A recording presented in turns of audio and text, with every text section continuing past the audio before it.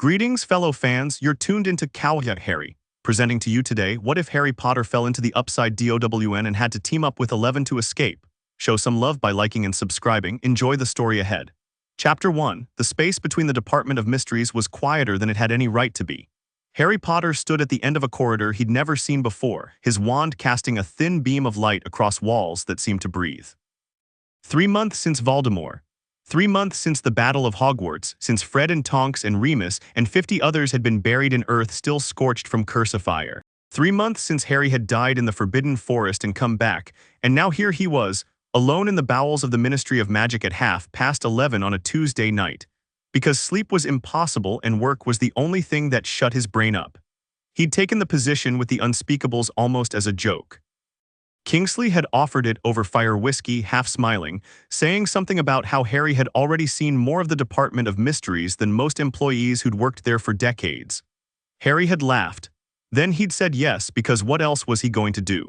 Go back to Hogwarts for his 7th year and sit in a classroom learning about switching spells while the ghosts of everyone he'd lost whispered at the edges of his vision. He needed to move, he needed to work, he needed to understand things, and the Department of Mysteries had plenty of things to understand. "You're going to get yourself killed wandering around down here alone," said the portrait of Adalbert Waffling that hung near the time room. The old wizard peered at Harry over half-moon spectacles that reminded him painfully of Dumbledore. The last unspeakable who explored without a partner ended up speaking only in palindromes for 6 weeks. "I'll be careful," Harry said, which was a lie and they both knew it. He moved past the time room, stripped bare after the battle 2 years ago, the time turners all destroyed, the shelves empty, and past the love room which was always locked and which Harry had no interest in opening. Past the brain room, where the tank had been drained and the brains relocated to God knew where. Past the death chamber where he did not look in, where he never looked in, because Sirius was gone and looking at that archway wouldn't bring him back. The corridor he was following now was new. Or rather, it had always been there but had only recently decided to reveal itself, which was how the Department of Mysteries operated. Rooms appeared when they were ready to be found. Corridors extended when someone needed to walk them. The whole place was sentient in a way that made Harry's skin prickle if he thought about it too long. This corridor was cold. Not Dementor cold, he knew that feeling intimately and would never mistake it for anything else but a deep structural cold, as if the stones themselves had been carved from Arctic ice and merely spelled to look like English granite. His breath didn't fog, though. The cold wasn't physical, it was dimensional. Harry knew what dimensional cold felt like because he'd spent 3 weeks studying the Veil in the Death Chamber before the senior Unspeakables had gently but firmly redirected him. The Veil radiated the same kind of wrongness, the same sense that the air was thinner than it should be because it was being shared with somewhere else. He reached the end of the corridor. There was a door. It was black, not painted black but made of blackness, a rectangle of absolute dark set into the stone wall like a wound. No handle, no hinges, no runes or sigils or any of the usual magical markings the Unspeakables used to catalog and contain their experiments. Just a door-shaped hole in the world. Harry raised his wand higher. Homnum Revelio. Nothing, no human presence, Specialis Revelio.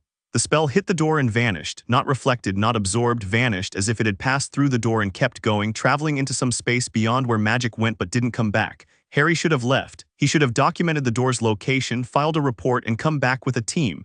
That was procedure. That was what a reasonable, well-adjusted person who had not died and come back to life at the age of 17 would do. Harry stepped closer. The door rippled. The blackness moved like the surface of a vertical lake, and something pressed against it from the other side. Not a hand, nothing so defined, just pressure.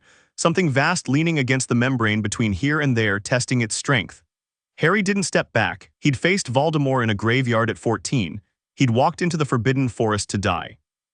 He'd looked into the eyes of a basilisk, fought a dragon, watched a friend murdered in front of him, and carried more dead than any 17-year-old should ever have to carry. A weird door in a weird corridor was not going to make him flinch. "What are you?" he asked quietly. The door answered, not in words, in pull. A gravitational tug behind his sternum, like a fishhook snagging something vital. Harry felt his magic respond, felt it surge forward without his permission, reaching toward the door like a plant reaching toward sunlight.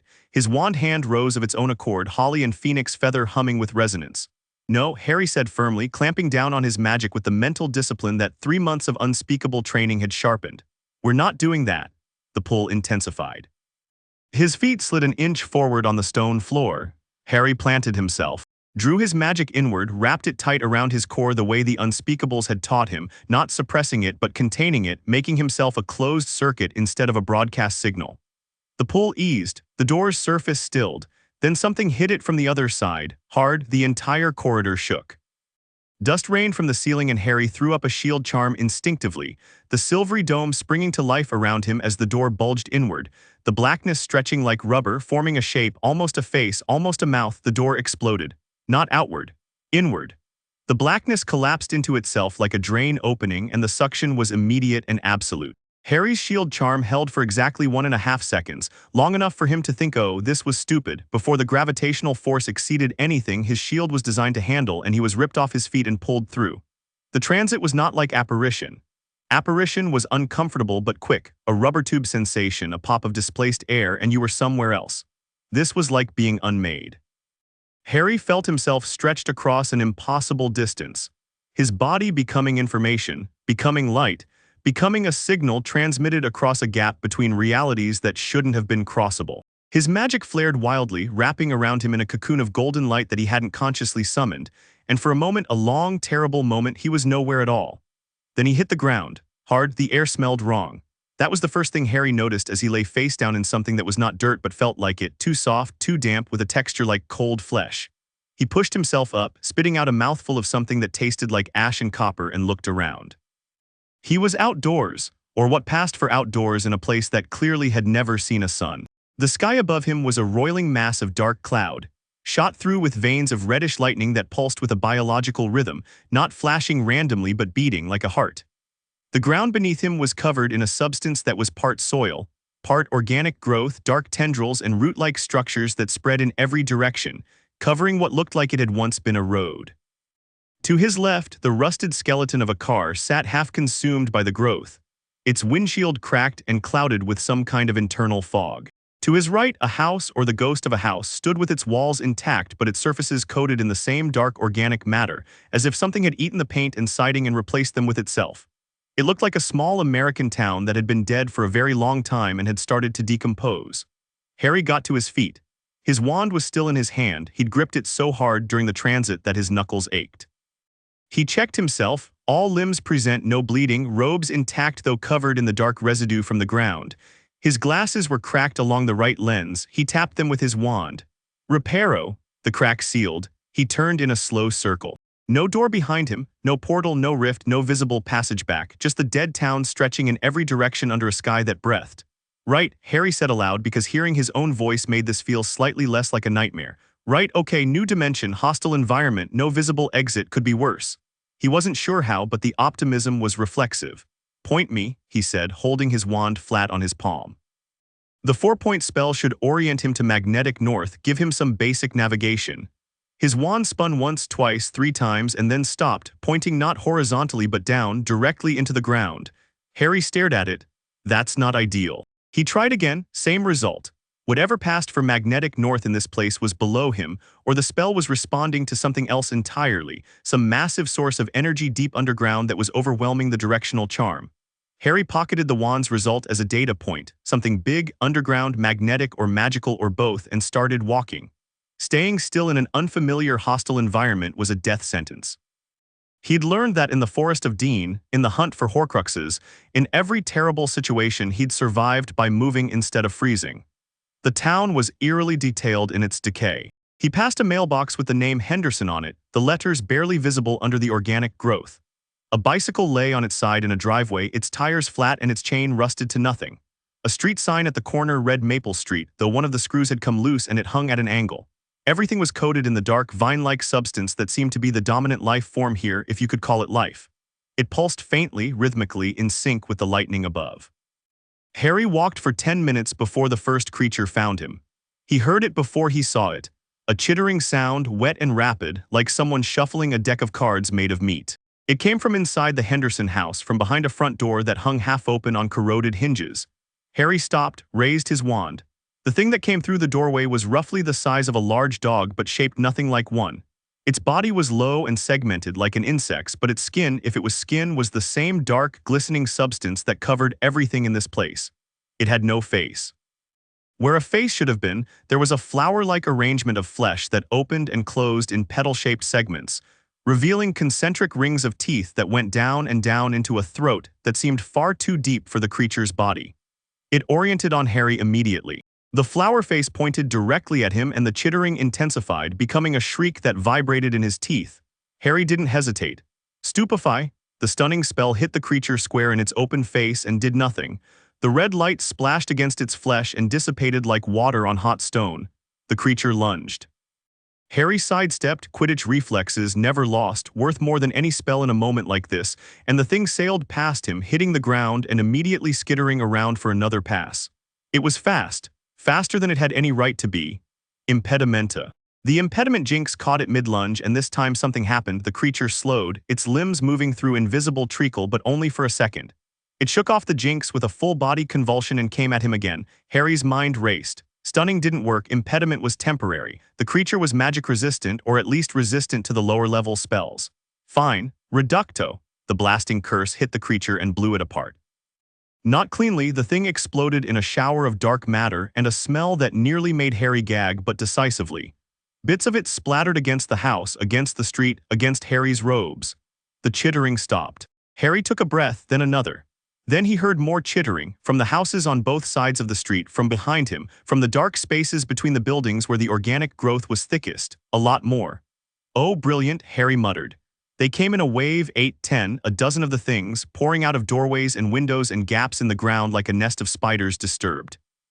They were all shrieking, all oriented on him, and Harry realized with a cold clarity that his initial stunning spell had been like a flare in the dark. Every creature in range had felt it. His magic was a signal here, a beacon, and he'd just announced his position to the entire neighborhood. Harry didn't run. Running from a pack was a guarantee of death. They'd catch him from behind, drag him down. Instead, he planted his feet, raised his wand, and let his magic rise. It felt different here, bigger, like a river that had been flowing through a narrow channel his whole life and had suddenly found an ocean to pour into. His magic swelled in his chest, hot and electric, and when he cast, the spell came out wrong in that it was far more powerful than he'd intended. Reducto. The blasting curse was supposed to hit one creature. Instead, it left his wand as a wave of destructive force that tore through the front rank like a scythe, obliterating 4 of the things simultaneously and sending chunks of the street itself spinning into the air. The concussive blast threw the next rank backward, tumbling them across the ground. Harry stared at his wand for a split second. His magic had never done that before. Even at his peak, even in the Battle of Hogwarts, his spells had been precise and targeted. This was something else. This place, this dimension, was doing something to his power, amplifying it, removing some limiter he'd never known was there. The surviving creatures regrouped and charged. Harry raised his wand and let the magic come. Incendio. A wall of fire erupted from the tip of his wand, not the focused stream of flame the spell was supposed to produce, but an actual wall, 15 feet high and 30 feet wide, roaring across the street like a tidal wave of white gold fire.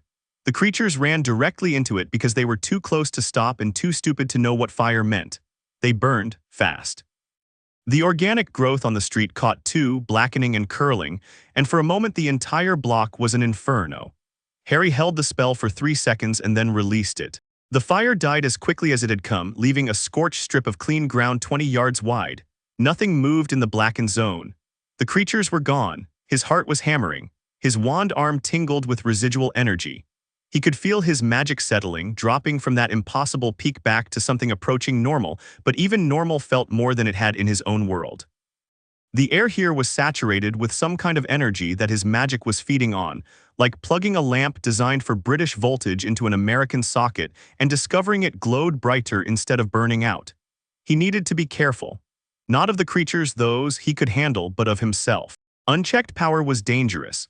He'd learned that from Dumbledore's story, from Voldemort's, from his own. Power without control was just destruction. But God, it felt good. Harry shook the thought off and kept moving.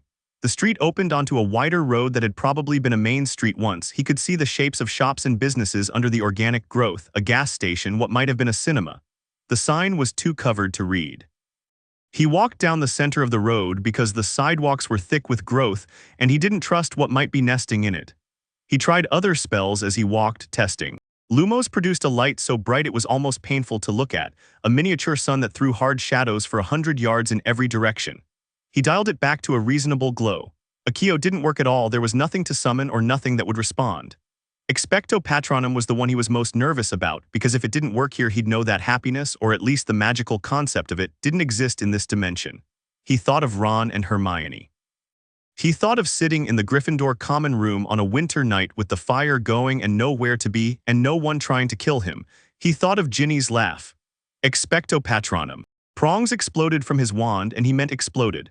The stag was 3 times its normal size, blazing with white gold light that turned the entire street bright as noon.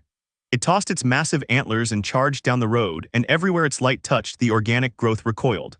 The dark tendrils and vine structures pulled back from the street, from the buildings, from the ground itself, retreating from the Patronus like vampires from sunlight. For a brief, glorious moment, Harry could see the town as it had been: clean streets, painted houses, normal cars in normal driveways. Then the Patronus faded and the dark crept back. But Harry was grinning. His magic worked here. Not just worked, thrived. Whatever this place was, it was hostile to life but not to magic. His magic was drawn to this dimension's energy, and the energy was drawn to his magic in return, creating a feedback loop of amplification that made him more powerful than he'd ever been. He was not helpless. He was not stranded. He was Harry Bloody Potter, and he had his wand and his magic, and he'd killed the most dangerous dark wizard in history 3 months ago, and this place, whatever it was not going to beat him.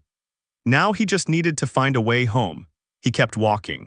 The main street curved to the right, and Harry followed it, passing more dead buildings, more rusted cars, more evidence of a town that had been copied from somewhere real and then left to rot in the dark. He saw another street sign, Krley Avenue, then another, Cornwllis Road. The names meant nothing to him, American names for an American town, mundane and ordinary and heartbreaking in their normalcy. He'd been walking for about 30 minutes when he felt it. A pressure in his mind. Not painful, not like Voldemort's intrusions, which had been ice picks and fire, but persistent. Something was looking at him, not with eyes, with attention. A vast, diffuse intelligence that had become aware of his presence and was now focusing on him the way a person might focus on an ant that had just walked across their dinner plate. Harry stopped walking.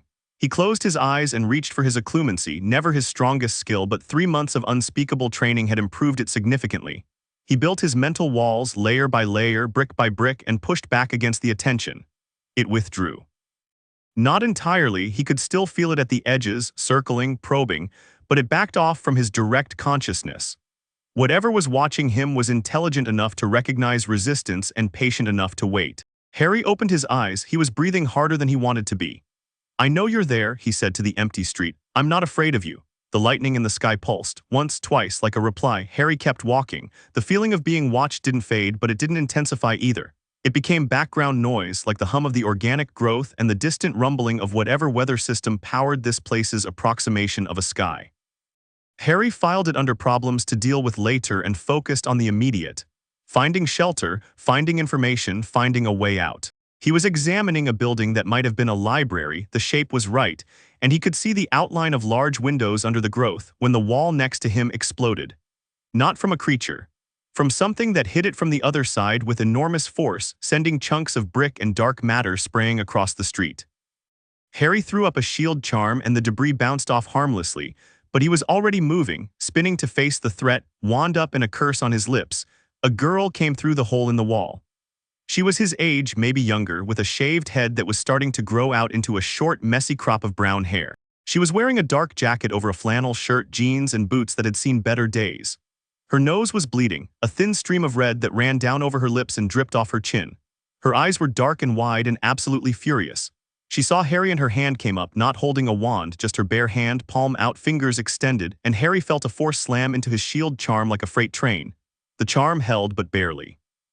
Cracks spiderwebbed across its surface, and Harry was pushed back 3 feet, his boots leaving tracks in the dark ground. "Wait," Harry started. She hit him again, harder. His shield charm shattered and the force caught him in the chest, lifting him off his feet and throwing him backward.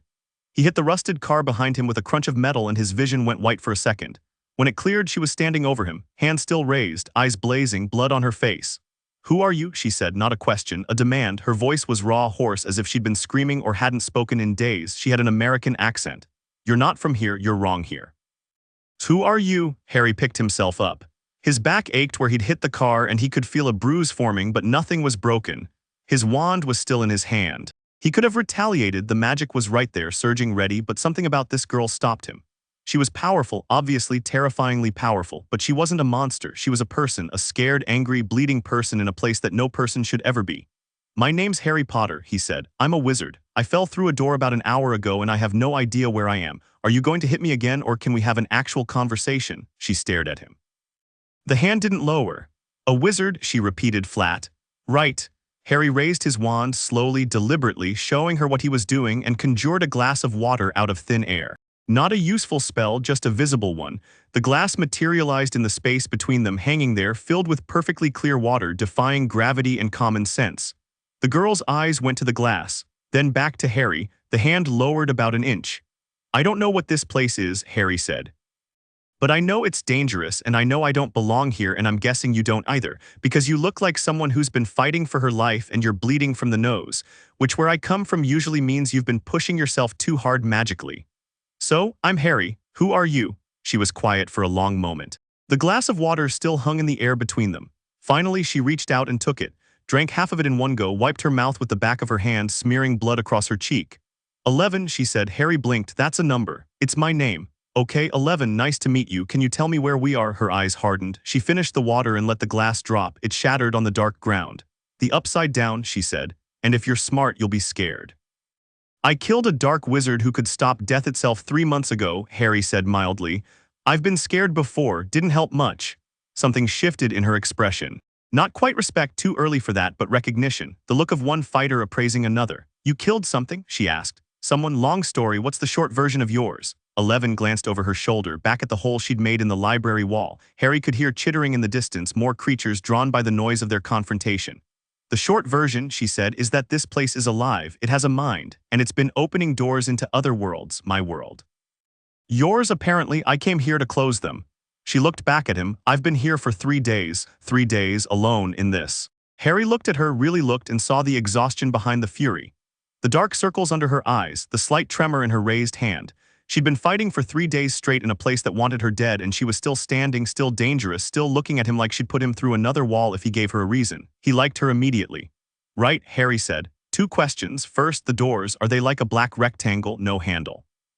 "Feels like standing next to a black hole." "Yes," she said. "Gates, there are new ones opening more than before. I came through one, in London, in the Ministry of Magic. That won't mean anything to you. Point is, there's at least one gate connected to my world. If I can find it again, I can get home. Can you find them?" "I can feel them," 11 said. "There's one I've been heading toward, 2 miles east. It connects to Hawkins, my town. Then we go there together." Second question, the chittering things with the flower faces. "Is there a fast way to kill them, or do I just keep blasting them?" The ghost of something that might have been amusement crossed her face. "Demogorgons, fireworks." Or she raised her hand and made a sharp twisting motion. In the distance, something squealed and went silent. "That, telekinesis," Harry said. "You're psychic." "I'm 11. Right, sorry." That's impressive. I can do fire." He raised his wand and let a tongue of flame dance at its tip. "Quite a lot of fire, apparently. This place does something to my magic, makes it stronger." "I know," she said, and for the first time her expression was something other than guarded. "I can feel it, your magic. It's loud, like a radio turned up too high. Everything in the upside down can feel it." Harry winced. "The creatures. They were drawn to you from the moment you arrived. Your magic is like a signal, it calls them." "Lovely, so I'm a walking dinner bell." "Yes, and you found me because I felt you too. I thought you were a new gate opening. I came to close it." She looked at him steadily.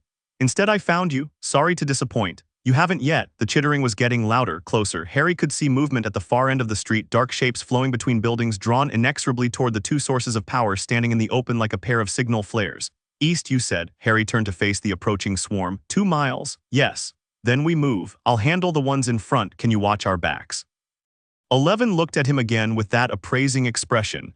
Then she nodded once and turned, putting her back to his, facing the opposite direction. Harry heard more chittering from her side. "Lots more. Ready?" Harry asked. "Always," she said. The swarm hit them from both sides simultaneously. Harry had fought Death Eaters, he'd fought Voldemort, he'd dueled in the Department of Mysteries and the Battle of Hogwarts and half a dozen skirmishes in between. He knew how to fight. But fighting in the Upside Down was different. The creatures were fast, relentless, stupid brave in the way that things without self-preservation instincts always were, and they came in numbers that would have overwhelmed anyone relying on precision. Good thing Harry wasn't feeling precise. Incendio Maxima, the fire spell roared out of his wand and became an inferno. A rolling, churning wave of white gold flame that swept down the street, and engulfed the first wave of creatures in heat so intense that they didn't even have time to scream. The organic growth on the road ignited, creating a channel of fire that forced the next wave to funnel through a narrow gap between burning buildings. Harry picked them off as they came, reducto, reducto, reducto, each blasting curse punching through a creature and often through the one behind it, his magic hitting so hard in this place that single spells were doing the work of 3. Behind him, he could hear 11 working. No incantations, just sharp exhalations of effort and the sound of things breaking. Wet, crunching sounds. He risked a glance over his shoulder and saw her standing with both hands out, her nose streaming blood, her face locked in concentration. 3 creatures hung in the air in front of her, their bodies contorted, limbs twisted at impossible angles. She brought her hands together and the 3 creatures slammed into each other with a sound like a car crash, collapsing into a heap of broken chitin and dark matter. 2 more rushed her from the left. She turned, caught them with a sweep of her hand, and threw them through the wall of the library with enough force to bring down the second floor. The building collapsed in a cloud of dust and dark particulate and the creatures were buried. She was breathing hard, the blood was running faster. "You okay?" Harry called, turning back to his side and sending a blasting curse into a creature that had gotten too close. "Fine," she said, in the tone of someone who was absolutely not fine but would die before admitting it. More were coming. Harry could see them massing at the end of the block, not just the dog-sized ones but larger shapes, things that moved on 2 legs, things with longer limbs and different configurations of the same flower face arrangement. The upside down was escalating. "We need to move," Harry said. "Fighting them here is just drawing more. Which way is east?" 11 pointed without looking, toward the gas station, past a cross street into what looked like a residential area thick with growth. "Stay behind me," Harry said, and before she could argue he raised his wand and cast the most powerful Patronus he could manage. Prongs erupted into the night. 3 times normal size, blazing like a supernova, the stag lowered its massive antlers and charged down the street toward the waiting swarm. The effect was immediate and devastating, not to the creatures directly, but to the environment. The dark growth recoiled from the Patronus's light, peeling back from the road and the buildings and the ground, creating a corridor of clean, clear space in the stag's wake. The creatures caught in the light shrieked and scattered, not destroyed but repelled, driven back by a force that was the antithesis of everything this dimension represented. "Go," Harry shouted, and they ran. They sprinted through the corridor of light that Prongs carved through the upside down, the stag galloping ahead of them with tireless energy, its hooves striking sparks on the newly exposed asphalt. Harry kept his wand raised, feeding magic into the Patronus, feeling the amplification of this place turn his spell into something that would have been impossible back home. Prongs was a battering ram of pure positive energy smashing through a world built on negation, and the world was losing. 11 ran beside him, matching his pace. She'd stopped bleeding, or the blood had dried on her face, he couldn't tell in the shifting light. She ran like someone who'd spent a lot of time running efficiently and without wasted motion, and she watched the flanks while Harry watched ahead. They covered the 2 miles in 12 minutes. The Patronus held the entire way, something that would have been impossible in Harry's own dimension, where sustaining a corporeal Patronus for more than a few minutes was considered a remarkable feat. Here the spell drew on the ambient energy and sustained itself, prongs burning brighter the farther they ran, as if the Upside Down's hostility was fuel for the very magic designed to combat darkness. The gate was in a house. Or rather, under a house, a 2-story colonial that had been partially consumed by the organic growth, its walls sagging and its roof caved in on one side. But beneath it, in what had been a basement, there was a light. Not the reddish lightning of the upside-down sky, but a warm, amber glow that leaked up through the cracked foundation like sunrise through a keyhole. 11 stopped running. She stood at the edge of the house's dead lawn and stared at the glow. "That's it?" Harry asked, letting the Patronus fade. Prongs dissolved into a shower of golden sparks that drifted down through the dark air like snow. "That's a gate," 11 said, "but it's wrong." "Wrong how?" "It should be open. I can feel Hawkins on the other side, feel people on the other side, but the gate is," she struggled for the word, "sealed from their side." Harry felt something cold settle in his stomach. "They closed it. They sealed it to keep things from getting through. It's standard when a gate opens, you seal it before something comes out, but if it's sealed from their side, I can't open it from here, not without help. Can you reach them, the people on the other side?" 11 was quiet. She closed her eyes. Harry watched her face, the furrow of concentration, the slight twitch of muscles around her eyes, the way her breathing slowed and deepened. She was reaching out, he realized. Pushing her mind through the gate, through the seal, trying to touch someone on the other side. Blood began to trickle from her left nostril. Harry used the shortened name without thinking, the way you shorten someone's name when you're worried about them. Her eyes snapped open. I can't get through. The seal is too strong. I'd need more power or I'd need to be closer, physically closer to the gate itself. They approached the house. The front door was gone, dissolved or consumed, and the interior was a maze of collapsed walls and dark growth. Harry cleared a path with controlled blasts, carving through the organic matter without bringing the rest of the structure down. 11 followed, one hand raised, ready to catch anything that fell or attacked. The basement stairs were intact. They descended into amber light. The gate was beautiful in a terrible way. It was a wound in the wall, a vertical split in reality about 6 feet tall and 3 feet wide, its edges ragged and raw, glowing with that warm amber light that was so out of place in the upside down that it almost hurt to look at. Through it, Harry could see faintly, like looking through frosted glass, shapes. A room, concrete walls, fluorescent lights, people. But between them and the gate, the air shimmered with something that was clearly a seal, a barrier of energy that covered the gate's opening like a membrane. When Harry reached out with his wand and touched it, he felt the resistance. Not magical exactly, not like a ward or a jinx, but something similar, a force designed to keep two worlds apart. Can you feel what it's made of? Harry asked. The seal. 11 pressed her hand against it, pushed. The membrane flexed but held. It's technology, she said, and something else, some kind of energy field. The lab people, Owens, the government, they built machines to seal the gates after the last time. Technology, Harry frowned. He knew almost nothing about Muggle technology, but he knew that magic and technology didn't always play well together. Does your power work on technology? Sometimes, depends on the technology. Harry studied the seal. It was impressive, clearly designed to be impenetrable from the upside-down side. But it was designed to repel the threats of this dimension, demogorgons, the organic growth, psychic entities. It was not designed to repel magic because the people who built it had no concept of magic. Step back, Harry said. 11 looked at him. Trust me, step back. She stepped back. Harry raised his wand and pointed it at the seal. He didn't go for brute force. That was tempting, given how powerful his magic felt here, but brute force against an unknown barrier was how you got killed. Instead, he went precise. Finite incantatum. The general counterspell wasn't designed for technology either, but magic was fundamentally about intent, and Harry's intent was clear. End this barrier. The spell hit the seal and did something. The membrane flickered, the amber glow brightened. For a second, Harry could see through the gate clearly, a concrete bunker, banks of equipment, men in military uniforms, and the seal reasserted itself. The view clouded. It's weakened, Harry said. Not broken, but weakened.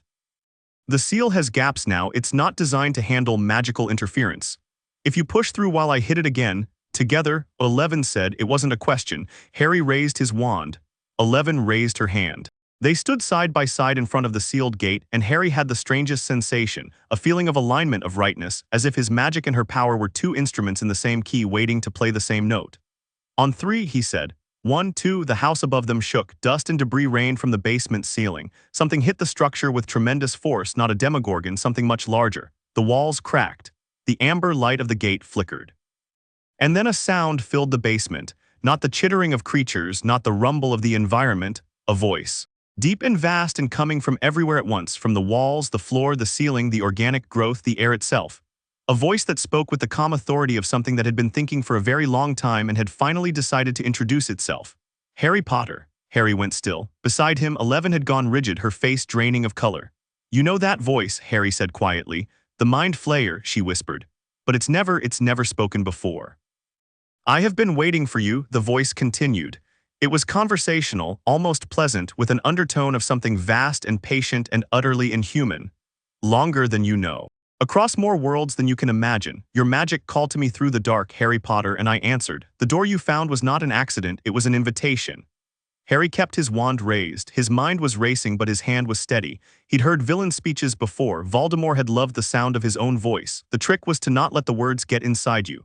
Cheers for the invitation, Harry said, but I'm leaving now. No, the voice said, and for the first time there was something behind the pleasantness, a weight, a gravity, a hint of the incomprehensible scale of the thing that was speaking. You are not. The gate went dark. The amber light died. The seal didn't just hold, it hardened, turning from a flexible membrane into something solid and impenetrable. 11 slammed her power against it and it didn't even flex. They were sealed in, both sides closed. She cannot help you, the voice said. 11 is strong, she has hurt me before, but she is finite, she has limits, she bleeds, she tires, she breaks. You, Harry Potter, you are something new, something I have never tasted. Your magic is not of this world or any world I have consumed. It is something else, something I want. A lot of people have wanted what I've got, Harry said. They're all dead. Silence. Then, impossibly, a laugh. Low and rumbling and utterly wrong coming from the walls of a basement in a dead dimension. I like you, the Mind Flayer said. I think I will enjoy knowing you. We have time. We have all the time in any world. The voice faded. The presence retreated, not gone, just pulling back to its customary distance, watching, waiting, patient as stone. The gate remained dark. The seal remained solid. Harry and Eleven stood in the basement of a collapsed house in the Upside Down, their exit closed, their enemy aware of them, and absolutely no way home. Harry lowered his wand, looked at Eleven, she looked back. So, he said, that was unsettling. He knows your name, she said. Her voice was flat, but her eyes were afraid, not for herself, Harry thought, but because she'd faced this thing before and she knew what it was capable of. Yeah, he does. He also monologues, which means he's arrogant, and arrogant enemies make mistakes. Harry looked at the dead gate. This isn't over. The gate's still here. The seal is harder, but the gate itself is intact. We just need more power or a different approach. The Mind Flayer closed it. He controls this place. If he doesn't want us to leave, then we make him want something else more than keeping us here, Harry said. Or we find something he can't close. You said there are other gates opening, new ones. If this one's compromised, we find another. Eleven stared at him. You're not scared. I'm terrified, Harry said honestly. But I've been terrified before and it never stopped me doing anything. Fear's just information. It tells you something's dangerous. It doesn't tell you to quit. She looked at him for a long time. The blood on her face was drying to rust. Her eyes were dark and deep and full of a pain that Harry recognized because he saw it in his own mirror every morning, the pain of someone who'd been used as a weapon and was trying to figure out how to be a person. Okay, she said finally. There's a place. The library, the upside-down version. I've been using it as a base. It's stable, the growth doesn't reach inside for some reason. We can rest there. Plan. Lead the way, Harry said. They climbed out of the basement, back through the gutted house, back into the dark world under the breathing sky. The creatures were out there. Harry could hear them, distant but present, circling like sharks around a diver. But they'd been burned badly enough to keep their distance for now. Eleven walked beside him, not in front, not behind, beside. Harry Potter, she said as they walked. Yeah. That's a weird name, Harry laughed. Actually laughed out loud in the Upside Down, surrounded by monsters, with an eldritch god that knew his name watching from the dark. Says the girl named after a number. The corner of her mouth twitched, not quite a smile, but close. They walked east through the dead town, Wizard and Psychic, Wand and Will, two people who had no business being in this place and no intention of staying. Above them the sky pulsed red. Below them the ground hummed with the heartbeat of something vast and hungry, and for the first time in its ancient existence, genuinely interested. The Mind Flayer watched them go. And it smiled with a mouth that stretched across the underside of the world. It could wait. It had been waiting for a very long time. The library was exactly where Eleven had said it would be, 6 blocks east, on the corner of what a battered street sign identified as Mirkwood and Elm. Harry noted the name Mirkwood with a flicker of amusement that faded when he saw the building itself. In the real world, Eleven's world, it had probably been a handsome, small-town library. Red brick, tall windows, a portico entrance with white columns. Here in the Upside Down, it was a ghost of that building, its brick dulled to the color of old blood, its windows opaque with internal darkness, its columns wrapped in the organic growth that covered everything. But unlike the other buildings they'd passed, the growth stopped at the threshold. It climbed the exterior walls and covered the roof and wrapped around the columns, but it did not enter. The front door, wooden, swollen with damp but still on its hinges, was clean. The step was clean, as if the library had drawn a line and the Upside Down had decided to respect it. Why doesn't it go inside? Harry asked, examining the boundary where growth met clean stone. I don't know, Eleven said. It's been like this since the first time I came to the Upside Down. There's something about this building, it resists. Harry ran his fingers along the doorframe. There was something there, not magic, not psychic energy, but something. A residue of human connection, of importance, of meaning. This building had mattered to people.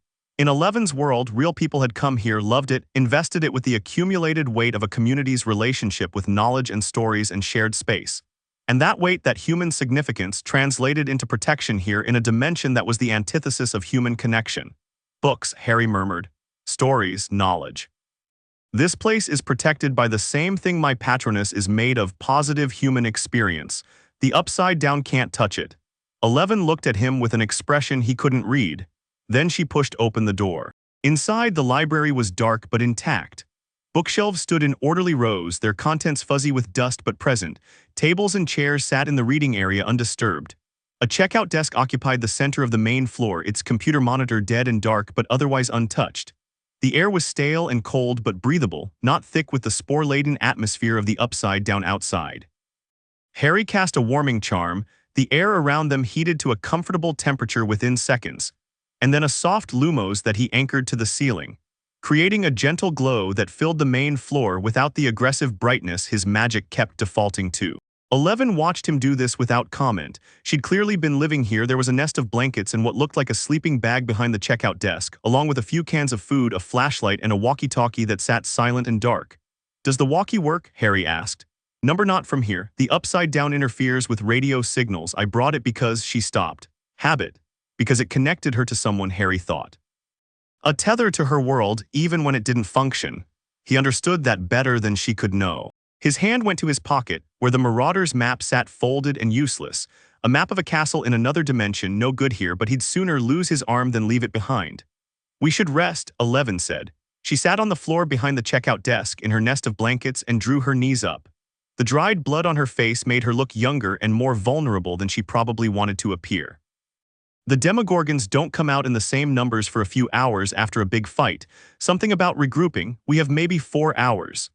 "You've been doing this for 3 days, Harry said, sitting down across from her, his back against a bookshelf. "Fighting, running, sleeping in 4-hour windows." "Yes." "Alone?" "Yes." Harry processed this. 3 days alone in the Upside Down, fighting creatures, navigating hostile terrain, trying to find and close gates with no backup and no support.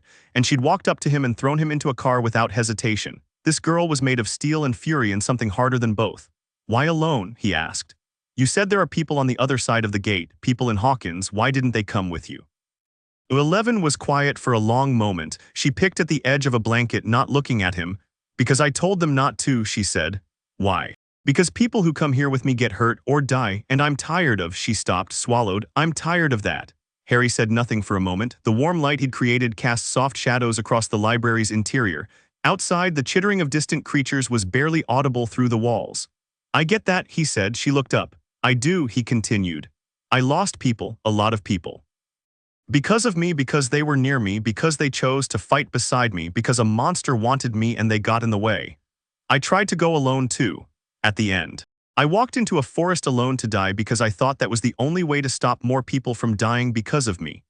11 was watching him with an intensity that was almost physical. "What happened?" she asked. "I died," Harry said simply. "And then I didn't. Long story, but the point is going alone didn't work, not in the way I thought it would. I couldn't do it by myself, no one can. And the people who fought beside me, the ones who got hurt, the ones who died, they chose that. It wasn't my fault and it wasn't your fault. We didn't make them do it, we just gave them something worth fighting for." 11 looked away, her jaw was tight. "You say that like it's supposed to make it easier. It's not supposed to make it easier, it's supposed to be true." Silence. The library creaked around them, old timber settling, adjusting to the warming charm. Somewhere deep in the stacks, a book fell from a shelf with a papery thump. "Sleep," 11 said. "I'll keep watch. You've been awake for 3 days. I've gone longer." "That's not the brag you think it is." "Sleep, 11, I'll watch. My magic can handle the early warning system better than either of us staying awake." He raised his wand. "Cave Inimicum, Protego Totalum, Salvio Hexia." The protective enchantments layered over the library, the same ones Hermione had cast around their camps during the Horcrux hunt, but amplified by the Upside Down's energy boost. Harry felt them settle into place, a network of invisible wards that would alert him to any hostile approach within 200 meters. In this place, with his magic running hot, the wards were stronger than anything he'd ever cast. Nothing was getting within a block of this library without him knowing. 11 felt the wards go up. He could tell. She straightened, looked around, tracking the invisible barriers with her psychic awareness. "What did you do?" "Protection spells. If anything comes within 200 meters, I'll know. If anything tries to enter the building, it'll hit a barrier it can't break. You're safe. Sleep." She looked at him, really looked the way she had when they first met, assessing and measuring and deciding. Then she lay down in her nest of blankets, pulled the sleeping bag up to her chin and closed her eyes. She was asleep within 2 minutes. The speed of it told Harry everything. She'd been running on fumes and willpower for 3 days, and the moment someone offered her safety, her body shut down with a completeness that was almost alarming. Harry watched her sleep for a moment. The blood on her face had dried to dark streaks. She looked young. She looked like a kid who'd been through too much, which was something Harry saw every morning in his bathroom mirror. He settled against the bookshelf, wand across his knees, and began to plan. The Mind Flayer knew his name. It had been waiting for him. The gate he'd fallen through hadn't been random. It had been placed deliberately by an intelligence that understood how to bait a hook for a curious wizard working in the Department of Mysteries.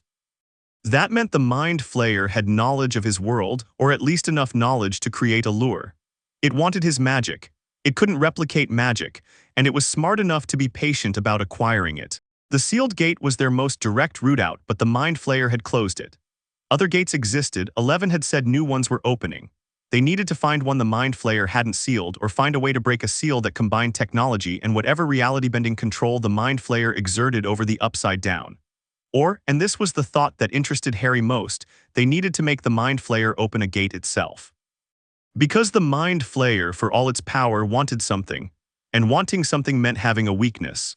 Every villain Harry had ever faced had been undone by their own desires, Voldemort by his fear of death, Quirrell by his ambition, Riddle by his need for immortality. The Mind Flayer wanted Harry's magic. That want was leverage. Harry turned his wand over in his hands, thinking. Outside, the Upside Down pulsed and breathed and waited. He had 4 hours. He had a plan to build, a dimension to survive, and a girl named after a number who trusted him enough to fall asleep in his presence. For the first time since he'd fallen through the door, Harry felt something other than adrenaline and determination. He felt hope. The stubborn, irrational kind that had kept him alive through 7 years of impossible odds. The Upside Down had no idea what it had invited in. Chapter 2, Frequency. Harry let 11 sleep for 6 hours. She'd said 4. He gave her 6 because the wards held, and because the dark circles under her eyes looked like bruises, and because he knew what running on empty felt like, knew that the difference between 4 hours and 6 could be the difference between making a critical mistake in a fight and not making one. He spent the time productively. The library, even in its upside-down incarnation, was full of books, and books were information, and information was survival. Most of the volumes were water-damaged or covered in a fine layer of the dark particulate that served as dust in this dimension, but they were legible. Harry worked through the stacks methodically, pulling anything that looked useful: maps of Hawkins and the surrounding area, a basic atlas, a book on the geography of Indiana that gave him context for where in the world 11's town actually was. He also found a children's section with a shelf of comic books, which he pocketed for reasons he couldn't quite articulate. Something about the bright covers felt like contraband in this place. Little pieces of color in a world without any. The wards pinged twice during the 6 hours. Both times single creatures, demogorgons, 11 had called them, that wandered within the 200-meter perimeter, paused as if confused by the magical barrier they could sense but not see, and then moved on. Harry tracked them with his wand, ready to strike if they pushed closer, but they didn't. The wards were doing their job. The creatures could feel that the library was defended, and they chose easier hunting grounds. Interesting. The creatures had survival instincts then. They could be deterred. That was useful. The third ward ping was different. Not a creature. Something larger, more diffuse, a wave of psychic pressure that rolled across the perimeter like a tide coming in. The Mind Flayer checking on them. Harry felt it wash over the wards and probe gently at the edges, testing, tasting. His protective enchantments held, but he felt the intelligence behind the probe, vast, patient, curious. It lingered for perhaps 30 seconds and then withdrew. Harry marked the time. If the Mind Flayer was checking on them periodically, there was a rhythm to it. Rhythms could be predicted. Predicted patterns could be exploited.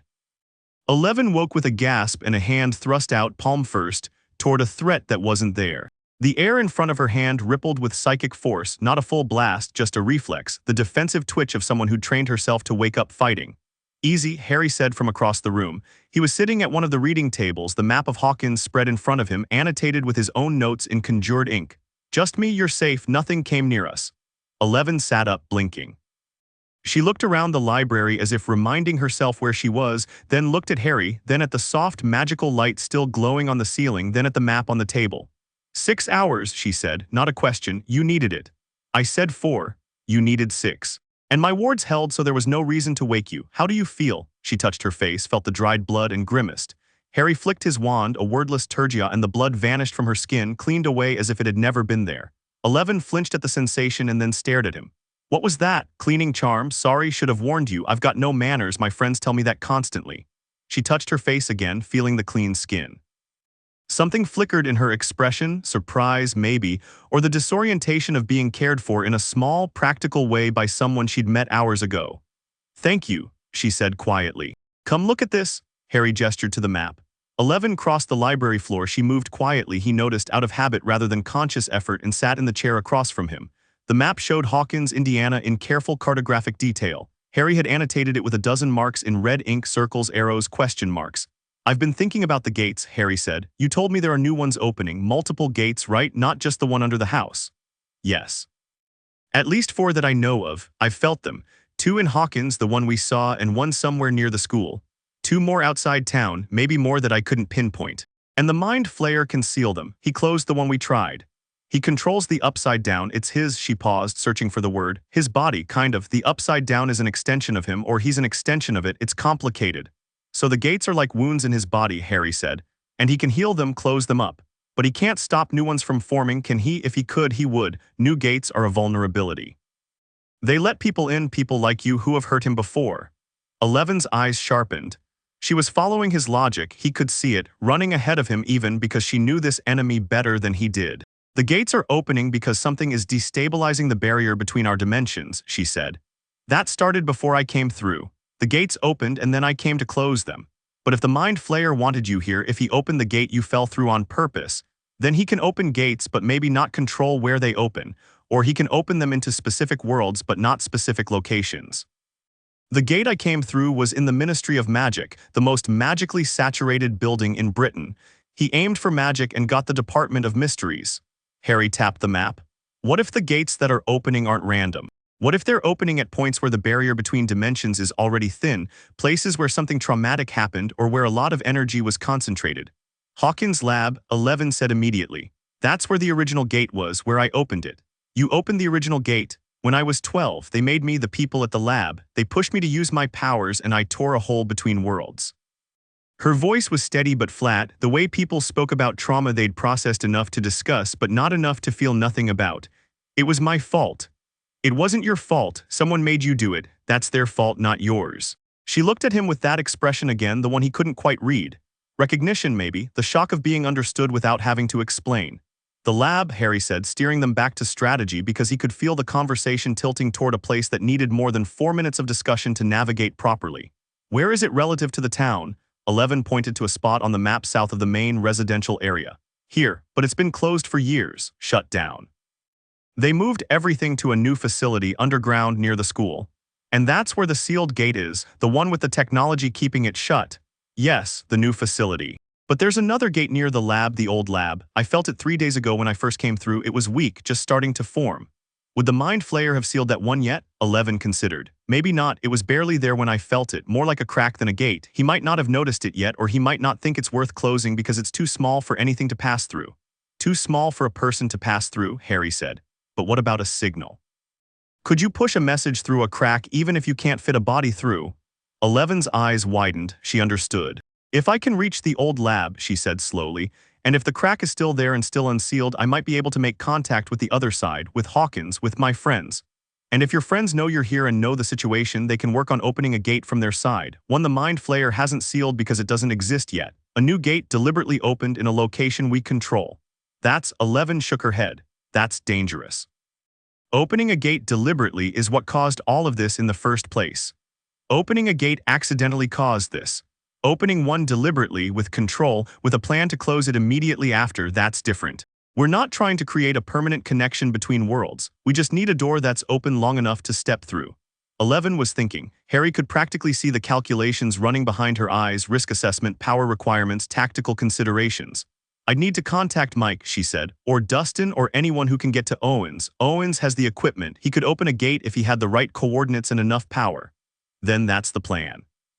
We get to the old lab, you make contact through the crack, and we coordinate an extraction from both sides simultaneously. Harry paused. How far is the old lab from here?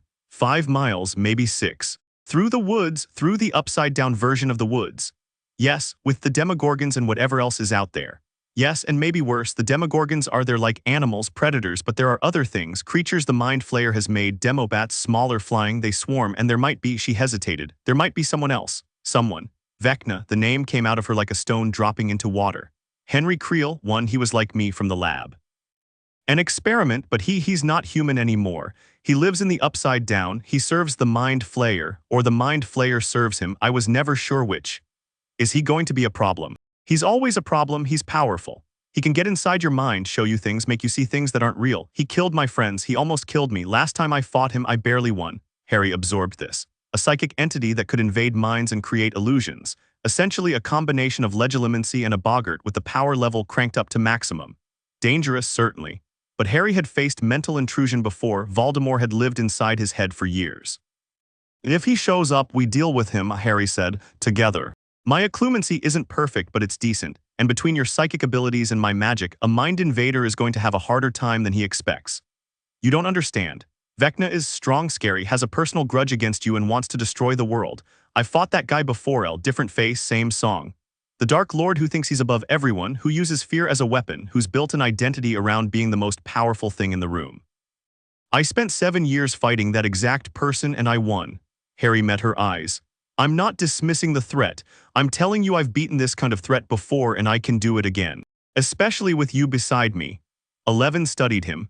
The wariness in her expression was giving way to something else, not trust, not yet, but the precursor to it.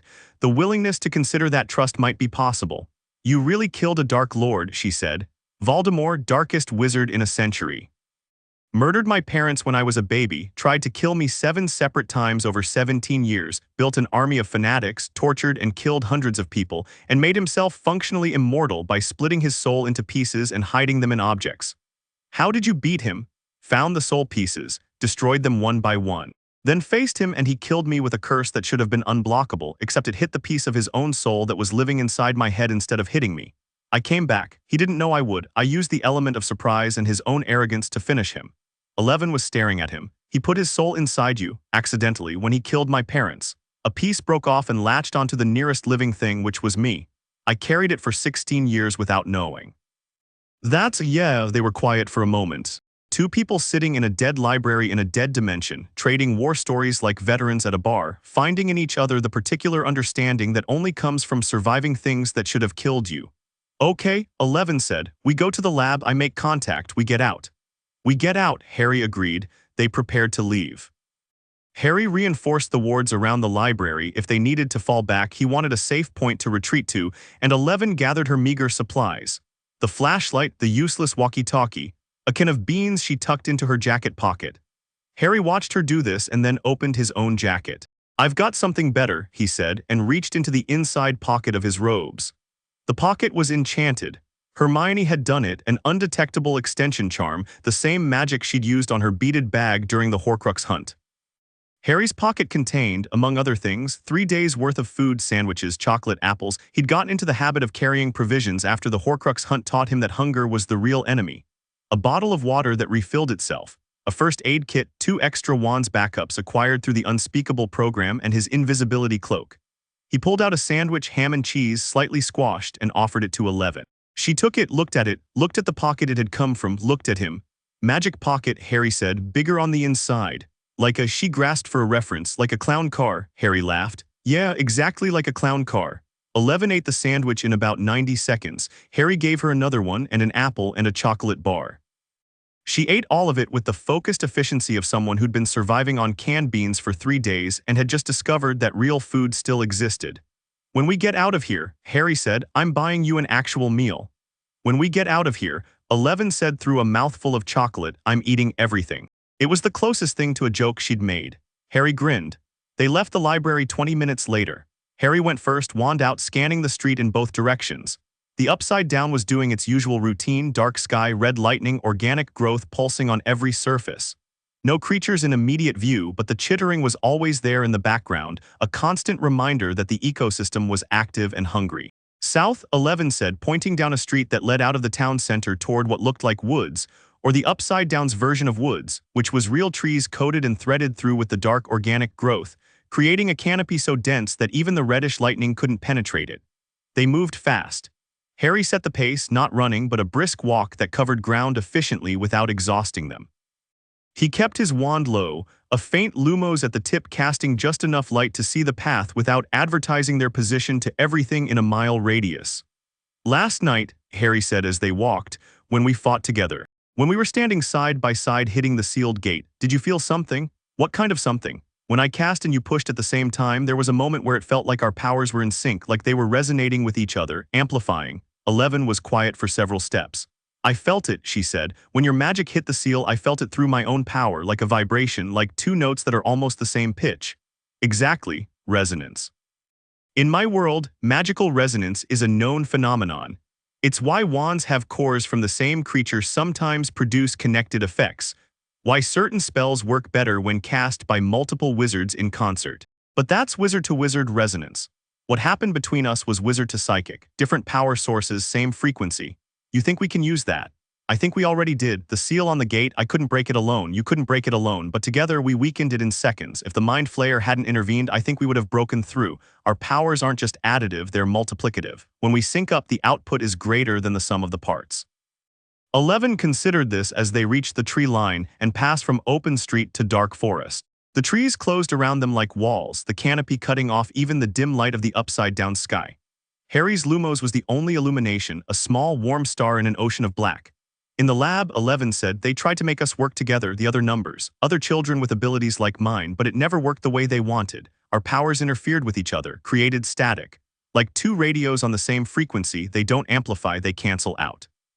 Because you were the same type of power, Harry said. Same frequency, same waveform, they create destructive interference.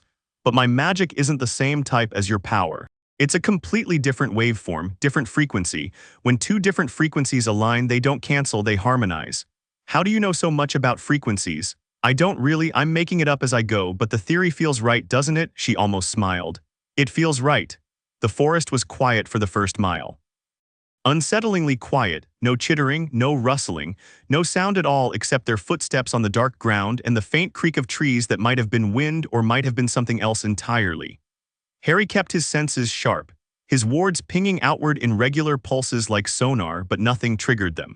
Then halfway through mile 2, something changed. The air got colder, not the dimensional cold Harry had felt in the Department of Mysteries corridor. This was more targeted, more personal. The temperature dropped around them specifically, as if the Upside Down was focusing its attention on their exact location.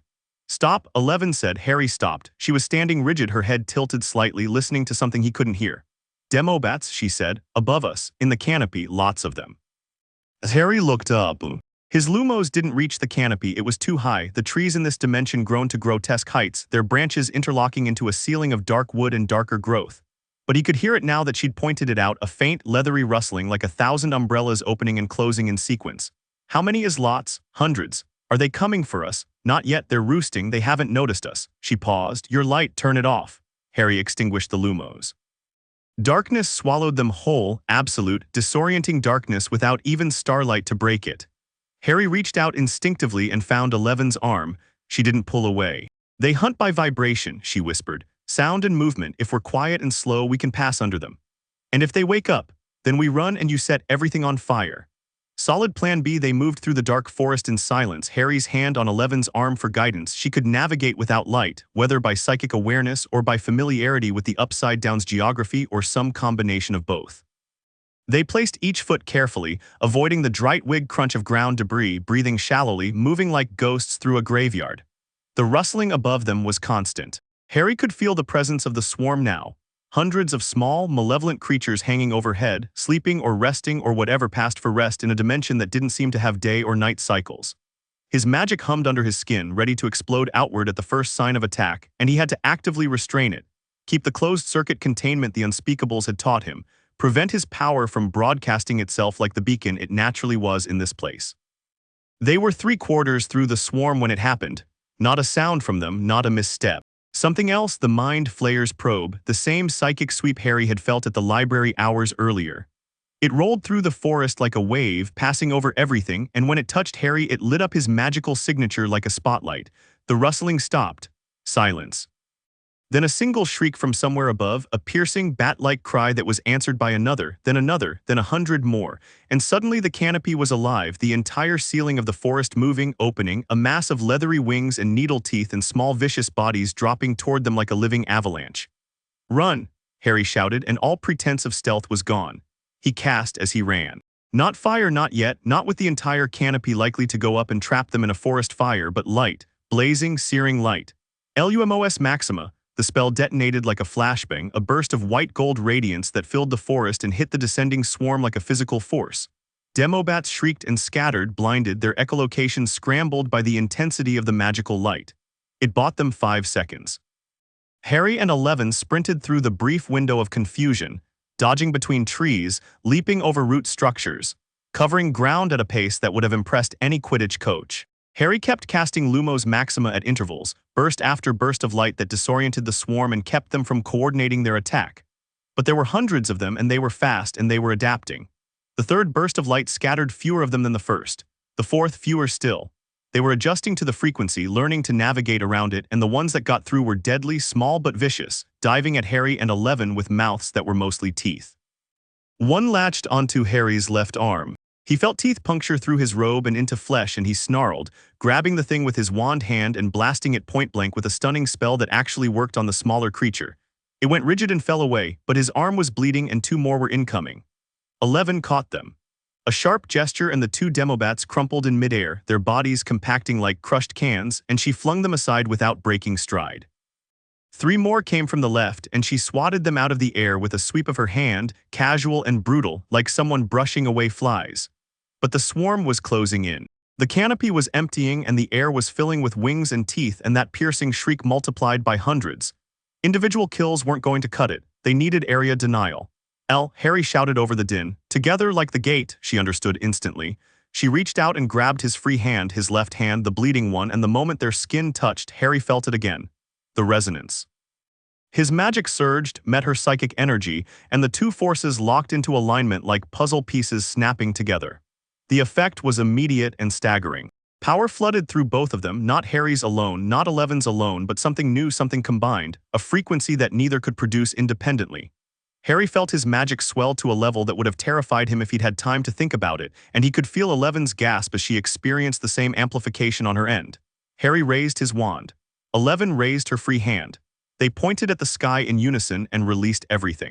The blast of combined energy was visible. A column of white gold light shot upward through the canopy, through the trees into the dark sky above, and it expanded, becoming a dome, a hemisphere of radiant force that swept outward from their position like a shockwave.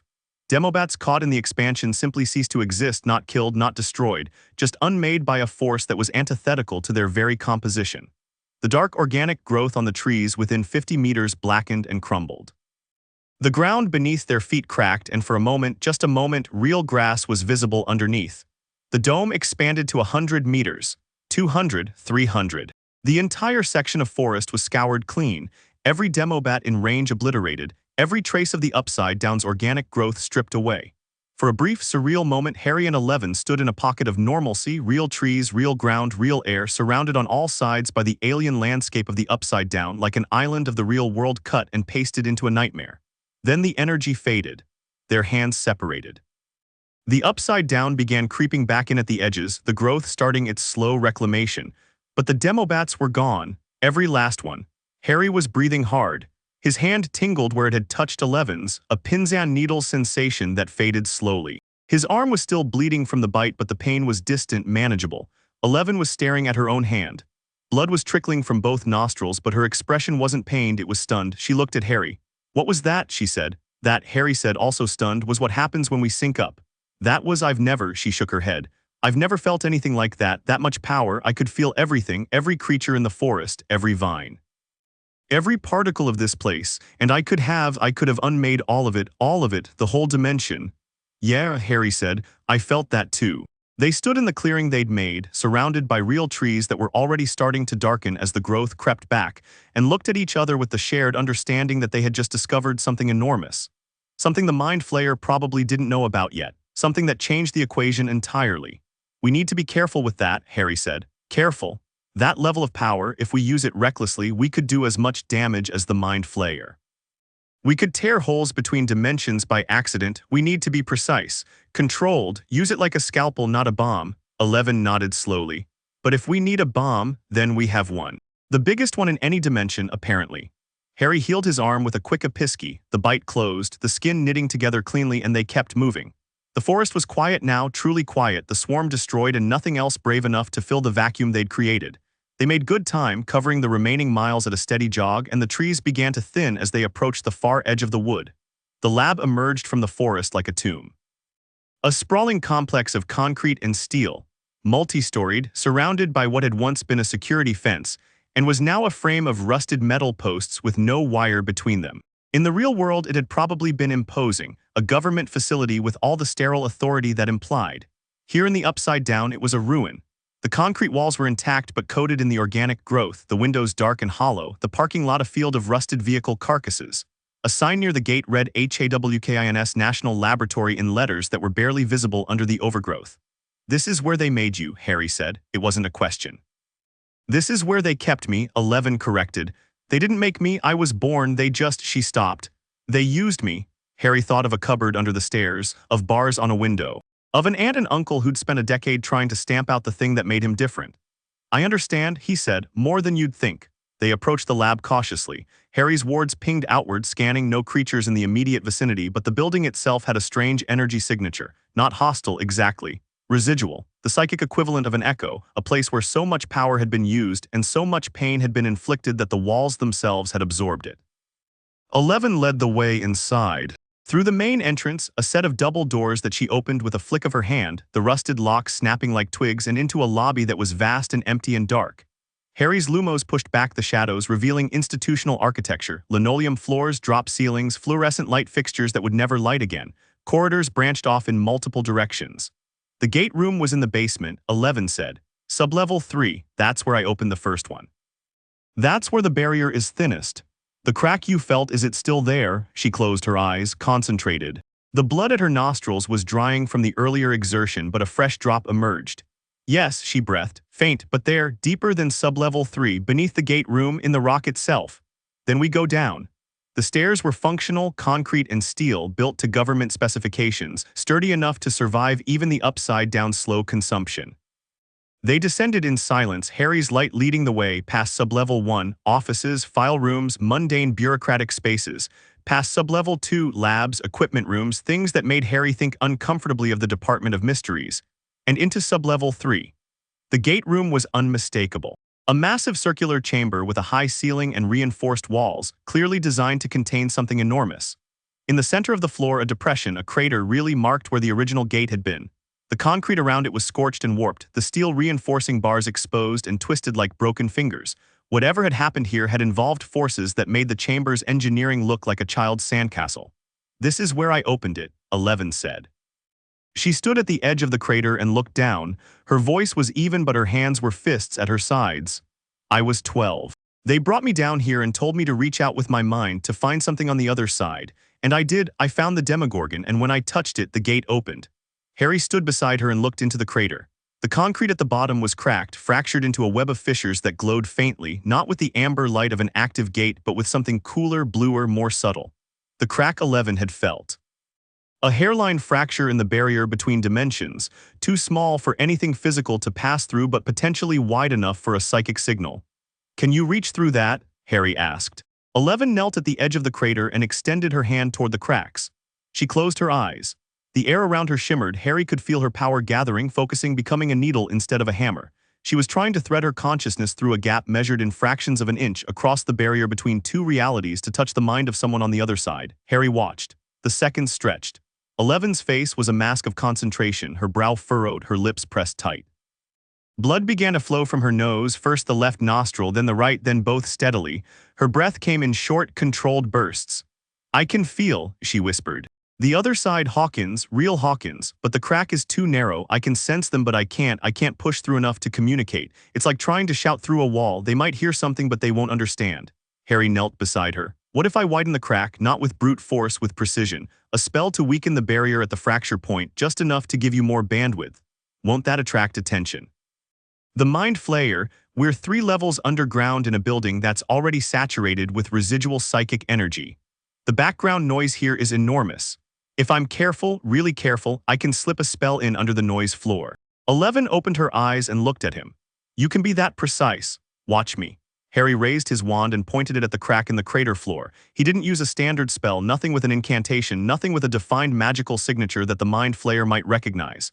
Instead, he did something the Unspeakables had taught him in his 3 months of training. He cast pure intent, no words, no wand movement, just will, focused, disciplined, specific. "Widen this crack." "Not by much, just enough," gently, quietly. His magic flowed from the wand tip like water, not a beam or a blast, but a trickle, seeping into the fractures in the concrete, finding the weak points in the dimensional barrier, applying pressure with surgical precision. The cracks glowed brighter, bluer, the fracture widened, not enough to see with the naked eye, but 11 gasped. I can feel it, she said. More room, more like a door opening from a crack to an inch. She refocused, pushed harder. I can almost take my hand, Harry said. She looked at him, remembered what had happened in the forest. The resonance, the amplification. She took his hand. The effect was less explosive this time. They weren't trying to destroy a swarm, they were trying to thread a needle. But the resonance was there, immediate and powerful, their two energies locking into harmony. Harry felt Eleven's psychic reach extend through the crack, amplified by his magic, and suddenly she wasn't shouting through a wall anymore, she was speaking through a phone line. Thin, crackly, but functional. Mike, she whispered. On the other side of reality, in a world where the sun was shining and people were alive and the air didn't taste like ash, someone heard her. Mike. Eleven's face changed.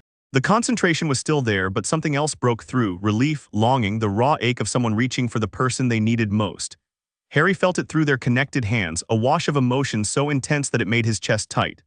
I'm here, she said, and tears were cutting tracks through the dust on her face. I'm in the Upside Down, the gate, Hawkins' lab, the old lab, there's a crack. I'm talking through a crack. Can you hear me? Silence. Then faintly Harry heard it too, a voice, male, young, transmitted through the crack like a radio signal from very far away. El, oh my God, El, is that you? We thought the gate sealed and we couldn't. Listen to me, 11 said, and her voice hardened into command, the softness of relief packed away for later. The Mind Flayer is different, he can talk now. He sealed the gate near the school, I can't get through, there's someone with me, someone from another world. He fell through a gate, we need you to open a new gate, from your side, somewhere the Mind Flayer isn't watching. El, that's Owen said, we can't open gates, the equipment isn't Mike, just his name. But she said it with a weight that stopped the objection cold.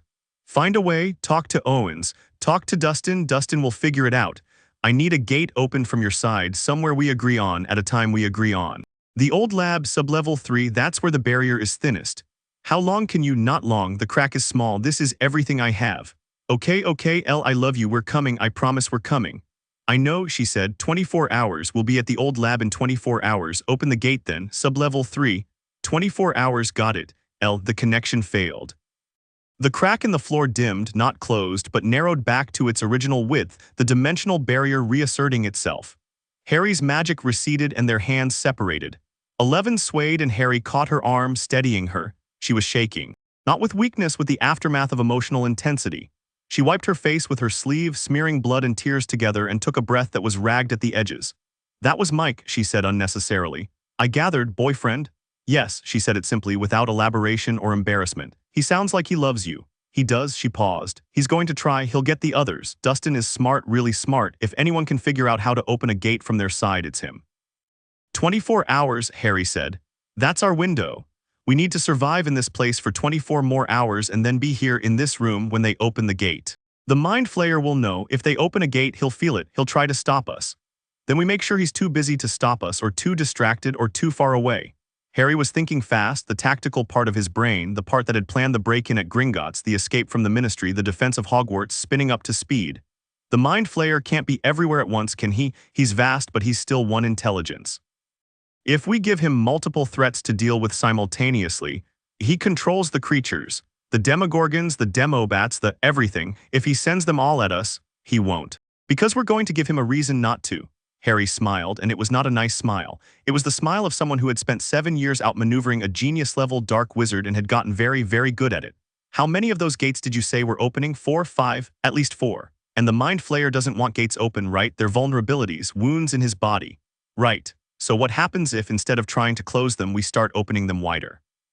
11 stared at him. That would, he'd go insane. He'd have to divert everything to closing them. Every creature, every bit of his attention, exactly. We spend the next 24 hours not hiding, not running, not trying to sneak past the Mind Flayer. We spend them on offense. We go to every gate we can find and we blast them wide open. Force him to play defense. Stretch his attention across the entire map. And then when our 24 hours are up and your friends open the gate here, he'll be too busy putting out fires everywhere else to stop us from walking through. 11 was looking at him with an expression he could now identify. It wasn't just recognition or assessment or the precursor to trust. It was the look of someone who had been fighting alone for a very long time and had just realized they didn't have to anymore. That's insane, she said. Best plans usually are. We'll be making ourselves the biggest targets in the Upside Down. Every creature, every monster, Vecna, everything will come for us. Good, I want them to come for us, because every creature chasing us is a creature not guarding the lab when it's time to leave. Harry stood and offered her his hand to help her up. You've been playing defense for 3 days, El. Running, hiding, surviving, that's done, we go on offense. We hit the Mind Flayer so hard and so fast that he spends the next 24 hours trying to figure out what the hell happened instead of planning how to stop us. She took his hand, stood. She was shorter than him by several inches, but she looked up with eyes that burned. I haven't been hiding, she said. I've been alone, there's a difference. You're not alone now. Something passed between them, not the magical resonance, not the power amplification, just a human moment. Two soldiers recognizing each other, two weapons that had decided to be people. Okay, 11 said, offense. Offense. They climbed out of the crater. Out of sublevel 3, up through the dead lab, through corridors where the ghost of 11's childhood hung in the air like smoke. She didn't look at the rooms they passed, didn't look at the doors marked with numbers, didn't look at the observation windows or the equipment or the stained concrete floors. She walked through it like someone walking over a grave they'd already mourned. Harry walked beside her and said nothing because some silences were more respectful than words.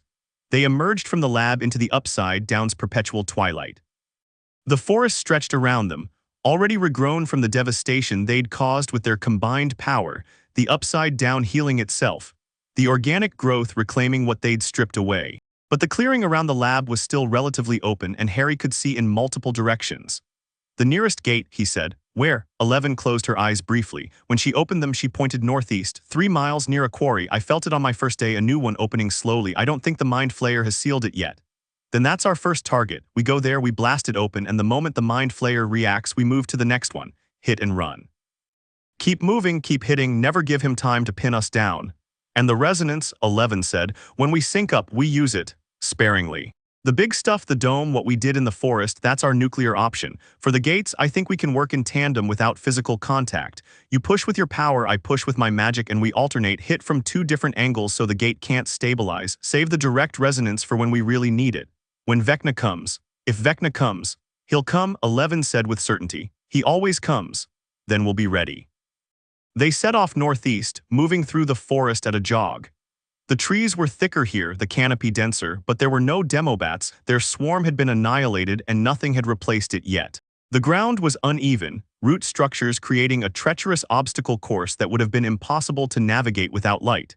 Harry kept his lumos burning low, just enough to see the path, and 11 navigated beside him with that preternatural awareness that seemed to extend in every direction simultaneously.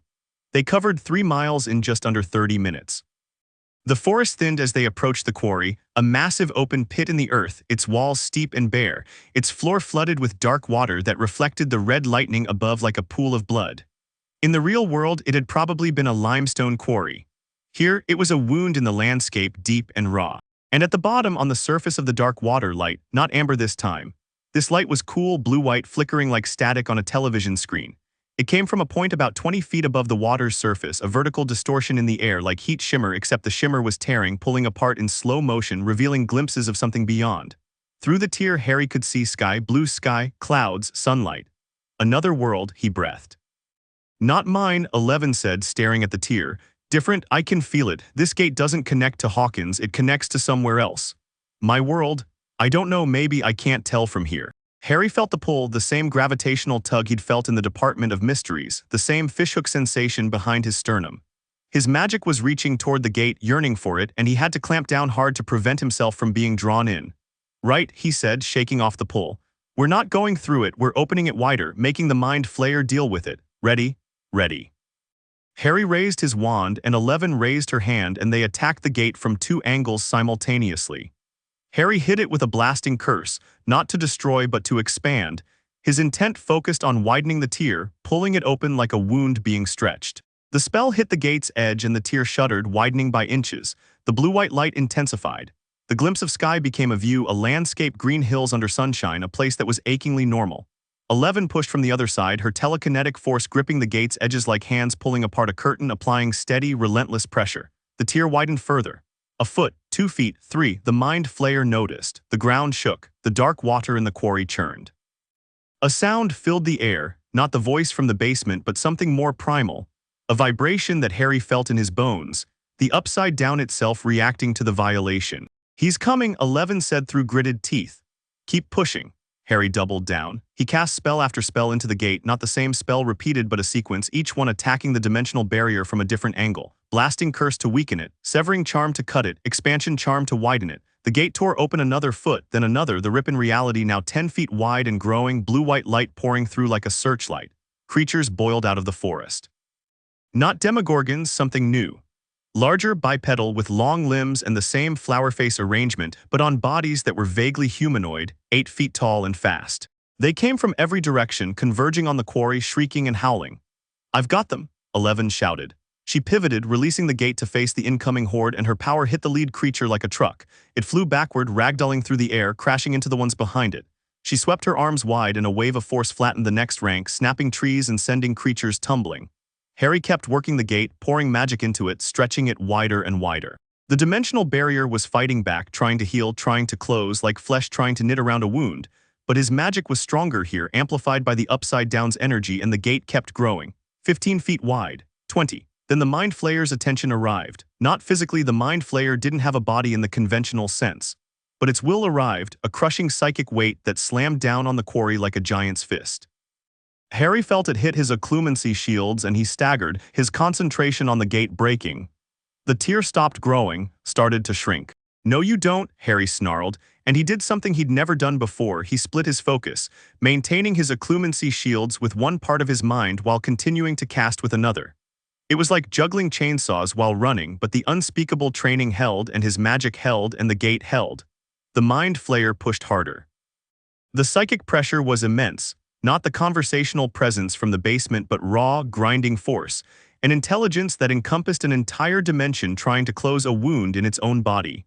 Harry's shields cracked. He felt the Mind Flayer's attention slide through the cracks like cold water, touching his thoughts, his memories. Harry didn't fight it conventionally. Instead, he did something that would have made Snape's head explode. He used the connection. Instead of blocking the Mind Flayer out, he let it in, let it see his memories, his experiences, his power, and then he pushed back, shoving his own consciousness along the Mind Flayer's psychic connection like a virus riding a data stream. For one blinding second, Harry was inside the Mind Flayer's mind. It was vast, it was everything. Not a single consciousness, but an ocean of consumed intelligences, a billion minds from 1,000 worlds, all absorbed and integrated into something that was more than the sum of its parts. It was ancient, it was hungry, and it was afraid, not of Harry, of what Harry represented. Magic was the one thing it couldn't absorb, couldn't integrate, couldn't understand. Harry's mind inside its own was an irritant, a splinter, a foreign body that its immune system couldn't identify or destroy. And the gate he was opening, the wound he was carving in its body, burned with a magic that the Mind Flayer had no defense against. Harry pulled back. The connection snapped. He was himself again, standing at the edge of a quarry, his wand blazing with golden light, and the gate behind him was 25 feet wide and growing. Time to go. 11 turned from the creatures. She'd been holding off dozens of them, her face a mask of blood and determination, and ran. Harry held the gate open for 5 more seconds, pouring everything he had into it, stretching it to 30 feet, 40, a massive wound in the Upside Down that would take the Mind Flayer hours to close. Then he released it and ran. They sprinted back into the forest as the Mind Flayer's scream of rage, because it was rage, unmistakable and enormous, shook the trees and the ground and the sky itself. The creatures pursued for half a mile and then stopped, recalled, pulled back by the Mind Flayer's will to deal with the open gate that was bleeding the Upside Down's atmosphere into another reality. Harry and 11 ran until they couldn't hear the pursuit anymore, then collapsed against a tree, breathing hard, covered in dark matter and blood and the residue of magic and psychic exertion. "One down," Harry gasped. "How many more?" 11 was bent over, hands on her knees, blood dripping from her nose onto the dark ground. She looked up at him and she smiled. It was the first real smile he'd seen from her, not the ghost of amusement, not the corner of the mouth twitch, but a genuine, full smile that transformed her face from a soldier's mask into a 17-year-old girl's face, bright and fierce and alive. "3 more," she said, "at least." Harry laughed, wiped blood off his forehead, and pushed off the tree. "Then let's keep moving." They moved. Through the forest, northeast to east, following 11's psychic map of the Upside Down's gate locations. The second gate was in the basement of a church, or what had been a church. Its steeple collapsed and its walls coated in growth. They hit it the same way, Harry attacking the dimensional barrier with magic while 11 held off the creatures that came in response. This gate connected to somewhere tropical. Through the widening tier, Harry glimpsed palm trees and blue ocean and a sky so bright it hurt his dark-adjusted eyes. They opened it to 50 feet before the Mind Flayers will arrive to close it, and they ran before the counterattack materialized. The third gate was in the middle of a road intersection.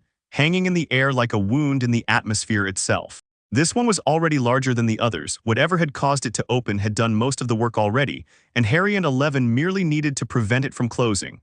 They stood back to back in the intersection, Harry holding the gate open with sustained magical pressure while Eleven fought off wave after wave of creatures, and this time the Mind Flayer spoke. "You are making a mistake, Harry Potter." "Am I?" Harry shouted at the sky, his wand arm burning with exertion, the gate behind him blazing with blue-white light. "Seems to be working pretty well from where I'm standing. Every gate you open weakens the barrier, not just here, everywhere, every dimension. You are not just making wounds in me, you are making wounds in reality itself. The more you tear, the more everything bleeds together. You are doing my work for me." Harry hesitated. For 1 second the words got through. Was the Mind Flayer right? Was he making things worse? Every gate he opened was a rift between worlds, a violation of dimensional integrity that could have consequences he couldn't foresee. "He's lying," Eleven said, her voice hard and certain. She'd heard it too. "He always lies. The gates hurt him, I can feel it. Every one we open costs him. He's trying to make you stop." Harry looked at the sky, at the Upside Down's breathing clouds and biological lightning, at the world that wanted to consume every other world it could reach. "Nice try," he said, "but I've been lied to by better than you." He poured more magic into the gate, it tore open wider. The Mind Flayer's response was not words this time but force, a concentrated blast of psychic energy directed at Harry specifically, targeted and vicious, meant to break his concentration and his mind simultaneously. Harry's occlumency held, barely.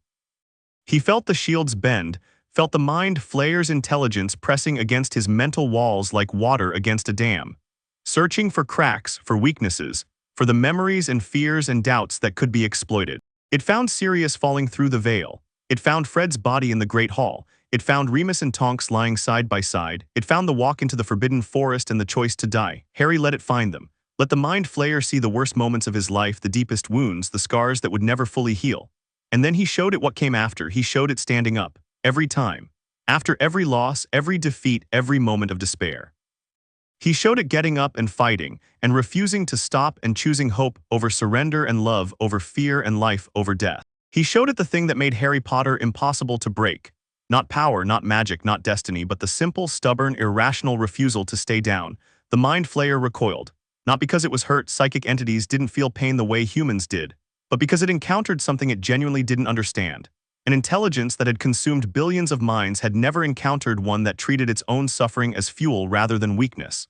The psychic assault broke. The Mind Flayer withdrew, and Harry, grinning fiercely, held the gate open for another 30 seconds before releasing it and grabbing Eleven's hand. "One more," he said, "and then we head back to the lab." They found the fourth gate in the ruins of what had been a school. It was the weakest of the four, barely a shimmer in the air of what had been a gymnasium, and Harry and Eleven opened it almost casually, their combined assault tearing through the dimensional barrier like paper. This gate connected to somewhere cold. Through it, Harry saw snow-covered mountains and a sky full of stars, and they ripped it wide before the Mind Flayer could respond. 4 gates. 4 wounds in the Upside Down's body. 4 crises that the Mind Flayer had to address simultaneously, dividing its attention, diluting its focus, pulling its creatures away from the lab and the gate that mattered. They made it back to the forest between the school and the lab as the Upside Down convulsed around them. The ground shook constantly now, not earthquakes but the equivalent of a body in pain, a dimension being torn apart from the inside. The sky overhead was churning faster, the red lightning striking more frequently, and the organic growth on the trees and ground was pulsing rapidly, agitated, distressed. "We hurt him," Eleven said. There was satisfaction in her voice. "We got his attention," Harry agreed. "Which was the point? How long until the 24 hours are up?" 18 hours, maybe 17. "Then we go back to the library, rest, recover, and when the time comes we go to the lab and we go home."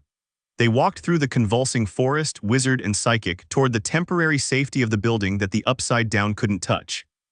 Above them, the sky screamed silently, and beneath them, the ground shuddered, and all around them, the dark dimension that had expected to trap them was discovering, painfully, and for the first time, what it felt like to be the prey instead of the predator. The library was as they'd left it, protected, clean, warm from Harry's lingering charms. They entered and Harry re-established the wards, layering them thicker this time, extending the perimeter to 300 meters. Eleven went to her nest behind the checkout desk and sat down hard, the exhaustion of the day's fighting finally catching up. Harry sat across from her. His body ached.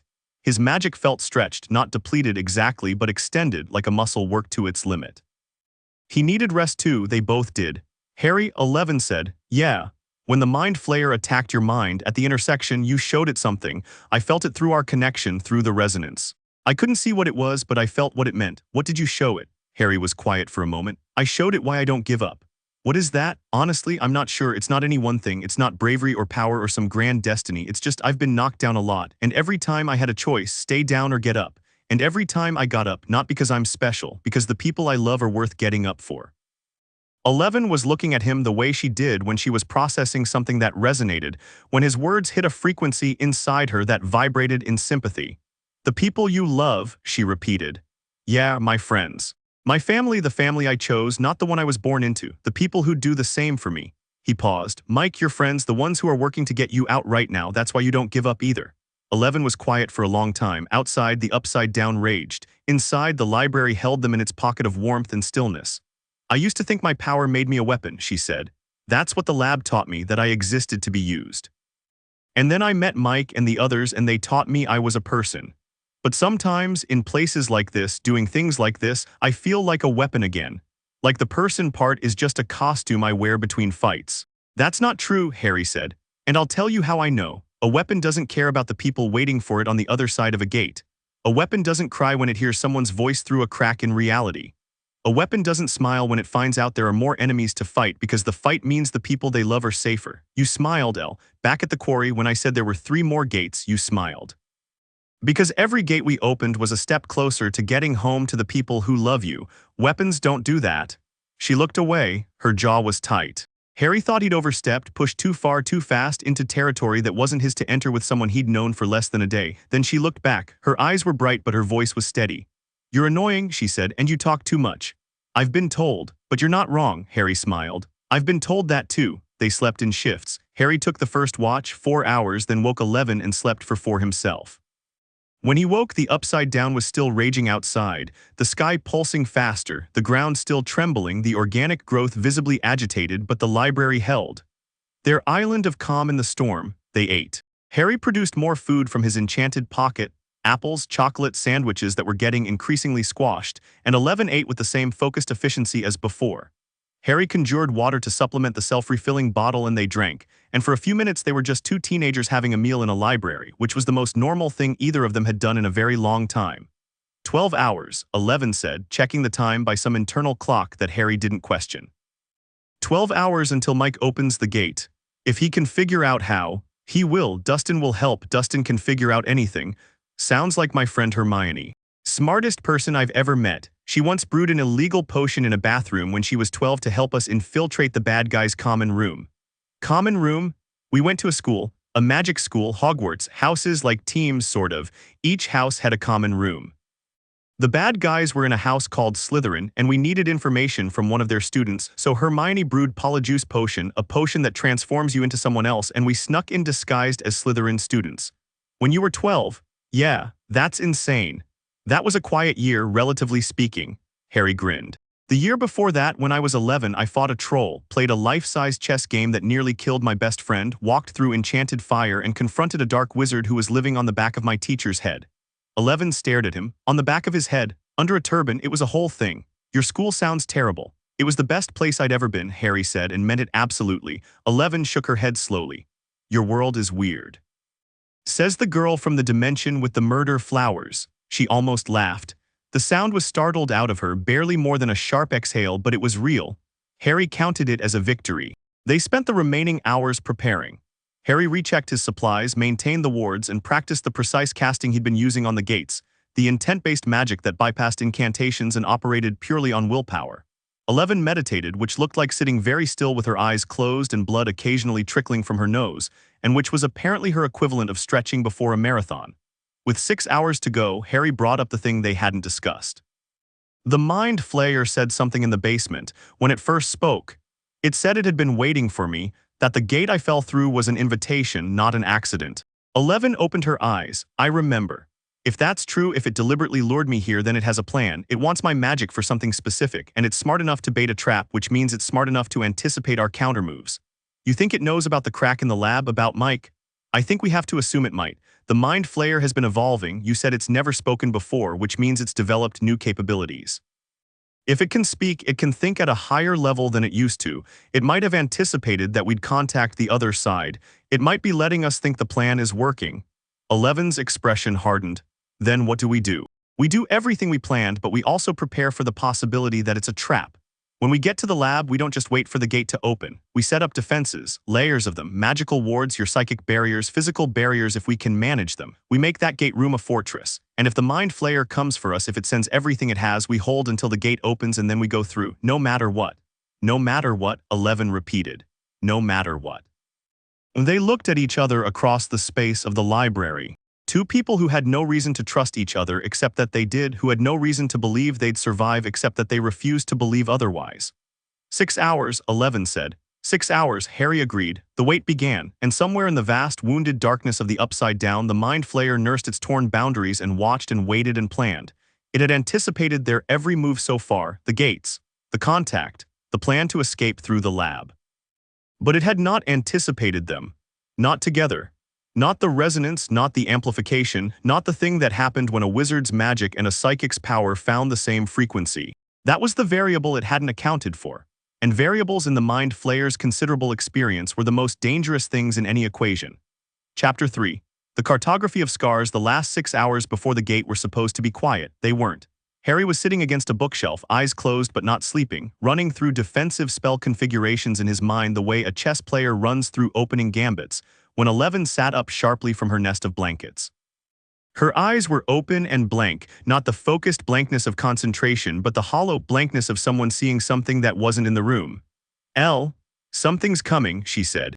Her voice was distant, detached, as if most of her attention was somewhere else entirely. Not creatures, not the Mind Flayer, something, someone. Harry was on his feet with his wand drawn before the second sentence ended. His wards were intact, he could feel them humming at the library's perimeter undisturbed, but 11's psychic range exceeded his magical one, and if she was sensing something his wards hadn't caught, it meant the approaching threat was either very far away or very good at avoiding magical detection. Distance? Harry asked. 1/2 mile, moving slowly. Her face twisted, pain or revulsion or both. He's masking himself, hiding behind the creatures, using them as camouflage for his psychic signature. Vecna, 11's jaw clenched. That was answer enough. Harry moved to the library's front windows. The glass was clouded and dark, but he could see through it well enough. The street outside was empty, the organic growth pulsing in its usual rhythm, no visible movement. But the air felt different, charged. The way it felt before a thunderstorm, except the storm wasn't weather, it was a consciousness approaching, vast and malevolent and very, very old. You said he can get inside your mind, Harry said, not turning from the window. Show you things. Is he doing that now?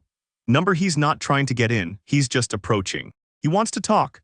Villains who want to talk are usually stalling or manipulating, sometimes both. I know, but Vecna doesn't stall, he's not patient enough. If he wanted to kill us, he'd just attack. So he wants something. He always wants something. Harry turned from the window. 11 had gotten up from her blankets and was standing behind the checkout desk, both hands at her sides, fingers slightly curled, her fighting stance he'd learned, not aggressive but ready, a coiled spring. Do we let him come to us or do we go out to meet him? Harry asked. He'll come regardless. Vecna does what Vecna wants. Sounds like a Malfoy, Harry muttered, which meant nothing to 11 but made him feel marginally better. They waited 3 minutes, 5. The wards tingled as something brushed their outer edge, not triggering them, not setting off the alarms, just touching them the way a person might run their fingers along a wall as they walked, testing, assessing. Then the library door opened. He was tall. That was the first thing Harry noticed. Impossibly tall, at least 6.5 feet, and thin in a way that wasn't gaunt so much as refined, as if whatever had happened to him had stripped away everything unnecessary and left only function.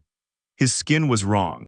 Not the dark organic matter of the Upside Down's creatures, but something between human skin and tree bark, pale, textured, with visible veins that pulsed with a dim light that might have been blood or might have been something else entirely. His face was vaguely human but distorted, features pulled slightly too far in every direction as if someone had taken a human face and stretched it on a frame a size too large. His eyes were the worst part. Dark, intelligent, patient, and utterly without mercy. He walked into the library like he owned it.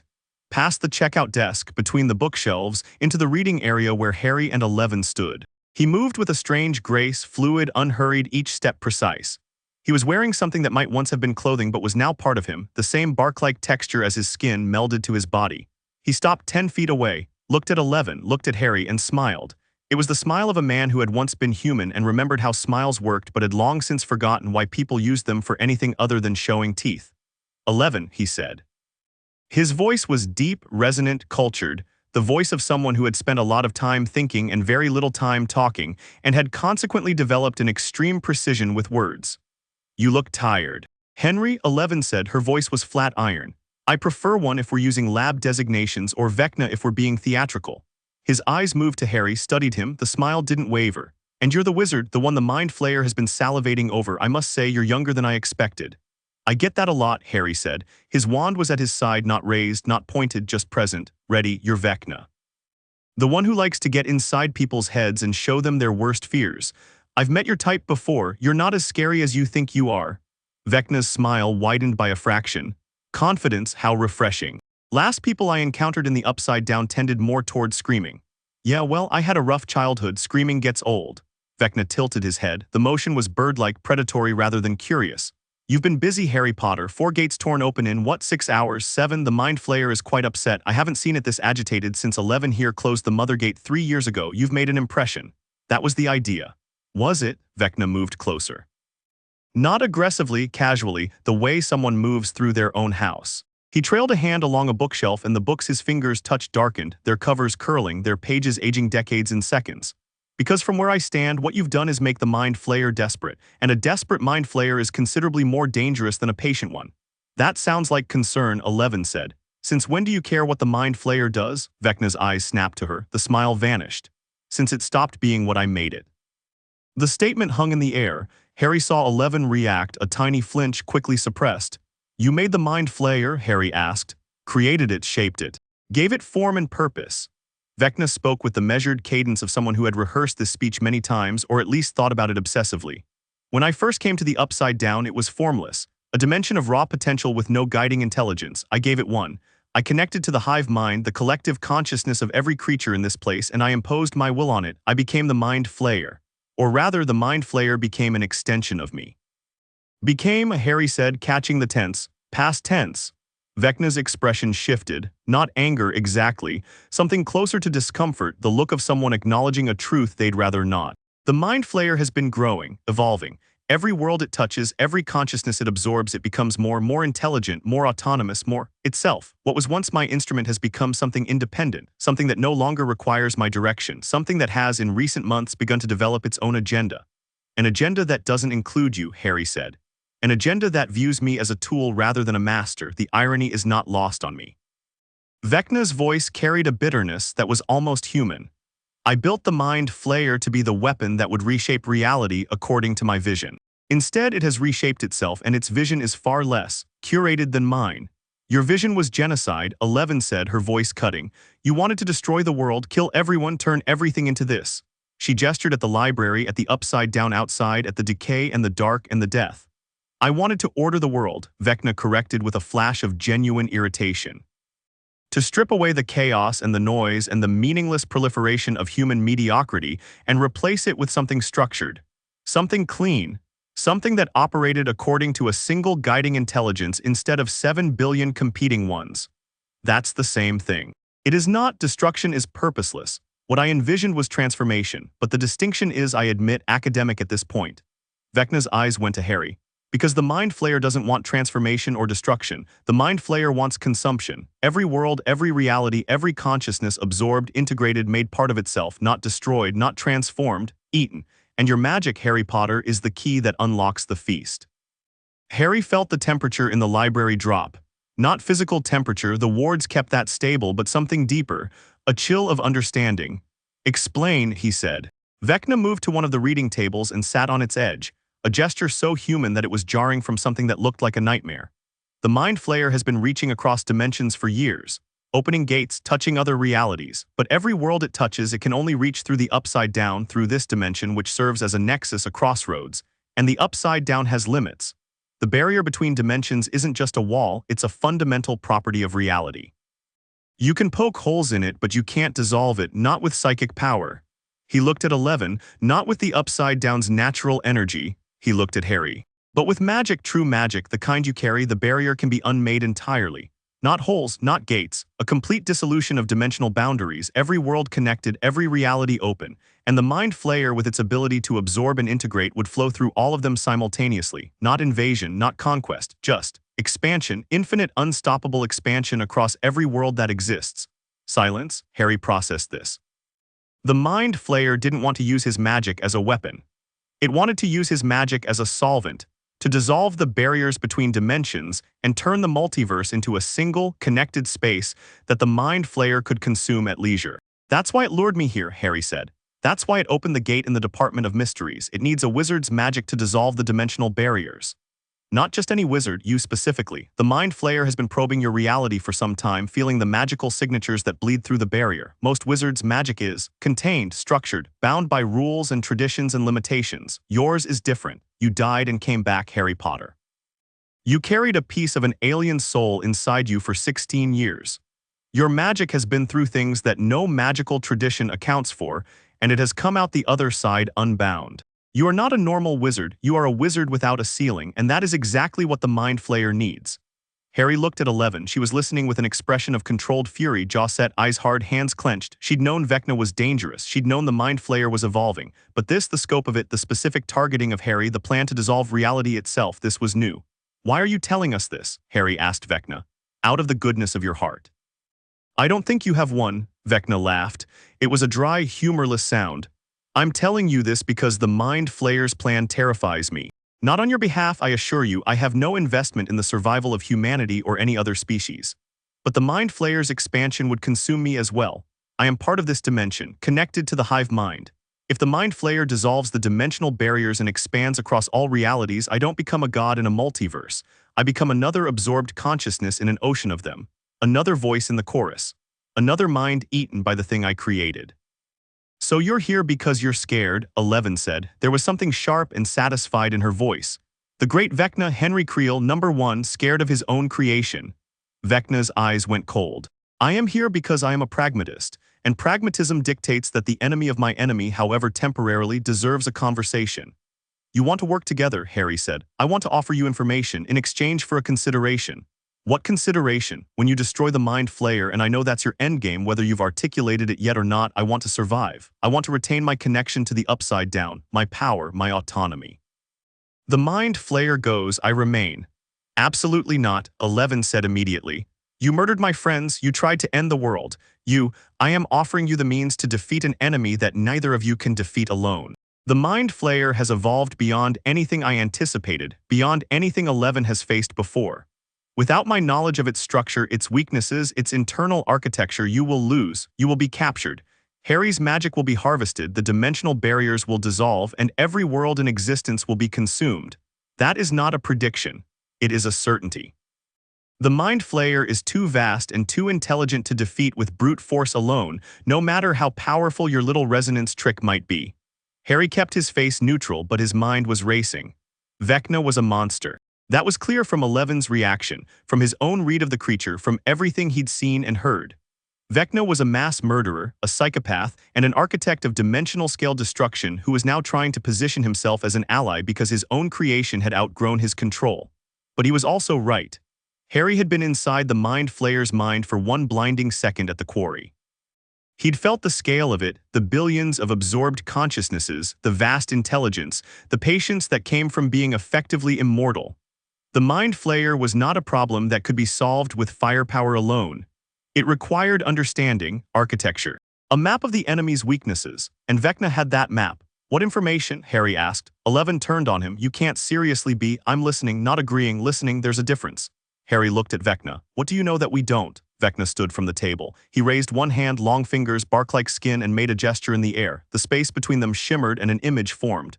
Not a physical projection, a psychic one transmitted directly into their minds. Harry felt it arrive like a photograph developing behind his eyes. A structure. A vast interconnected network of nodes and pathways pulsing with dark energy centered on a single massive nexus that throbbed like a heart. The Mind Flayer's neural architecture, Vecna said. I built it, I know its structure. Every hive mind has a center, a core node that coordinates the rest. Destroy the core and the Mind Flayer doesn't just die, it disconnects. Every absorbed consciousness fragments. Every creature in the Upside Down loses coordination. The hive mind becomes static. Where's the core? Harry asked.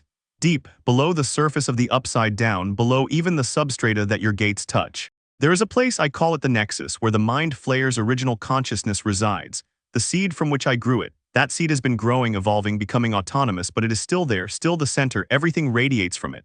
How do we get there? You don't. Not through the Upside Down. The Mind Flayer would never allow you close enough. Its defenses intensify the deeper you go. But Vecna paused, and Harry saw something in his expression that looked almost like reluctance. There is another way, the gates, the connections between dimensions. They don't just link the Upside Down to other worlds, they link to each other. If you understand the architecture, you can move through the gate network, from one gate to another, using the dimensional interstice as a pathway, and one of those pathways leads directly to the Nexus. A back door, Harry said. Precisely. I built it when I first constructed the hive mind. An emergency access point, a way to reach the core without traversing the Upside Down's defenses. The Mind Flayer doesn't know about it. It evolved after the back door was created, and it has never had reason to examine the gate network's internal architecture. Because it thinks the gates are just wounds, 11 said. Her anger had cooled to something watchful and calculating, she was thinking. It sees the gates as damage, not infrastructure. Exactly. The gates were originally my creation, my method of reaching into other worlds. The Mind Flayer adopted them but never truly understood them. It uses them as portals. I designed them as something more. Harry studied the psychic image floating between them.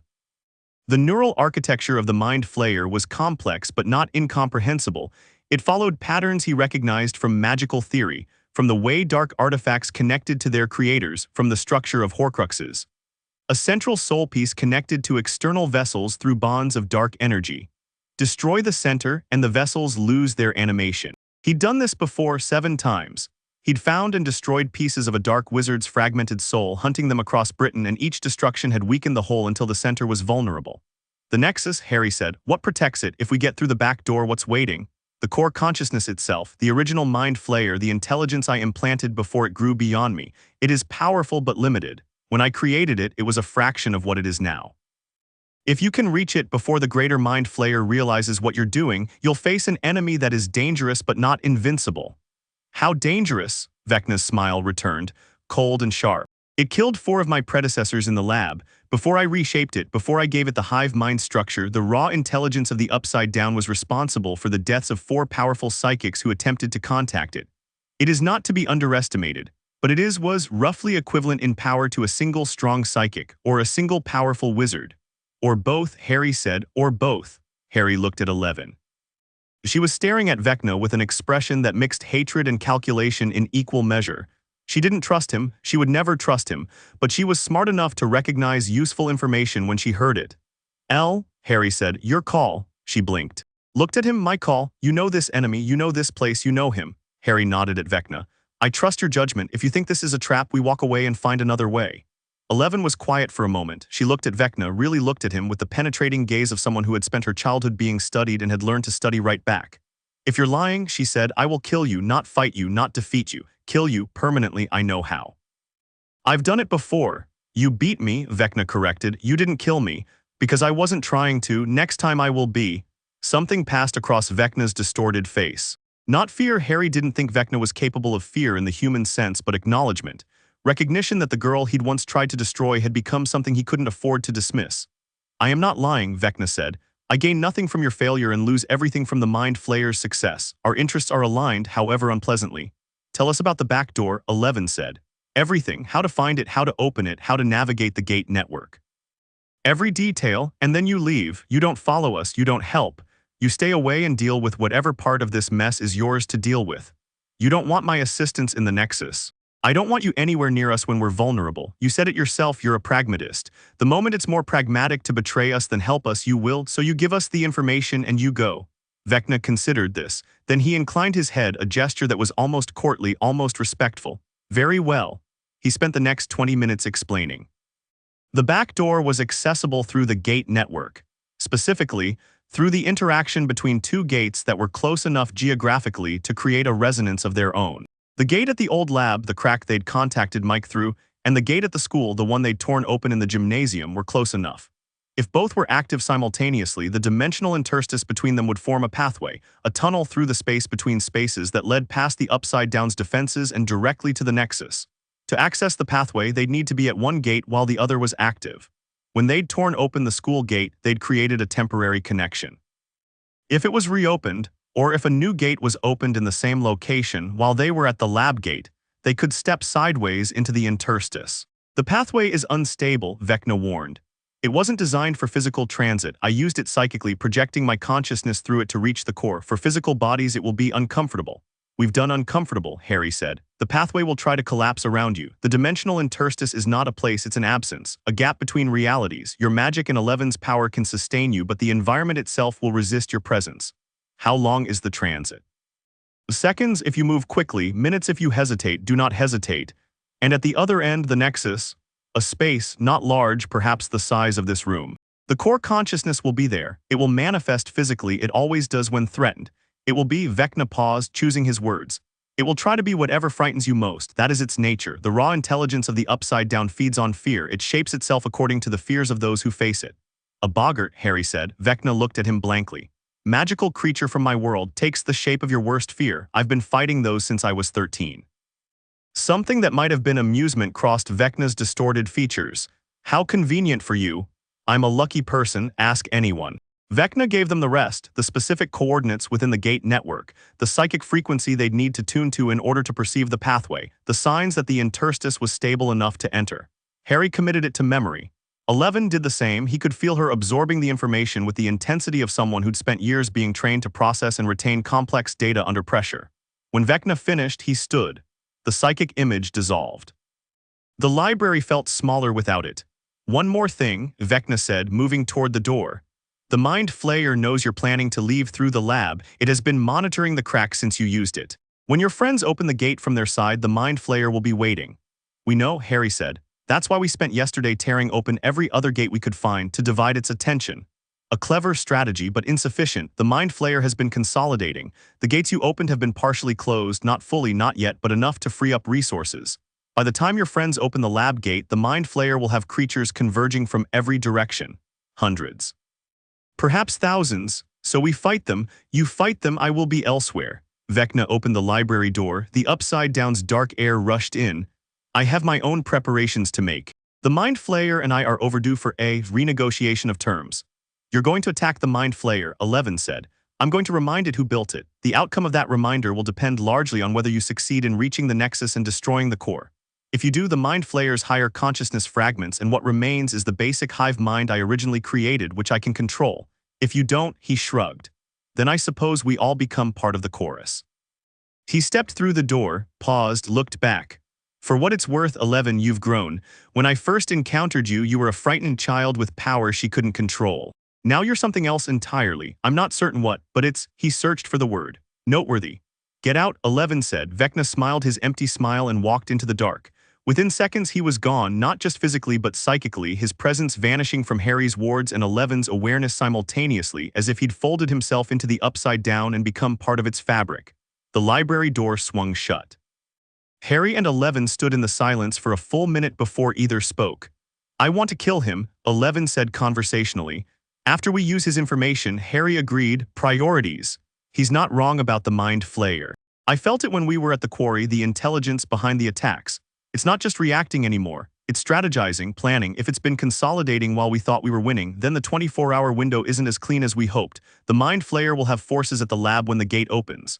Harry ran a hand through his hair. But we have something it doesn't expect. The back door, the pathway to the Nexus. If we can split our approach, split. 2 objectives. The gate at the lab is objective 1, the exit, the way home. The pathway to the Nexus is objective 2, the way to end this permanently. We need both. And they might have to happen simultaneously. 11 was shaking her head before he finished. If we split up, not split up, never split up, but we sequence, your friends open the gate, we fight through to it, and then instead of going through immediately, we use the open gate to activate the pathway to the Nexus. We go to the core, we destroy it, the Mind Flayer fragments, and then we go home. That's adding steps, more risk, more time for things to go wrong. But if we just go home without destroying the core, the Mind Flayer is still out there. Still growing, still reaching into other realities. My world, your world, all the worlds those gates connect to. You'd be running away from the problem instead of solving it. 11 stared at him. He could see the conflict on her face, the part of her that wanted to go home to see Mike, to be done with this place forever, warring with the part of her that knew he was right. That running was temporary, that the mind flayer would keep coming until someone stopped it permanently. I've been running from this since I was 12, she said quietly. Closing gates, fighting creatures, beating Vecna, and it keeps coming back. Every time, worse each time. Because you've been treating the symptoms instead of the disease. Close a gate, another opens. Beat the mind flayer back, it evolves. You can't win a war of attrition against something that feeds on the worlds it consumes. You have to cut the root. The Nexus. The Nexus. 11 took a breath, held it, released. Mike is going to kill me, she said. Why? Because I told him 24 hours. I told him we'd be at the lab in 24 hours ready to leave. And now I'm going to be at the lab in 24 hours and then go deeper into the upside down instead of coming home. He'll understand. You don't know Mike. I know he loves you, and I know that people who love you would rather you come home safe forever than come home safe today and be in danger again tomorrow. 11 looked at him. You sound like you're speaking from experience. My best friends in the world spent a year with me hunting pieces of a Dark Lord's soul across the country. They could have gone home at any point. They could have been safe. They stayed because they knew that going home early meant the job wasn't done and the war would keep going. They chose the harder path because it was the path that led to it actually being over. And they survived. They survived. They're alive right now, probably wondering where I am and whether they need to come rescue me. Harry smiled. Ron's probably pacing a hole in the floor at the Ministry, and Hermione's probably already written a 40-page research paper on interdimensional transit. They're fine, and they'd tell me to do exactly what I'm telling you, finish the job. 11 was quiet for a long time. The library creaked around them, the upside-down breathed outside. Okay, she said, we go to the Nexus, we end this. We end this. They spent the remaining hours in preparation that was less about logistics and more about understanding each other's capabilities. If they were going to fight through a horde of creatures, navigate a collapsing dimensional pathway, and face the Mind Flayer's core consciousness in a space the size of a library reading room, they needed to know each other the way a dueling pair needed to know each other, instinctively, completely, without the lag time of explanation or coordination. Harry demonstrated his spell repertoire, not just the combat spells but the utility ones. Shield charms in various configurations. The basic Protego that blocked direct attacks, Protego Horribilis that could absorb and redirect dark magic, Protego Maxima that created a large area barrier capable of withstanding sustained assault. Offensive charms, the Blasting Curse, Stunning Spell, Impediment Jinx, Reductor Curse, and the Fiendfire he'd seen used but never cast himself, Cursed Fire that burned with its own intelligence, too dangerous for most situations but potentially devastating against a hive mind entity that operated through organic connections. I've never cast Fiendfire, Harry admitted. It's classified as dark magic, hard to control, tends to consume everything in range including the caster if you lose focus. But I've studied it, and in this place with my magic amplified. He trailed off, considering how dangerous, 11 asked. On a scale of 1 to 10, if I control it, maybe a 7. If I lose control, 11. She didn't smile at the unintentional reference to her name, but her eyes flickered. Save it for the Nexus, she said. Harry also showed her the invisibility cloak. 11 touched the fabric with something approaching wonder. It was the first magical object she'd encountered that was tangible, holdable, ordinary-seeming until you put it on and vanished. This makes you invisible, completely, even to magical detection mostly. It's one of the Deathly Hallows artifacts from a legend. I inherited it from my father. Can it cover 2 people? It used to cover 3 when we were 11. We're bigger now, but 2 should work. We could reach the lab unseen. That's the idea. The Demogorgons hunt by vibration and sound, you said. If we're under the cloak, we're invisible and we can muffle our footsteps. Your psychic signature might still be detectable and my magic is still a beacon, but the creatures might not be able to pinpoint us if they can't see or hear us. The Mind Flayer can feel you regardless. The cloak won't hide your magic from it. But it'll hide us from the foot soldiers. And the Mind Flayer can feel me, but it can't precisely locate me if I'm containing my magic, keeping the closed-circuit containment the unspeakables taught me. It'll know I'm in the area but not exactly where. That might be enough. 11 demonstrated her own abilities in return. Harry had seen the telekinesis, the brute force application that could throw creatures through walls and crush them like cans. But she had subtler applications too. She could extend her awareness in a radius around herself, sensing movement, intention, even emotional states. She could project her consciousness into the space between dimensions, the void she called it, a dark sensory deprivation space that existed beneath normal reality where she could find and observe people across vast distances. The void is how I found the gate crack, she explained.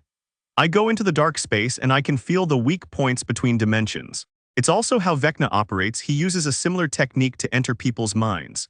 Can you use the void while we're moving? As a real-time awareness network? Yes, but it splits my attention. I can maintain it while walking or fighting but not at full capacity for both. Then we coordinate. When we need your full combat power, I handle awareness. When we need your sensory network, I handle defense. We trade off. 11 nodded. She was settling into this, the rhythm of planning with someone, the back and forth of tactical coordination. Harry could see her relaxing into it, the tension in her shoulders easing as the isolation of 3 days alone was replaced by the practical comfort of partnership. The resonance, Harry said. When we combine, we need to understand it better. At the quarry, it was instinctive. We grabbed hands and everything went to maximum. At the crack, it was focused. We directed it through a narrow channel. Can you control it on your end, dial it up or down? I think so. When we touched at the crack, I could feel your magic flowing and I chose how much to channel. It was like opening a valve. I could let more through or less. Same here. Your power felt like a current I could ride. I directed my magic along it like a conduit. Harry paused, thinking, we should practice. Not at full power, we'd level the library, but enough to get the calibration right. They practiced. Small exercises standing across from each other in the reading area, Harry casting a charm and 11 amplifying it with her psychic energy, then reversing the flow, 11 pushing with telekinesis while Harry's magic boosted the output. They learned the resonance's characteristics. It required proximity but not necessarily physical contact, though contact amplified it significantly. It worked best when they were focused on the same target. It had a warm-up period. The first second or two of connection was rough, like an engine turning over before the frequencies locked and the amplification kicked in. They also discovered something unexpected. When their powers were in resonance, they could communicate without speaking. Not telepathy exactly. Harry wasn't hearing 11's thoughts and she wasn't hearing his. But intentions transmitted. If Harry intended to cast left, 11 felt it and adjusted right. If 11 intended to push forward, Harry felt it and shielded their flanks.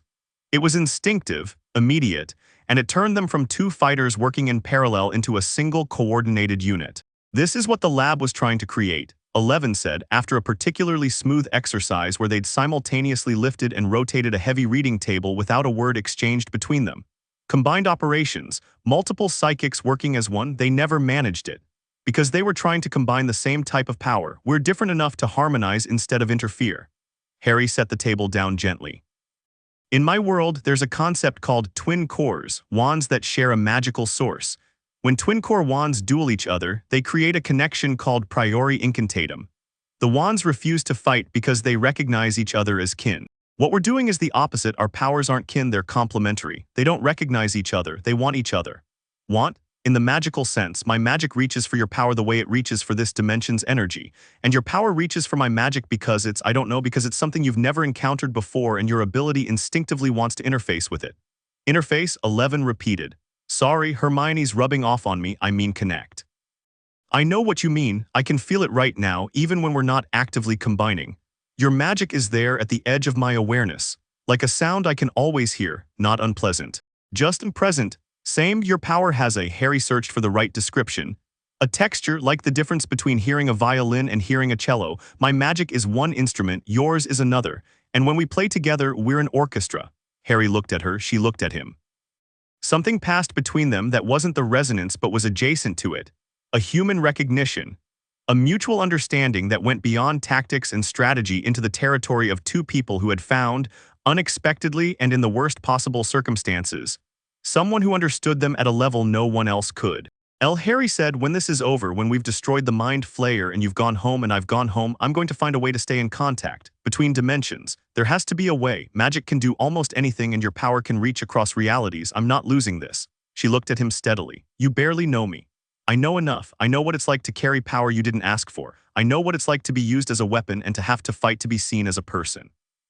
I know what it's like to lose people and blame yourself and go on alone because you think that's the only way to keep everyone else safe. I know you, Elle. Not the details, not the history, not the stories, but the you underneath all that. I know that person because I am that person.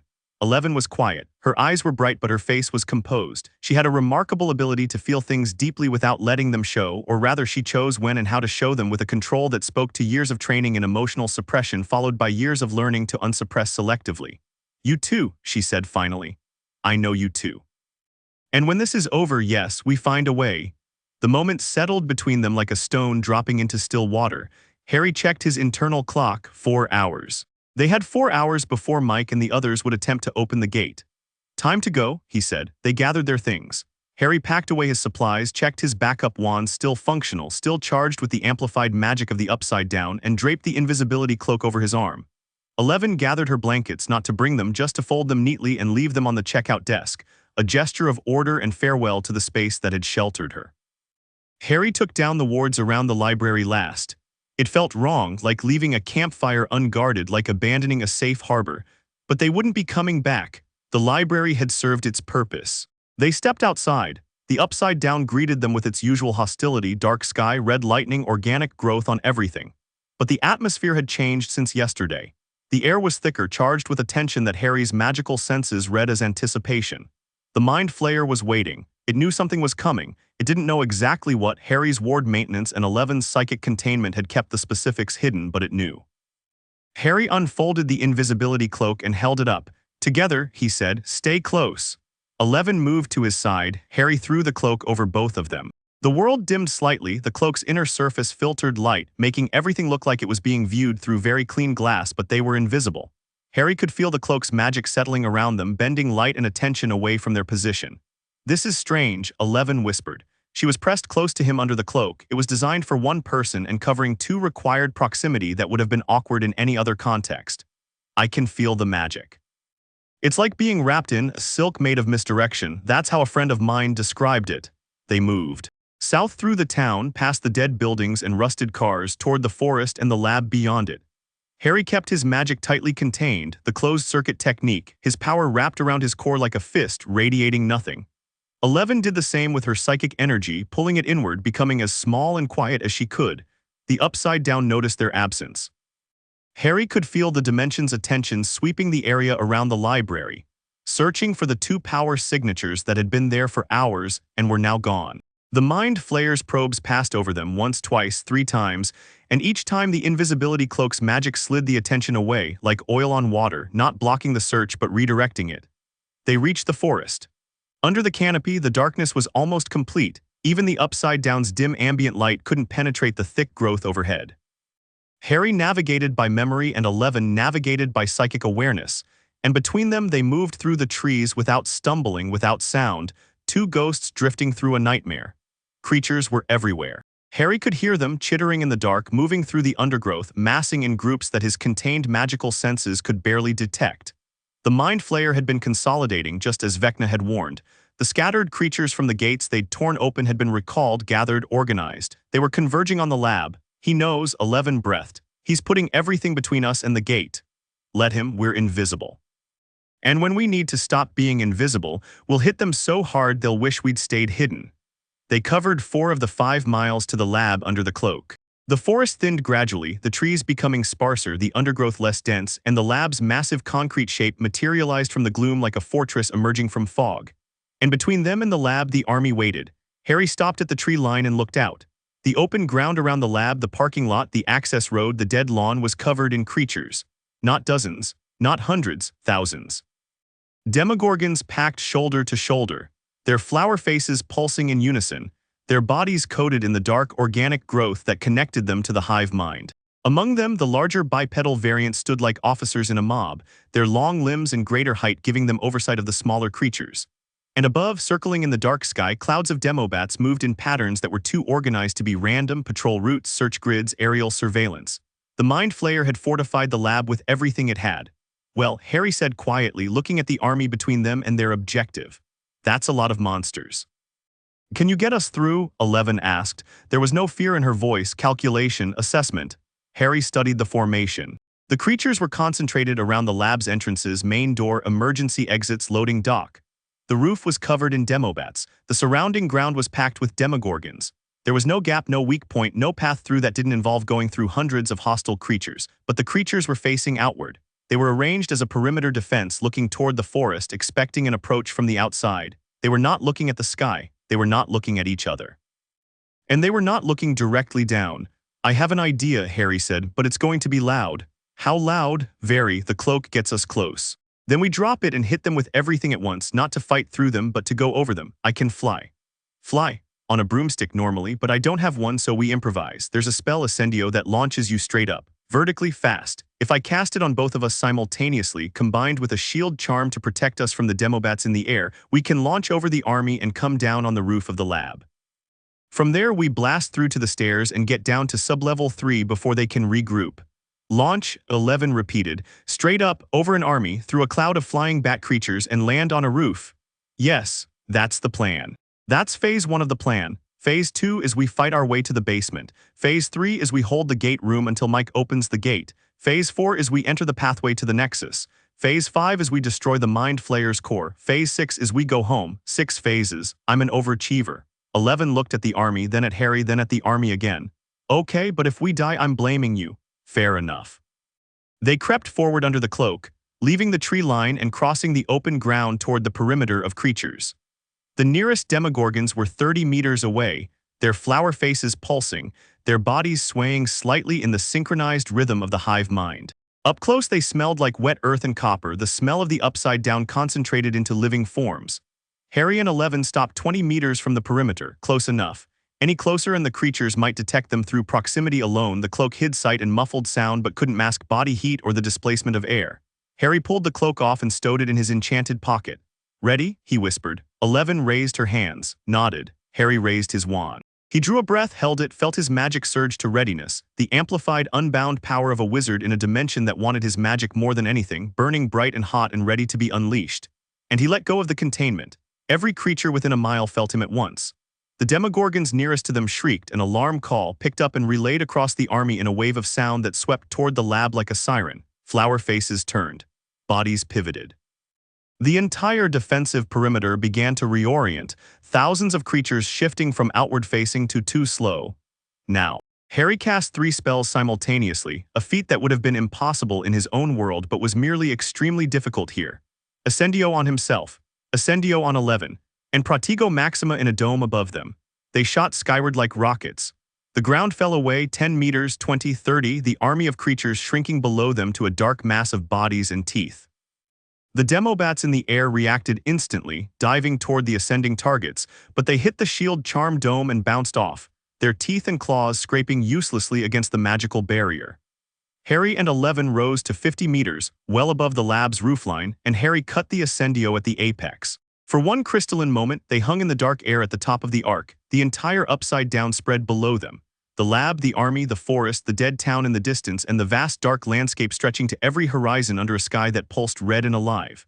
Then gravity reasserted itself and they fell. Harry directed the fall, not with a spell but with pure magical intent, his will pushing against gravity to angle their descent toward the lab's roof.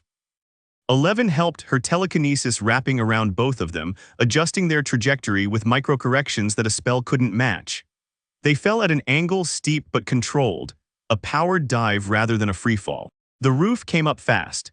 Harry cast a cushioning charm on their landing zone and they hit the concrete with a jolt that was firm but not injurious, rolling with the impact, coming up on their feet in the center of the lab's flat roof. Demobats swarmed immediately, dozens of them peeling off from their patrol routes and diving toward the 2 figures on the roof. Harry and 11 responded in unison, without the resonance, just the coordinated combat instinct they developed. Harry sweeping his wand in a wide arc to produce a ring of fire that circled the roof's perimeter, while 11 caught the closest bats with her telekinesis and threw them into the fire. The ring of fire held the swarm at bay for the 5 seconds they needed. Harry pointed his wand at the roof beneath their feet. Reducto! The concrete exploded downward, creating a hole large enough for 2 people. Harry jumped through without hesitation, landed on the floor below in a crouch, and rolled aside as 11 dropped through after him. He sealed the hole behind them with a replenishing charm that filled it with conjured stone, not as strong as the original concrete, but enough to slow pursuit. They were inside, top floor of the lab. Fluorescent fixtures dead on the ceiling, corridors stretching in 4 directions, everything coated in the Upside Down's organic growth. Stairs, 11 said, pointing left. That corridor, they ran. Behind them, the sealed hole in the roof shuddered as creatures pounded on it from above. Below, Harry could hear movement, the army reorganizing, creatures finding entrances, pouring into the lab from every opening. The building was being invaded from all sides simultaneously. We've got minutes, Harry panted as they reached the stairwell, maybe less. Then we don't waste them, down the stairs, running, leaping, taking them 3 at a time. Past the top floor, past sublevel 1, the sound of pursuit echoing above them, creatures in the stairwell, claws on concrete shrieking. Harry cast behind him without looking, a blasting curse that collapsed a section of stairs between sublevel 1 and the top floor, creating a gap that would slow but not stop the pursuit. Sublevel 2, sublevel 3, the gate room. They burst through the reinforced door and into the massive circular chamber. The crater in the center floor was as they'd left it, the cracks faintly glowing blue, the residual energy of the dimensional weak point humming in the air. Harry immediately began warding the room. He'd been planning this since the library had designed the defensive architecture in his head during his 6-hour watch, layer by layer, spell by spell. He cast rapidly, wand moving in complex patterns, anchoring ward after ward to the room's walls, floor, and ceiling. Protego Totalum, a total protection ward that sealed the room against physical intrusion.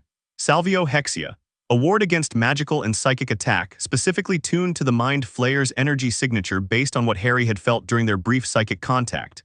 Cave Inimicum, an enemy-repelling ward that would cause creatures approaching the room to feel a powerful compulsion to go elsewhere.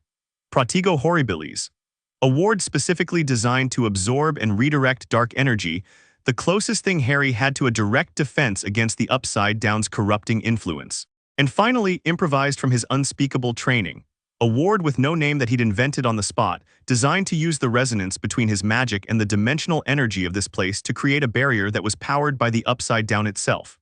The more the Mind Flayer pushed against it, the stronger it would become, drawing energy from the assault to reinforce the defense. The ward settled into place with an almost audible thrum of power.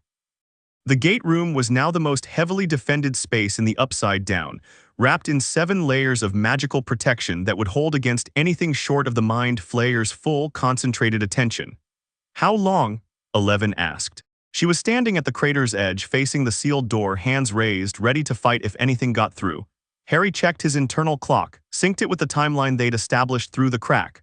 40 minutes, he said. Mike should attempt to open the gate in 40 minutes. And the creatures, as if in answer, something massive hit the gate room door from the other side. The reinforced steel buckled, not breaking, but bending visibly. Harry's wards absorbed the impact and redirected the energy, but the force behind it was enormous. Not a single creature, a coordinated push. Many bodies hitting the door simultaneously, directed by a unified intelligence. Another impact, the door buckled further. The wards held, but Harry could feel the strain, the outer layers absorbing energy, converting it, feeding it to the inner layers, but the sheer volume of force was testing the system's capacity. 40 minutes, Harry said again. We hold for 40 minutes. A third impact, the door cracked down the middle, something reached through, a long, dark limb, clawed and glistening.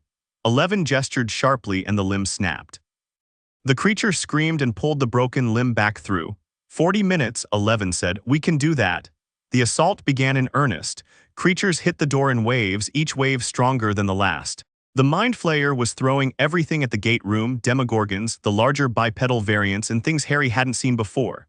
Things that were designed specifically for siege work. Massive, armored creatures with battering ram heads that hit the door with impacts that shook the entire sublevel. Each impact tested the wards, and each impact was absorbed and redirected, but the volume was relentless. Harry stood behind his wards and reinforced them constantly, feeding magic into the barrier network, patching weaknesses as they appeared, adapting the ward structure to counter each new type of assault. It was like playing chess at high speed. The Mind Flayer probed and tested and adapted, and Harry countered and adjusted and held. 11 handled the breaches. When a creature got a limb or a head through the cracking door, she met it with telekinetic force that was surgical and devastating. She didn't waste energy on killing. She redirected, pushed, broke things that got through and shoved them back. She was economy in motion, every erg of power precisely applied, no waste, no grandstanding. 20 minutes.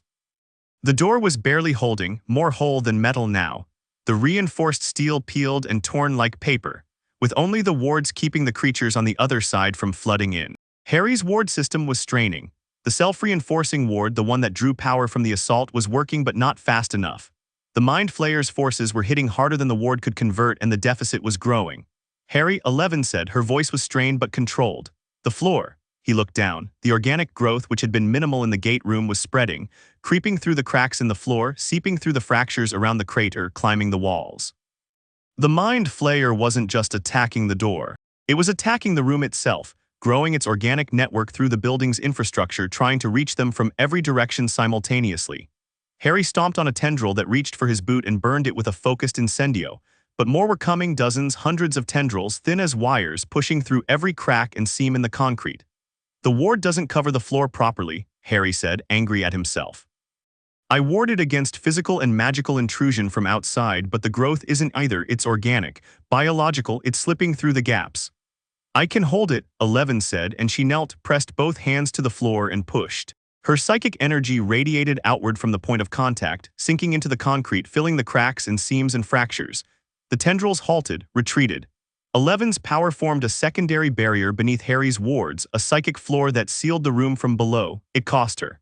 Harry could see the strain in her posture, the tightness of her jaw, the blood beginning to flow from her nose. She was now holding the floor while Harry held the walls and ceiling and door, and both of them were running on reserves that were finite, however deep this dimension made them feel. 15 minutes. The assault shifted. The creature waves at the door eased, not stopped but reduced. The floor tendrils continued their press against 11's barrier. And then, for the first time, the Mind Flayer attacked directly. Not through creatures, not through growth, through will. The psychic pressure that descended on the gate room was like nothing Harry had felt, not even the probe at the quarry, not even the assault at the intersection. This was the Mind Flayer's full attention, the concentrated intelligence of an entity that spanned a dimension, focused entirely on two people in a basement. It hit Harry's occlumency shields like a tsunami hitting a seawall, and for one terrible moment he felt his defenses flex to the point of breaking. Images flooded in. Not his own memories this time. The Mind Flayer had learned from the quarry that Harry's memories were weapons, not weaknesses. Instead, it showed him the future. Or a future. A vision of what would happen if he failed, the dimensional barriers dissolving, reality bleeding together, his world consumed. Hogwarts overrun with the dark growth, its towers crumbling, its students running and falling and being absorbed. Ron and Hermione standing back to back in a corridor, fighting creatures they couldn't understand, being overwhelmed, No, Harry said. He didn't shout it. He said it quietly, firmly, with the absolute certainty of someone who had faced prophesied doom since infancy and had learned that the future was not fixed, that prophecies were guidelines and visions were propaganda, that the only future that mattered was the one you fought to create. His occlumency shields hardened.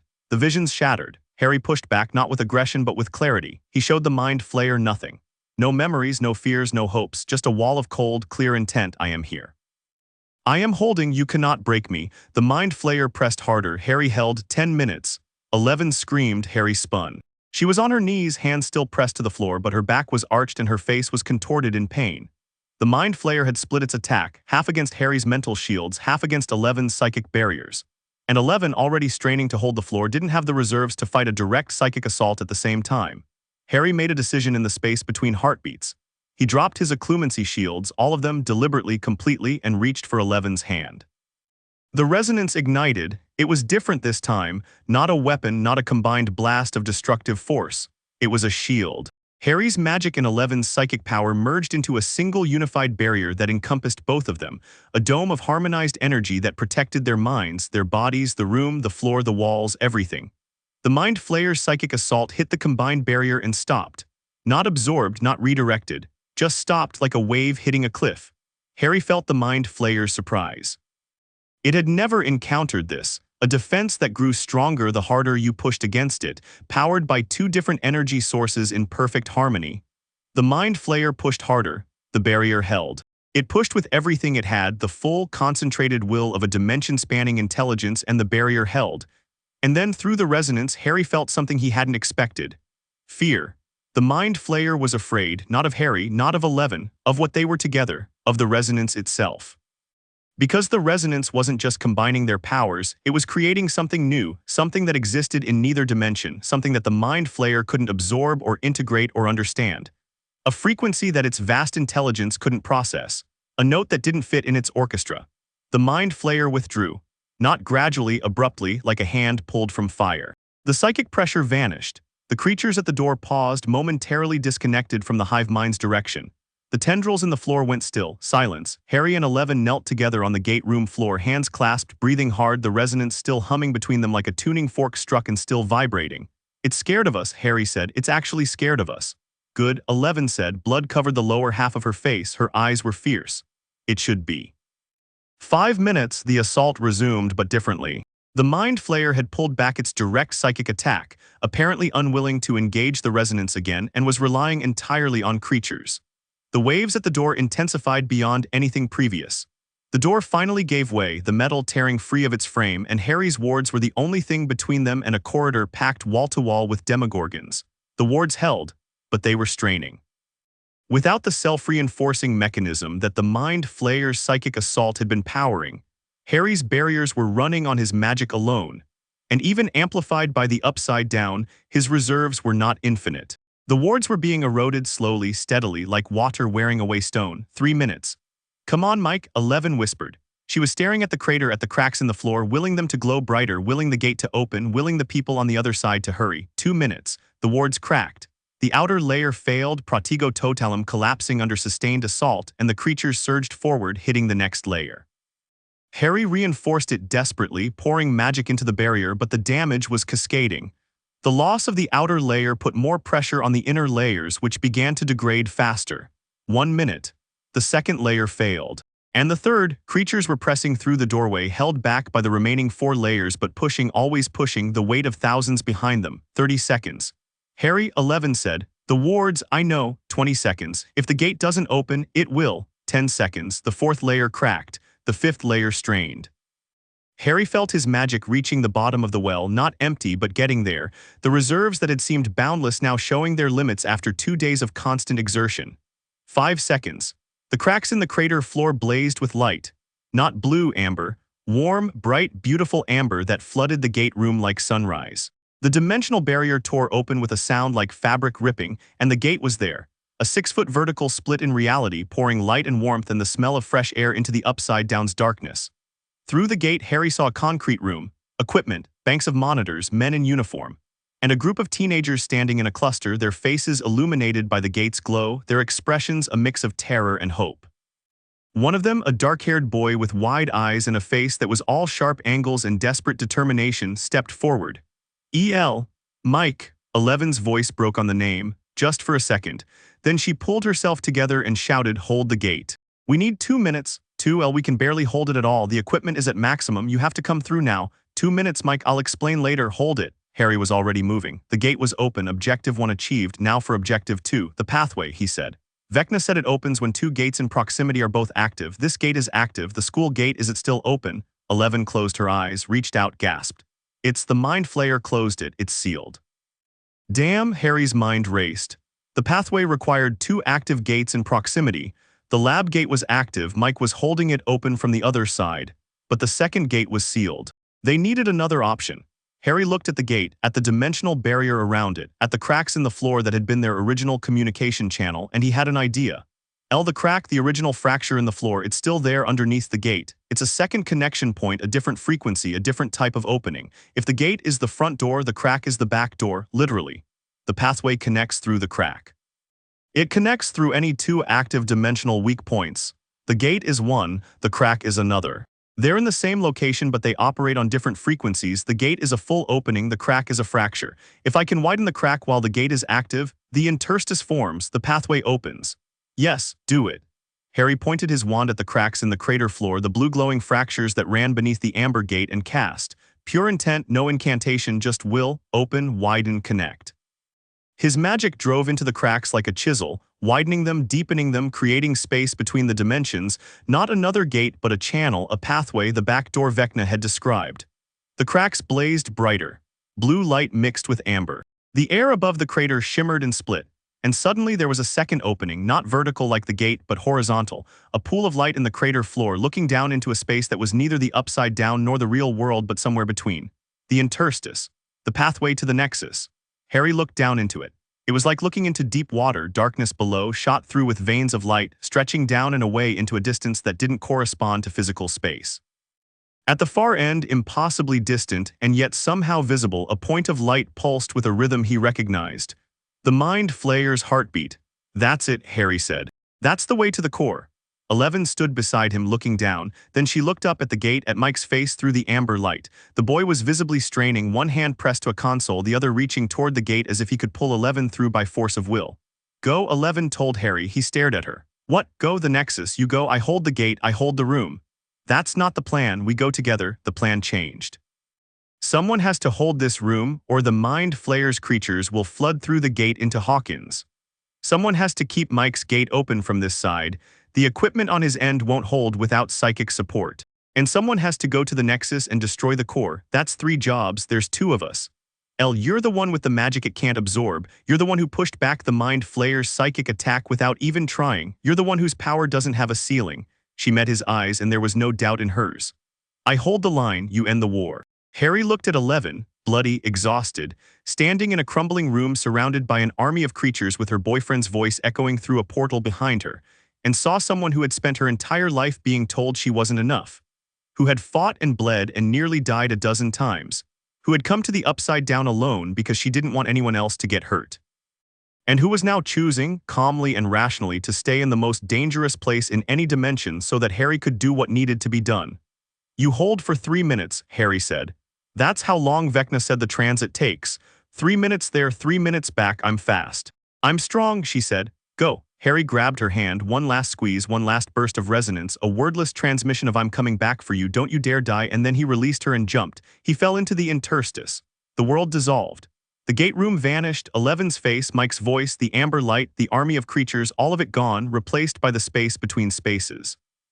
The interstice was not dark and not light, it was absent, a void that wasn't empty so much as unoccupied, a place that existed only because two-dimensional weak points had created a channel through the nothingness between realities. Harry fell, or moved, direction was meaningless here.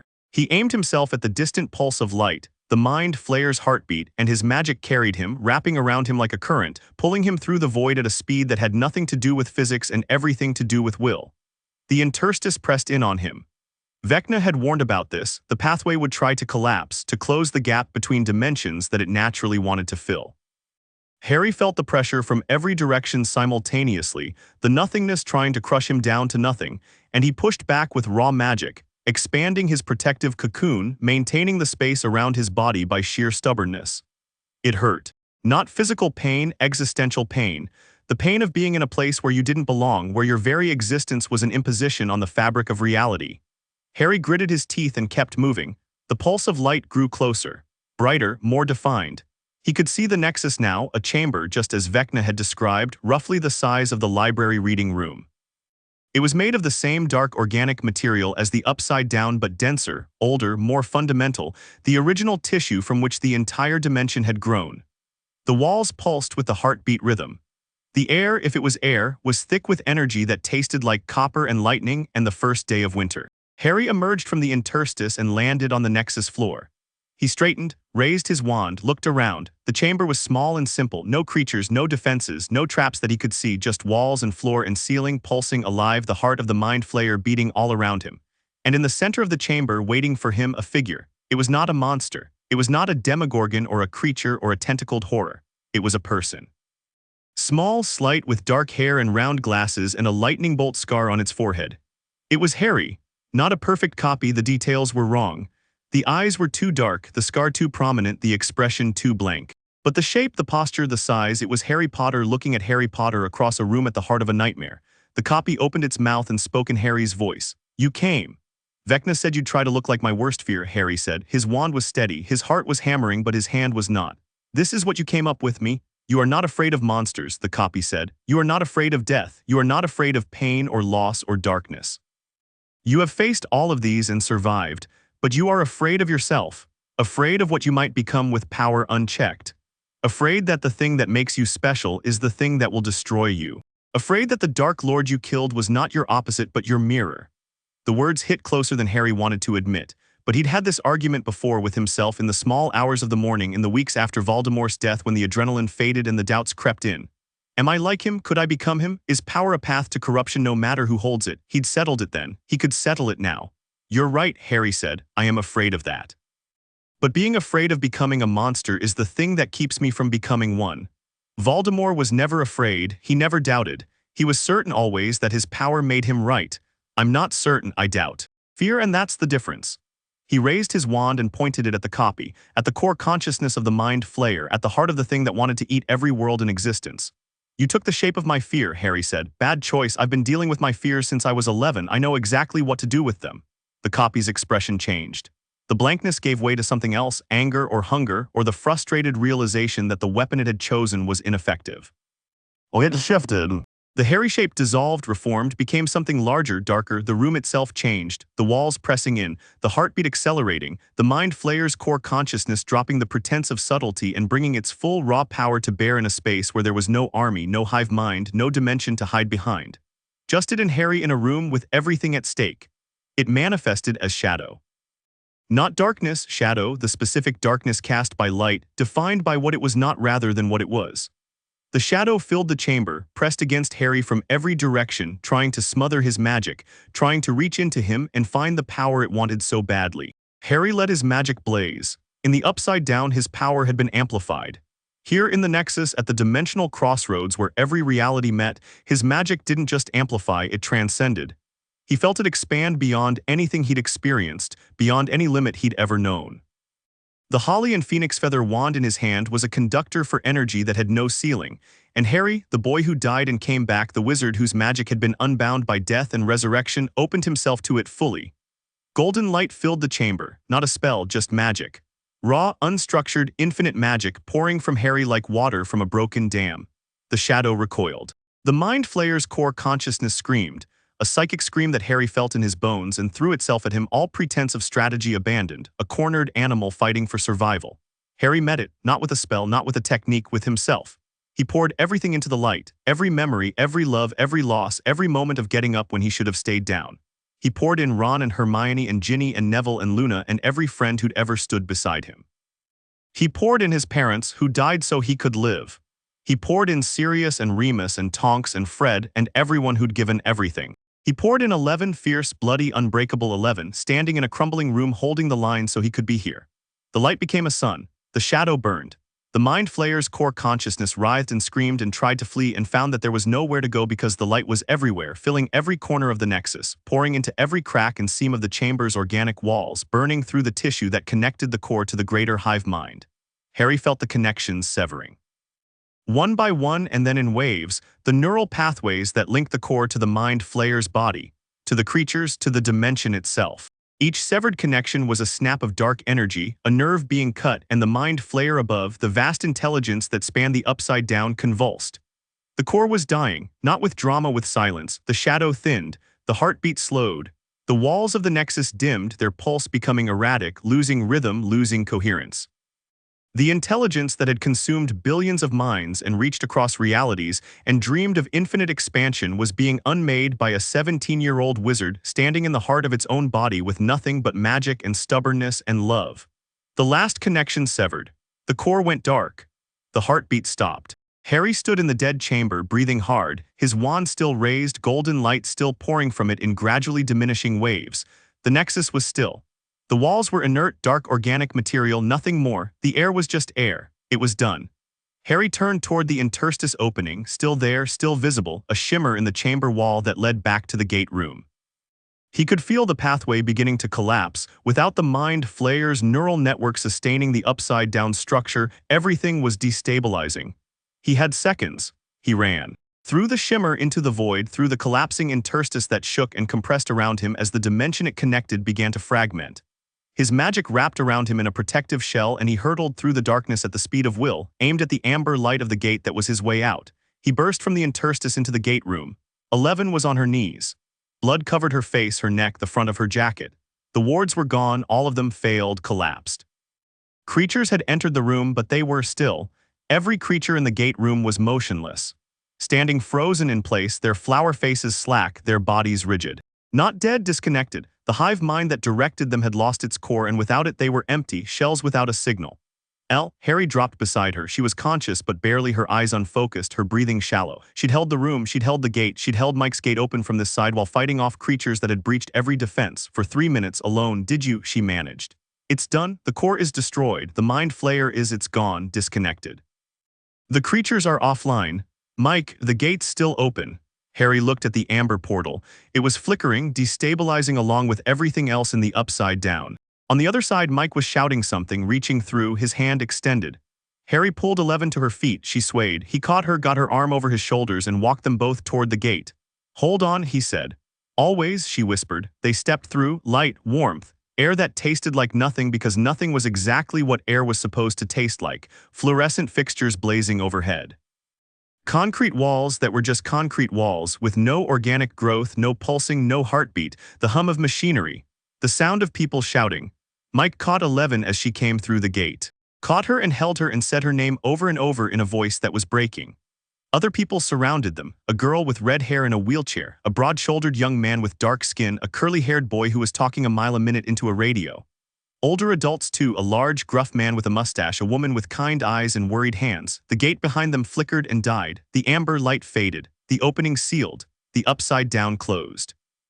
Harry stood in the bunker, in the real world, surrounded by people he didn't know, in a dimension that wasn't his, and watched a girl named after a number be held by the people who loved her. He sat down on the concrete floor. His body ached. His magic was spent, not empty, but lower than it had ever been. His wand hung loosely in his hand. He was alive. 11 was alive. The Mind Flayer's core was destroyed. It wasn't over, he knew that. Vecna was still out there, the Upside Down still existed, the gates between dimensions were still unstable. But the intelligence that had been reaching across realities, the thing that had wanted to consume every world, the thing that had lured him through a door in the Department of Mysteries, that was gone. For now, it was enough. Harry leaned his head back against the wall, closed his eyes, and let out a breath he felt like he'd been holding since he fell through that black door in the Ministry of Magic. And in the Upside Down, in the silence left by the Mind Flayer's disconnection, a different intelligence stirred. Vecna, standing in the wreckage of the hive mind he'd created, felt the core die, felt the neural network fragment, felt the billions of absorbed consciousnesses scatter like leaves in wind, and smiled. The Mind Flayer was gone. The hive mind was leaderless. And Henry Creel, number 1, was still connected to every remaining creature, every tendril of growth, every functioning node of the network. All it needed was a new core, and he was standing right where it used to be. Chapter 4, Cathedral of Thorns. Harry woke on a couch that smelled like coffee and laundry detergent and something floral that he couldn't identify. For 3 disoriented seconds he had absolutely no idea where he was, and his hand closed around his wand with the reflexive speed of someone who'd spent too many nights sleeping in places where waking up confused could get you killed. Then the memories settled. The Upside Down. The Nexus, the gate, 11 bleeding and Mike catching her and the amber light dying behind them. Hawkins. He was in Hawkins, Indiana, in a house that belonged to someone he hadn't met yet, on a couch that was too short for him but infinitely more comfortable than a library floor in a dead dimension. Daylight, actual, honest sunlight poured through windows with actual curtains, and somewhere nearby someone was making actual food that smelled like eggs and toast and everything good in the world. Harry sat up. His body protested comprehensively, every muscle stiff, every joint aching, the deep bone tiredness of magical exhaustion sitting on him like a weighted blanket. His wand arm tingled, his head throbbed. But he was alive and in one piece and in a world that had a sun. He found his glasses on the coffee table. Someone had taken them off his face while he slept, which was either very kind or very trusting, and put them on. The room sharpened into focus. A living room, modest, comfortable, lived in. Photographs on the mantelpiece above a fireplace that looked real rather than decorative. A TV in the corner switched off. Books on a shelf, a mix of paperbacks and hardcovers. A kid's drawing taped to the wall near the hallway, crayon, enthusiastic, depicting what appeared to be a dinosaur fighting a spaceship. American, middle class. Normal, in a way that felt almost aggressive after 2 days in a dimension that was the antithesis of normal. Harry stood, steadied himself against a brief wave of dizziness, and followed the smell of food. The kitchen was small and packed with people. 11 was sitting at the table. Someone had cleaned the blood off her face and she was wearing different clothes, a flannel shirt too large for her, sweatpants, thick socks. She looked better. Not good, the dark circles were still there, the exhaustion still visible in the set of her shoulders, but better. She was eating scrambled eggs with the focused intensity Harry recognized from their meals in the library. Next to her, so close their shoulders touched, sat the boy from the gate. Mike. Harry got a better look at him now. Tall, thin, dark hair that flopped across his forehead.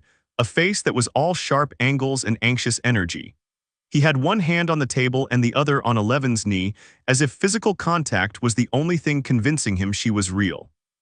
The curly-haired boy, Dustin, Harry remembered 11 calling him, was at the counter, gesturing with a spatula and talking with the rapid-fire enthusiasm of someone who had been waiting to talk for several hours and had finally found an audience. And the electromagnetic readings were completely off the charts. I mean, we're talking about energy signatures that don't correspond to anything in the known spectrum, and that's before we even factor in the "oh, he's awake."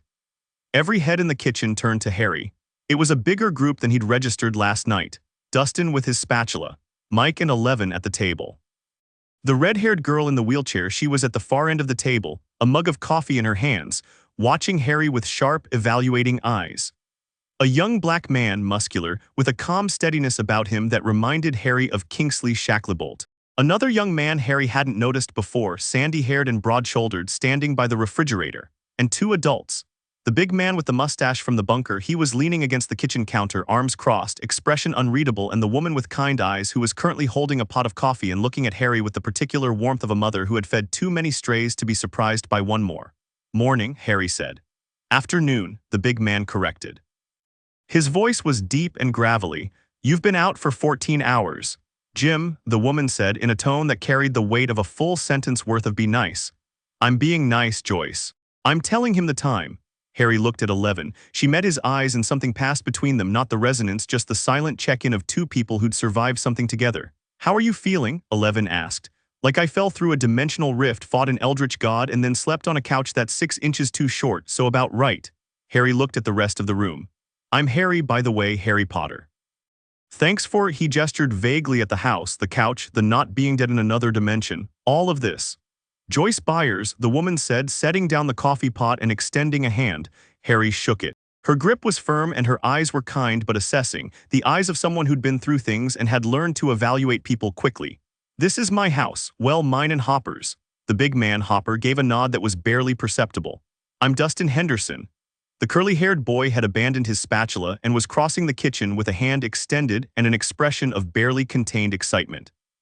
And I have approximately 7,000 questions about interdimensional magic, the nature of your wand as a focusing instrument, and whether you've considered the implications of your abilities vis-a-vis quantum field theory. Harry shook his hand. I understood about half of those words. That's fine, we can start with the basics. Dustin was practically vibrating. Can you actually conjure matter from nothing? Because if so, that violates the first law of thermodynamics and I need to know the mechanism. Dustin, this from Mike, who hadn't moved from 11's side. Maybe let the guy eat something before you interrogate him. I'm not interrogating, I'm inquiring. There's a scientific difference. There really isn't, said the red-haired girl from the end of the table. She was watching Harry with those sharp eyes, green, he noticed, under lashes that were almost copper. Max, she said. Max Mayfield. And before Dustin gives himself an aneurysm, yes, we all have questions, but the main one is that thing actually dead? The kitchen went quiet, not silence. The refrigerator hummed, a clock ticked somewhere, the house creaked in the wind, but the human sound stopped. Everyone was looking at Harry. The Mind Flayer's core consciousness is destroyed, Harry said carefully. I burned it out at the Nexus. The neural network that connected it to the hive mind is severed. But the Upside Down itself still exists. It's a dimension, not an organism. And the creatures in it are still there, just disconnected from central control. So they're leaderless, Lucas said. The calm young man by the refrigerator. He had the tone of someone who thought in military terms. No hive mind directing them, they're just animals now. Essentially, yes, without the Mind Flayer's intelligence guiding them, the Demogorgons and the other creatures should revert to basic predatory behavior, dangerous but not organized, not strategic. And Vecna, 11 said. The kitchen went even quieter. Harry saw the reaction ripple through the room, Mike's hand tightening on Elle's knee, Hopper's arms uncrossing slightly, Max's jaw setting, a shadow passing through Lucas's calm expression. The name carried weight here, history and pain. Still in the Upside Down, Harry said. He gave us information to reach the Nexus. His price was survival. He wanted us to destroy the Mind Flayer and leave him in control of whatever was left. And you agreed to that? Hopper's voice was flat and hard. We used his information. We didn't promise him anything. Henry Creel is a psychopath, Hopper said. He killed children. He tried to end the world twice. Whatever he told you, whatever deal you think you didn't make, he's going to consider you in his debt and he's going to collect. Harry met Hopper's eyes without flinching. The man was intimidating, physically large, with the authority of someone who'd been in law enforcement and the additional edge of someone who'd survived the Upside Down himself. But Harry had faced Voldemort and Snape and Mad-Eye Moody, and intimidating people were just people with louder voices. I'm aware of what he is, Harry said. 11 made it very clear, and where I come from we have a long and painful history of using information from untrustworthy sources. Sometimes it's necessary. But that doesn't make the source an ally, it makes them a tool that you use carefully and then discard. Hopper stared at him for a long moment, then gave another barely there nod. Not agreement exactly, acknowledgement. Sit down, Joyce said in the universal tone of mothers who solve problems with food. Eat, then we'll talk about what happens next. Harry sat, Joyce put a plate of eggs and toast and bacon in front of him, and he ate with an enthusiasm that bordered on indecent. The food was simple and perfect, real food, hot food, food made by a human being in a real kitchen with real ingredients. After 2 days of squashed sandwiches and chocolate bars, it was transcendent. While he ate, the group settled into what was clearly a familiar formation, a war council arrangement with everyone in the kitchen, everyone with a role. Dustin was at the counter with a laptop open, pulling up data. Mike and Elle were together as always. Lucas stood near the door, sentry position, Harry noted, the instinct of someone who'd learned to watch exits. Max was at the table with a notebook. Hopper and Joyce anchored the room, the adults in a group of young people who'd grown up too fast. Okay, Dustin said, turning his laptop around. Here's what we know. The gate we opened from our side, the one you came through, sealed itself approximately 40 seconds after you and Elle stepped through. The equipment we used is fried. Owen's entire rig completely burned out, so we can't just reopen it. How did you open it in the first place? Harry asked. Owens, he's the government liaison, sort of our handler, had experimental equipment designed to interact with the dimensional barrier. It was originally built to seal gates, but Dustin and I reverse-engineered the field dynamics to open one instead. This from the sandy-haired young man by the refrigerator, who Harry realized he hadn't been introduced to. Steve Harrington, the young man said, catching Harry's look.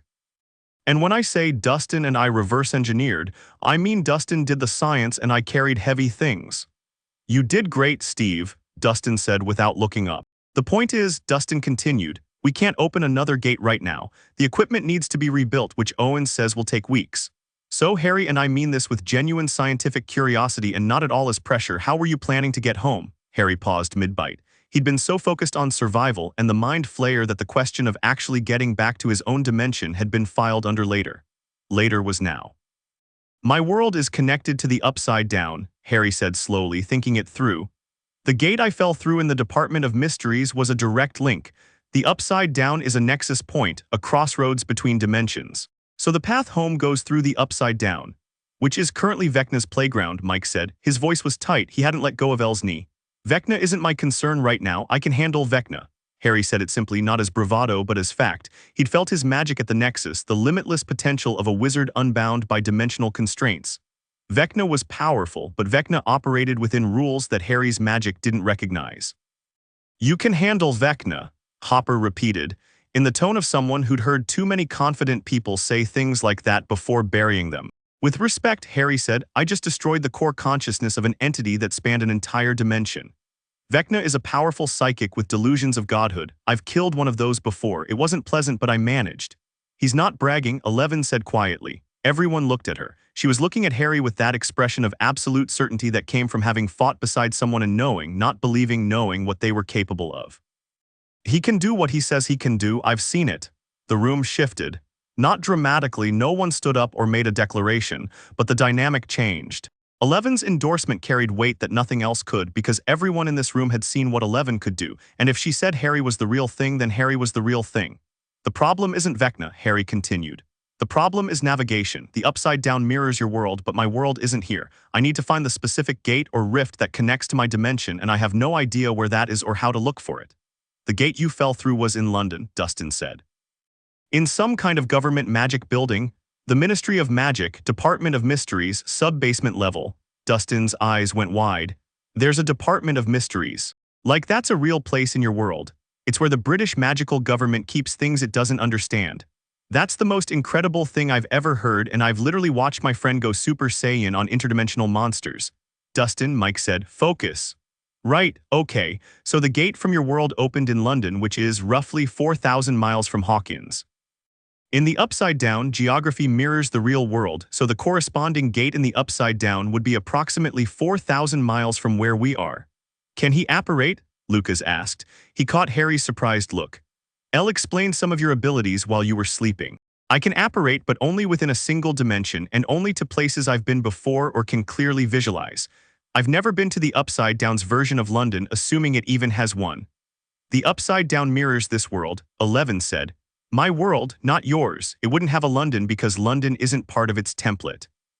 The gate you fell through opened in your world's London, but deposited you in the Upside Down's version of Hawkins because that's where the dimensional fabric is weakest. The gate was a bridge between your Department of Mysteries and the Upside Down's thinnest point, regardless of geography. Everyone looked at her. What? She said. I've been thinking about this for 3 days. There wasn't much else to do. She's right, Dustin said, rapidly typing. The dimensional membrane between the Upside Down and our reality is thinnest in Hawkins because of the original gate the one Elle opened when she was 12. That weak point acts like a drain. Any interdimensional connection, regardless of its origin point, would be pulled toward Hawkins. So Harry's gate opened in London but connected through the Upside Down's Hawkins hub. Which means the way back to my world also goes through Hawkins, Harry said, following the logic. I don't need to find my specific gate. I need to create a new one here at the thinnest point and aim it at my dimension instead of yours. Can you do that? Max asked from the end of the table. She'd been quiet, listening, her sharp eyes tracking the conversation like a tennis match. I don't know, Harry said honestly. Maybe. In the Upside Down, my magic was amplified, stronger than anything I've experienced. At the Nexus, it felt genuinely unlimited. If I can access that level of power again, I might be able to open a targeted gate to my own dimension. But I'd need to know the frequency, the specific dimensional signature of my world to aim at. Like tuning a radio, Dustin said. Exactly. I know the frequency of my world. I lived there for 17 years. I am that frequency. But translating that knowledge into a spell that can open a gate across dimensions, that's uncharted territory. No wizard has ever done it. No wizard has ever been to the Upside Down before, 11 pointed out. Fair point. And you wouldn't be doing it alone, she added. Mike's head turned sharply toward her. Elle, the resonance, she said, looking at Harry. When our powers combine, they create something neither of us can produce alone. Something that operates between dimensions. If you know the frequency of your world and I provide the dimensional bridge, the psychic connection to the space between realities, we could tune a gate together, Harry finished. You provide the infrastructure, I provide the destination, like you're building the radio and I'm selecting the station. Yes. Elle, no, Mike said. His voice was low but intense. You just got back, you almost died, you're not going back into the Upside Down. I don't have to go to the Upside Down. The resonance works here too, it's not dimension dependent. We just need to be at a weak point in the barrier. The old lab, the site of the original gate, which is in the Upside Down's territory, which is here in Hawkins in our world. The dimensional membrane is thin there from both sides. We go to the lab site, the real lab, not the Upside Down version, and we open a gate from this side targeted at Harry's dimension. And then he goes home. Mike looked at her with an expression that was equal parts love and frustration and fear. The expression of someone who had spent years watching the person they loved walk into danger and come back broken, and was trying very hard not to be the person who said you can't go because he knew she would anyway. You'd need Owen's equipment, Dustin said. Even with your powers, creating a targeted interdimensional gate requires some kind of technology to stabilize it. Otherwise, it's just a rift, uncontrolled, unstable, potentially opening to the wrong dimension or to the space between dimensions. How long to get the equipment working? Harry asked. Dustin chewed his lip. Owen said weeks, but that's Owen's being cautious. If I go in and rebuild the focusing array myself, bypassing the safety protocols that, let's be honest, mostly exist to cover the government's liability concerns, maybe 3 days. 3 days, Harry repeated. 3 days in a world that wasn't his. 3 days while his friends in his own dimension had no idea where he was or if he was alive. Ron would be losing his mind. Hermione would be methodically working through every possible explanation. Ginny, Harry's chest tightened. Ginny would be furious and terrified in equal measure, and she'd be hiding both behind a mask of competence because that was what Weasleys did. 3 days is fine, he said. You can stay here, Joyce said immediately. We have a spare room. It's small, but it's clean and the bed's decent. Mrs. Byers, Joyce, thank you, but I should probably keep a low profile. I'm a wizard from another dimension in a small American town. I don't exactly blend in. You blend in better than you think, Max said. British accent aside, you look like a normal teenager. Just don't do magic in the middle of Main Street and you'll be fine. She's right, Hopper said, and he sounded faintly annoyed at having to admit it. This is Hawkins. We've had gates to hell opening in our backyard for 5 years and somehow most of the town is still oblivious. One more weird thing isn't going to break the curve. Harry looked around the kitchen. At the people who were offering him shelter and food and help and trust, based on nothing more than Eleven's word and their own hard-won experience with impossible situations. Thank you, he said. All of you, don't thank us yet, Dustin said, already typing rapidly on his laptop. Thank us when you're home and the dimensional membrane is intact and I've published a paper on interdimensional energy resonance that wins me a Nobel Prize. Nobody's publishing anything, Hopper said. Academic censorship is a tool of the Dustin. Fine, no paper, but I'm keeping my notes. The meeting broke up organically, people drifting out of the kitchen in ones and twos, off to their respective tasks. Dustin disappeared to the buyer's garage with his laptop and a box of equipment that he'd apparently been storing there for exactly this kind of situation. Lucas walked Max out to a van parked in the driveway. She transferred from wheelchair to passenger seat with a practiced efficiency that spoke of long experience, and they drove off to coordinate with someone named Owens about lab access. Steve lingered, helping Joyce clean up the kitchen, asking Harry casual questions about wizard food that were clearly designed to be friendly rather than scientific. Mike and Eleven went to the back porch. Harry watched them through the kitchen window. They sat on the steps, close together, talking quietly. He couldn't hear the words, but he could read the body language. Mike leaning in, intense and worried, Eleven calm, steady, touching his face with one hand, the gesture of someone who had learned tenderness the hard way and practiced it deliberately. "She's different since she got back," Joyce said quietly. She'd come to stand beside Harry at the window, a dish towel in her hands. Not bad different, just different, more settled, like something fell into place. "She found someone who understood her," Harry said, and then felt self-conscious about the presumption. "I mean, I know what you mean, and you're right. Elle has people who love her, a lot of people, a lot of love. But understanding is different from love. You can love someone without understanding what they carry." Joyce looked at Harry with eyes that saw more than he was comfortable with. "She said you died once and came back." "Yes, she did too, not literally, not like you, but close. After the battle with Vecna 3 years ago, her heart stopped. They brought her back, but she was gone for a while, not physically, inside." Joyce folded the towel carefully. "She's been rebuilding herself since then, piece by piece. And you, whatever happened in there, whatever you two went through, I think you helped her find one of the pieces she was missing." Harry didn't know what to say to that. He was saved by Steve, who dropped a plate with a clatter and then spent 30 seconds apologizing to it. The afternoon passed in a strange limbo. Harry was stranded, present but not belonging, welcomed but temporary. He helped where he could, reinforcing the house's security with subtle ward charms that he wove into the doorframes and windowsills when no one was watching, charming the locks to resist forced entry, layering a mild muggle-repelling charm on the property's perimeter that would make passing strangers feel a vague inclination to look elsewhere. Joyce noticed the wards, not directly, but she paused at the front door, tilted her head and said, "Huh. This feels safer than usual." Harry didn't explain. Dustin emerged from the garage periodically to ask Harry questions that ranged from profound to absurd.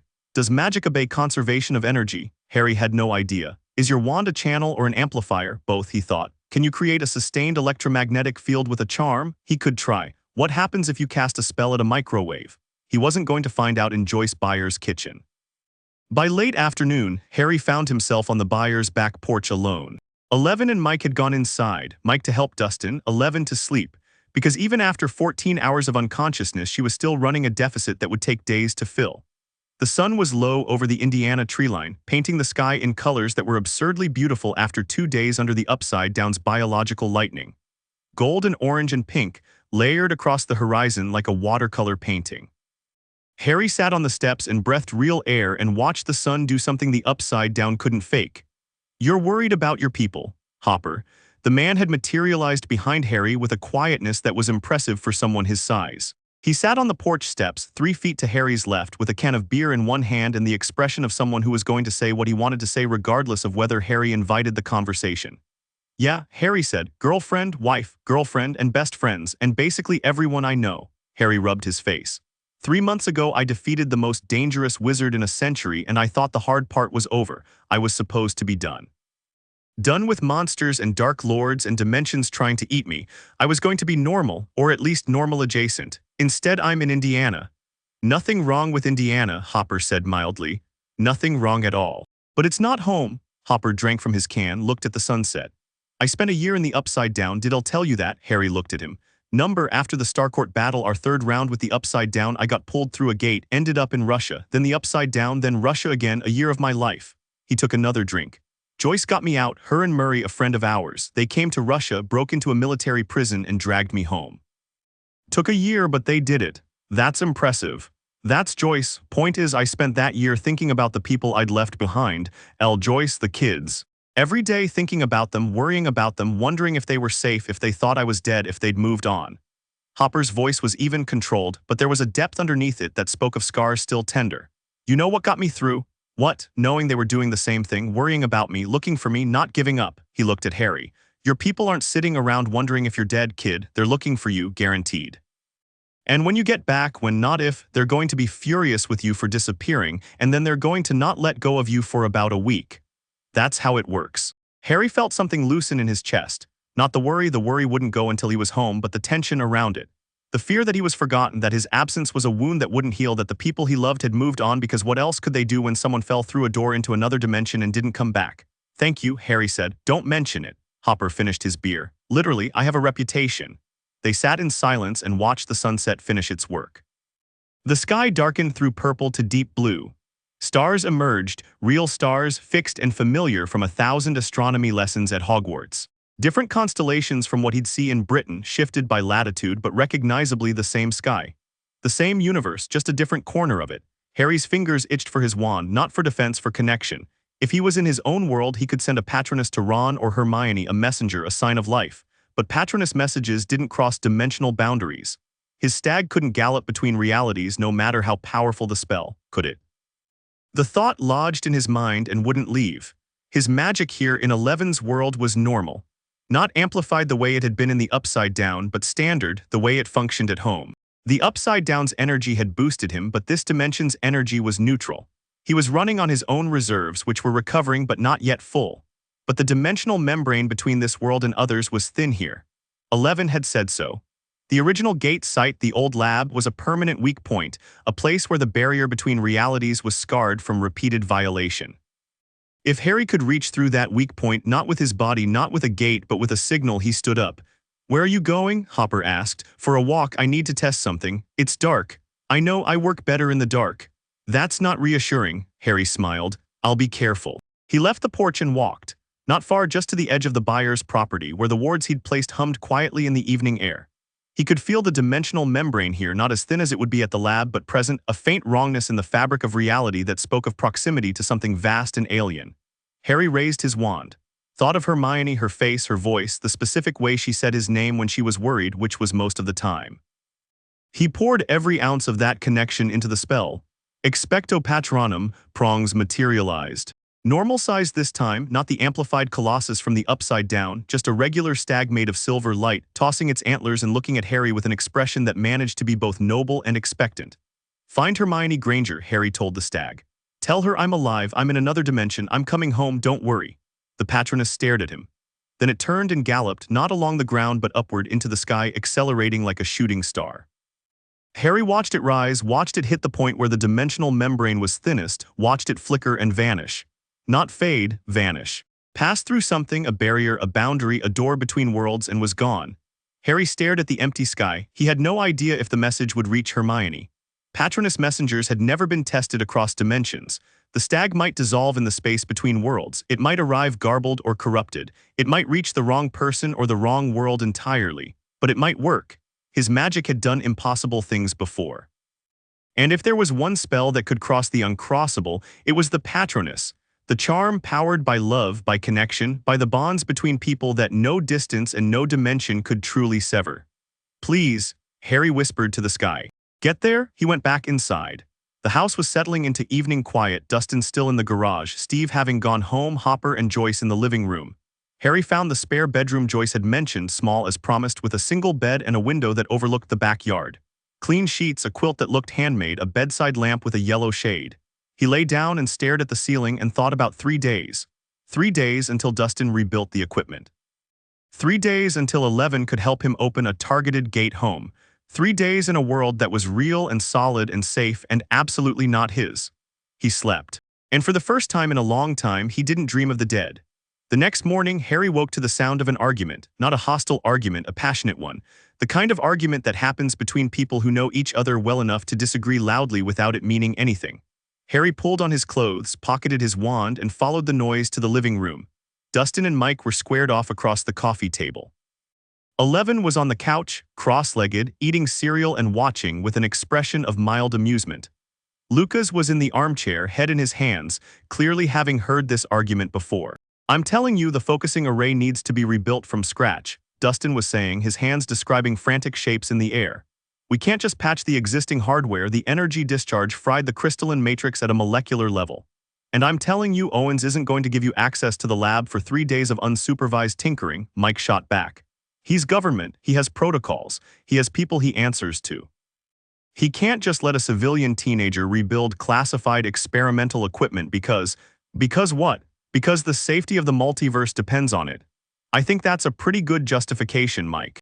I agree, but Owens has bosses who don't know about the multiverse and who would really prefer that their secret interdimensional research facility not be operated by a high school graduate with no security clearance. I have a security clearance. Owens gave me provisional clearance for consultation, not for rebuilding the entire gate array. Harry looked at 11. She looked back, raised her eyebrows, took another bite of cereal. How long have they been at this? Harry asked. 40 minutes, she said. Is this productive? Sometimes, they argue their way to solutions, it's how they work. Harry sat on the arm of the couch and watched the debate continue. It was, he had to admit, oddly comforting. It reminded him of Ron and Hermione, the same dynamic of passionate disagreement between people who fundamentally respected each other, the same pattern of collision and resolution that produced better ideas than either person would reach alone. What if, Harry said into a pause, you don't need the full gate array? Both Dustin and Mike turned to him. The array is designed to open and stabilize an interdimensional gate, Harry said. A full portal big enough for people to walk through, stable enough to stay open for minutes at a time. But I don't need a full portal. I just need a targeted rift, a small, controlled opening aimed at my specific dimension. 11 and I provide the power. All we need from the technology is the stabilization component, something to keep the rift from collapsing or expanding uncontrollably. Dustin's mouth opened, closed, opened again. Harry could practically see the calculations running behind his eyes. A stabilization frame, Dustin said slowly. Not a focusing array, just the containment field. That's a fraction of the original setup. I could build that with the backup components we have in storage. It wouldn't be elegant, but how long? Harry asked. If I start now, tonight, maybe tomorrow morning. Do it? Dustin looked at Mike. Mike looked at Dustin. Some silent communication passed between them, the kind of wordless exchange that only happens between people who have been friends since childhood. I'll call Owens, Mike said. Get us lab access for tonight. I'll start on the components. Dustin was already heading for the garage. Harry, I'm going to need you to cast some spells at things so I can calibrate the field harmonics to your magical signature.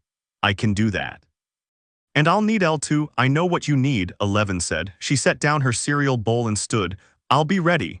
The day became organized chaos.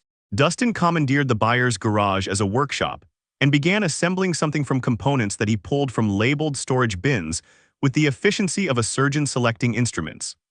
Harry stood beside him and cast spells when instructed, small, precise charms directed at sensor equipment that Dustin had jury-rigged to measure magical energy output. Each spell produced a reading on Dustin's laptop, and each reading made Dustin either whoop with excitement or frown in deep thought with no middle ground. Your magic operates on a wavelength I've never seen, Dustin said, staring at his screen. It's not electromagnetic, it's not gravitational. It's not any of the four fundamental forces. It's something else, a fifth force, a new form of energy entirely. In my world, we just call it magic, Harry said. That's so unhelpful and yet so appropriate. Dustin typed furiously. Okay, the good news is your energy signature is extremely distinct. It's not going to get confused with background radiation or the upside down's energy or else psychic frequency. When we calibrate the stabilization frame to your signature, it'll lock onto your dimension like a compass locks onto north. And the bad news?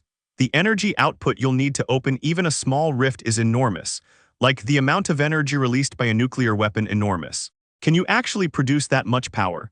In the upside down, yes, here, Harry considered. With the resonance, maybe. Elle and I together produce more than the sum of our parts, and if we're at the old lab where the membrane is thinnest, the energy requirement drops because we're not punching through the full barrier, just the thin spot. Thin is relative. Even at its thinnest, the dimensional barrier is a fundamental property of spacetime. You're basically asking to poke a hole in the fabric of reality using willpower and good vibes. That's essentially what magic is, yes. Dustin stared at him. Then he grinned, the wide, unguarded grin of someone who had found the most interesting problem of his life and was having the time of his life solving it. I love this, Dustin said. I love everything about this. This is the best day of my life. Don't tell Steve I said that. By mid-afternoon, Dustin had the stabilization frame assembled, a contraption of metal rings, crystalline matrices, and what appeared to be repurposed satellite components, all wired to a power supply and a control console. It looked like something a mad scientist would build in a movie about mad scientists, and Harry loved it instantly. It's ugly, Dustin acknowledged. But it'll work, probably. 80% chance. 80? Okay, 75, but that's a solid 75. Mike secured lab access through Owens, a series of increasingly tense phone calls that Harry overheard fragments of involving phrases like dimensional integrity, controlled experimental procedure, and I don't care what Washington thinks, Sam, we need 12 hours. Owens apparently agreed because by evening they had a window, midnight to noon, the old lab facility, full access, no questions asked. The group assembled at the buyer's house at 10 p.m. Everyone was there, Dustin with his equipment, Mike and Lucas for support, Steve as transport. He owned a van that could fit the stabilization frame. Max on comms, Hopper and Joyce as the adults who were constitutionally incapable of letting any of these kids do anything dangerous without supervision. And 11, who had spent the afternoon resting and was now standing in the buyer's living room looking more alert and focused than Harry had seen her since the Upside Down. Okay, Dustin said, standing in front of the assembled group like a general briefing his troops. Here's the plan. We drive to the old lab. We set up the stabilization frame in the gate room, sublevel 3, same location as the original gate. Harry and Elle combine their powers to open a targeted rift aimed at Harry's dimension. The stabilization frame keeps the rift controlled and prevents it from expanding or collapsing. Harry steps through, we shut down the rift, everybody goes home. And if something goes wrong, Lucas asked, define wrong. The rift opens to the wrong dimension. The rift doesn't open at all. The rift opens and something comes through from the other side. Vecna shows up. The Upside Down reacts. Literally anything that isn't the plan working perfectly. If the rift opens wrong, I shut down the stabilization frame and it collapses safely. That's what the frame is for, controlled failure modes. If the rift doesn't open, we try again with more power. If something comes through, we have Harry and Elle, who are, and I say this as a scientist, the two most powerful beings I've ever encountered, and they can handle whatever shows up. If Vecna shows up, I'll handle Vecna, 11 said. Elle, Mike started. If he comes, I handle him. That's not a discussion. Mike's jaw worked. He wanted to argue. Harry could see it, the words forming, the objection building. But Mike looked at 11's face and saw something that stopped the argument before it started.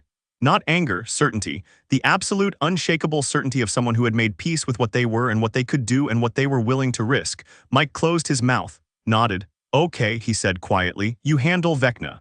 They loaded the equipment into Steve's van. Dustin rode shotgun, navigating. Harry sat in the back with 11, the stabilization frame between them, its metal and crystal components rattling with every bump in the road. Harry, 11 said as the van pulled out of the buyer's driveway. Yeah, the Patronus you sent last night, did it work? Harry looked at her. How did you know about that? I felt it, the psychic signature. You sent something, a message, a signal through the dimensional barrier. I sent my Patronus to a friend, a messenger spell. I don't know if it got through. It did, 11 said. I felt it cross the barrier. It was faint like a whisper, but it went through. Your friend received something. Harry's heart lurched. You're sure? I'm sure. I felt the echo when it arrived, a burst of recognition on the other side. Someone received your message. Harry leaned back against the van's wall and breathed. Hermione knew he was alive. She knew he was coming home. Which meant Ron knew and Ginny knew, and the entire machinery of the British magical world was probably being mobilized right now to figure out where he was and how to get him back. He wasn't alone. He'd never been alone. That was the lesson he kept learning, over and over, from every nightmare and every battle and every dimension. The people who loved him were always reaching for him. The drive to the lab took 20 minutes.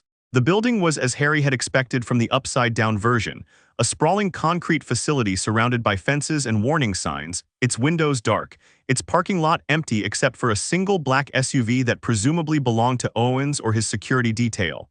A man met them at the gate. Middle-aged, neat, with the practiced calm of someone who managed crises for a living. He shook Hopper's hand, nodded at the kids as if interdimensional experiments conducted by teenagers were a normal part of his workday. And at this point, Harry suspected they were, and led them inside. 12 hours, the man Owens presumably said as they walked through sterile corridors that reminded Harry uncomfortably of the Ministry of Magic. After that, I have to report to Washington, and I'd rather not report that we opened another hole in reality. Understood, Dustin said. This won't take 12 hours, probably. That's what you said last time. Last time worked out. Last time cost me $40 million in equipment and my deputy director's confidence in my judgment. But it worked. They set up in sublevel 3. The gate room was different in the real world, clean concrete instead of organic growth, functioning lights instead of darkness, modern equipment lining the walls. But the crater in the center was the same. The scar of the original gate, now paved over and reinforced but still there, still a wound in the dimensional fabric that had never fully healed. Dustin assembled the stabilization frame in the center of the room, directly over the crater's location. The metal rings expanded into a 7-foot circle.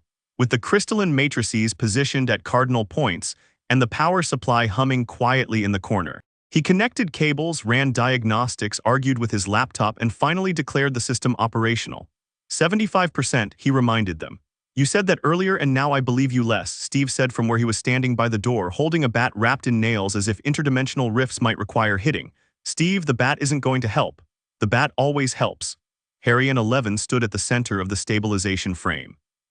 The metal ring surrounded them chest-high, with the crystalline matrices glowing faintly at their periphery. The power supply hummed.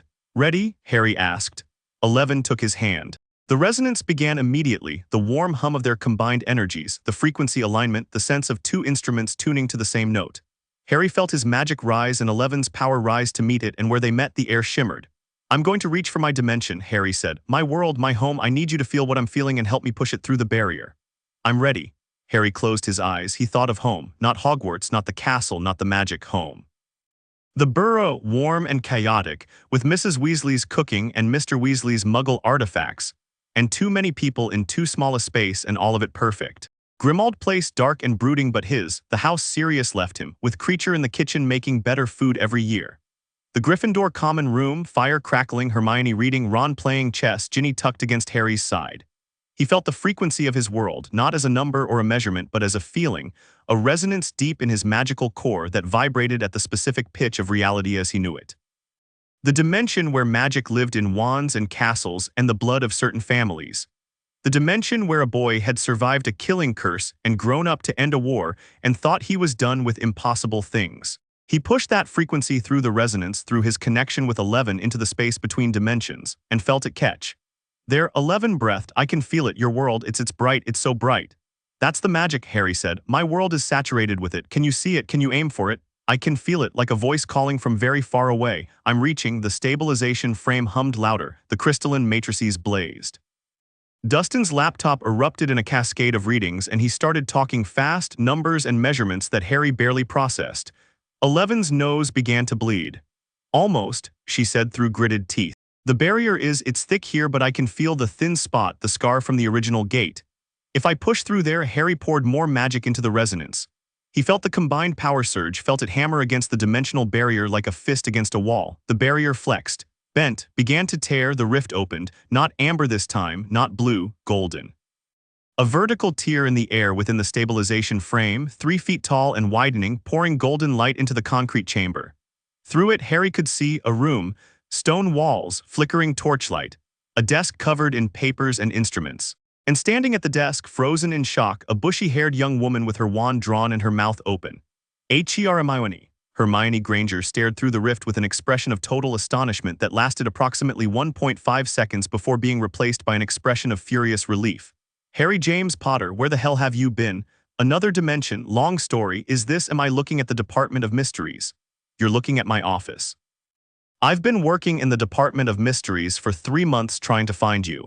Your Patronus arrived yesterday and scared me half to death, and I've been running dimensional resonance scans ever since. And she stopped, looked at the rift, looked at the stabilization frame visible around its edges, looked at Eleven standing beside Harry, nose bleeding, hand clasped in his.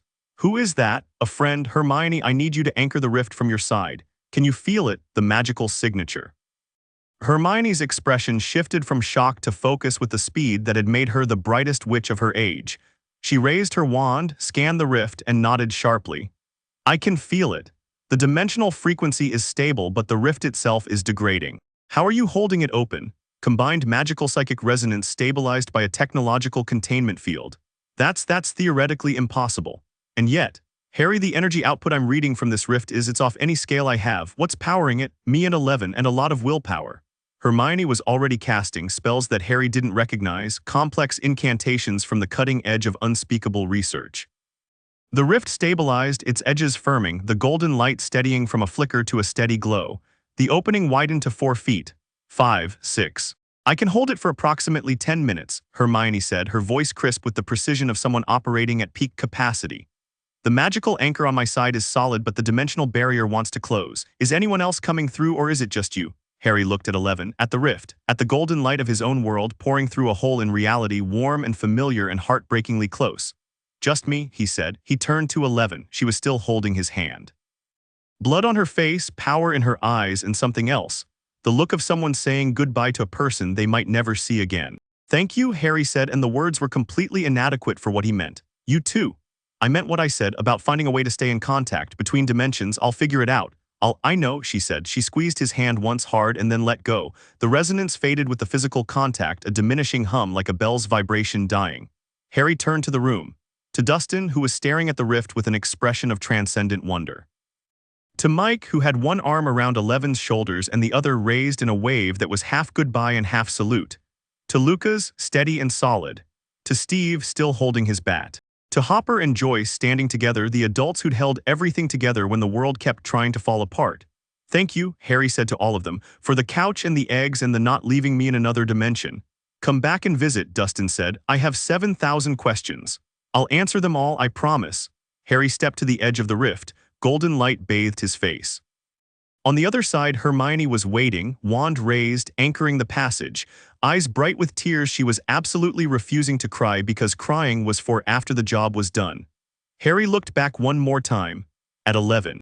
She was watching him with those dark, fierce eyes, Mike's arm around her, blood on her face, standing in a room full of people who loved her. Not alone, Harry thought. Neither of us, not ever again. He stepped through. The transit was nothing like the Upside Down's violent passage. It was warm. A momentary dissolution, a flash of golden light, and then he was standing on a stone floor in a room that smelled like parchment and old magic and Hermione's particular blend of anxiety and competence. The rift closed behind him with a soft sound, like a book closing. Hermione hit him like a small, bushy-haired cannonball.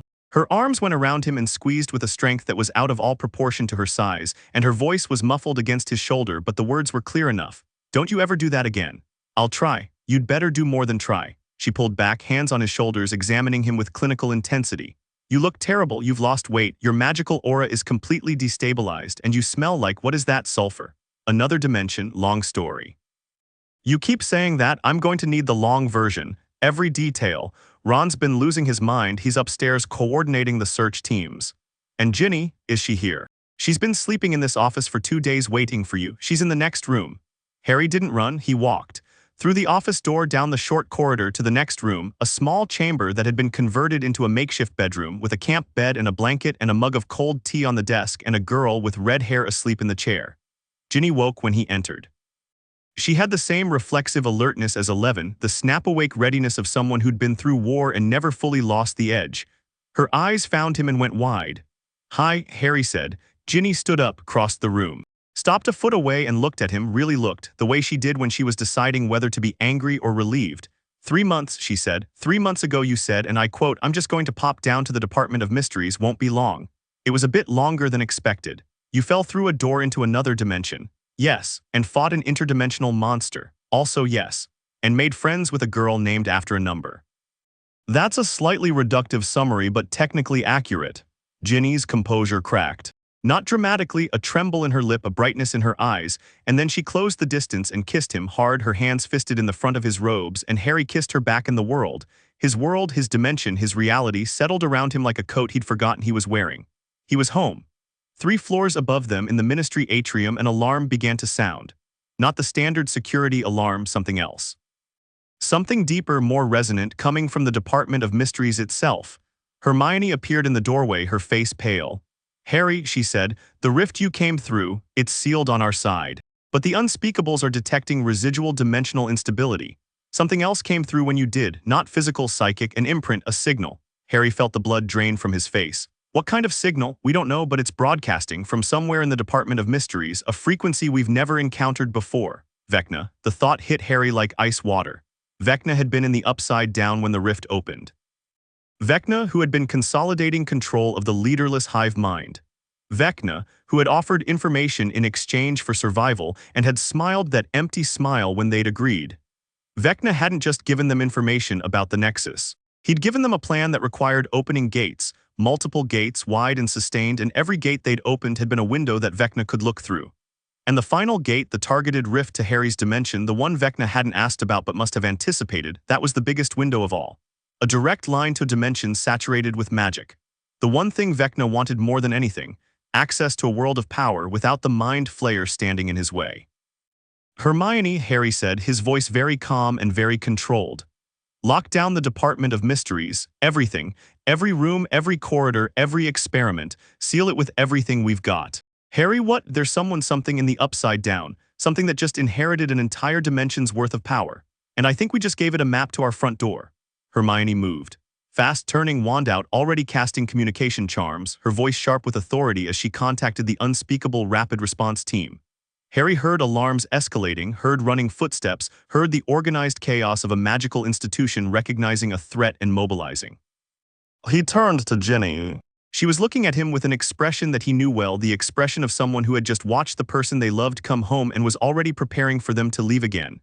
Don't, she said. I have to. I know I hate it, but I know. She straightened, drew her wand.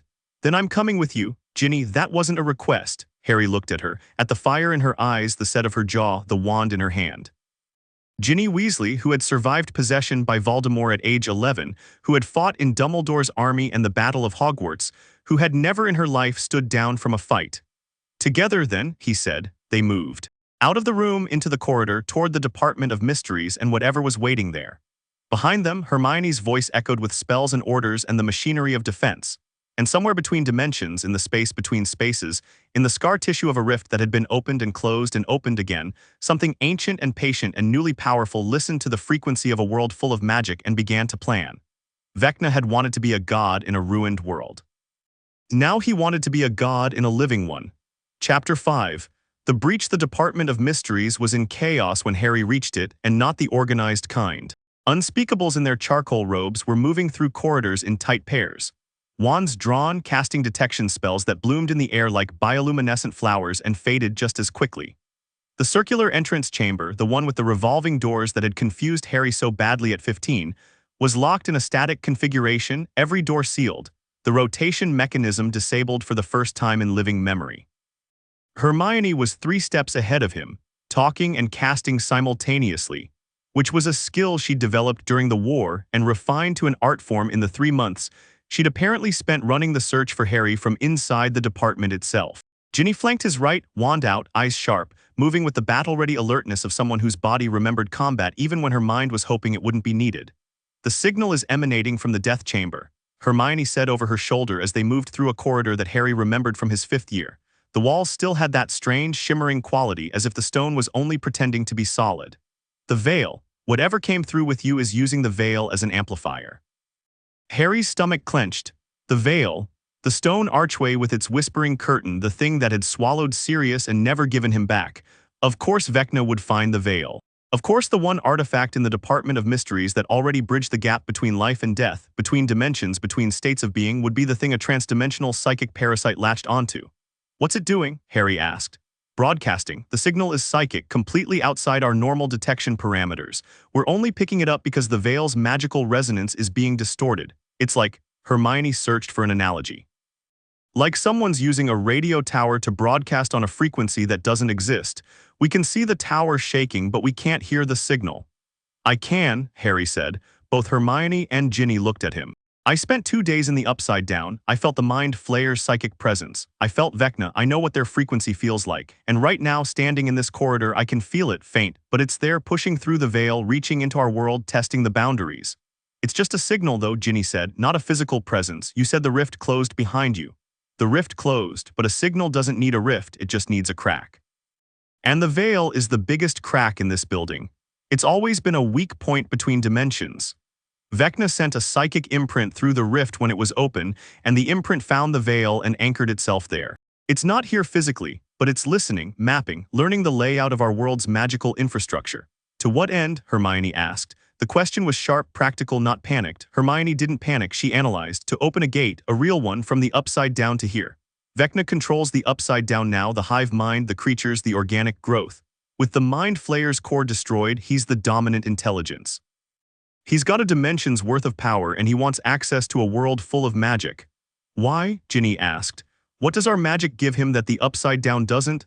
Everything. The Upside Down is entropy, decay, consumption, darkness. It's powerful but limited.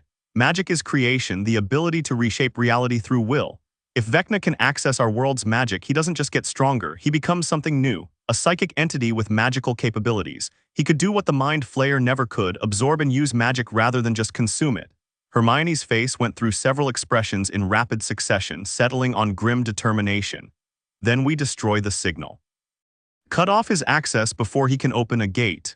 It's anchored to the veil. Can you destroy the veil? Nobody knows what happens if you destroy the veil. It's been studied for centuries without anyone reaching a conclusion about what it actually is or what it connects to. Destroying it could do nothing, or it could tear a hole in the fabric of magical reality.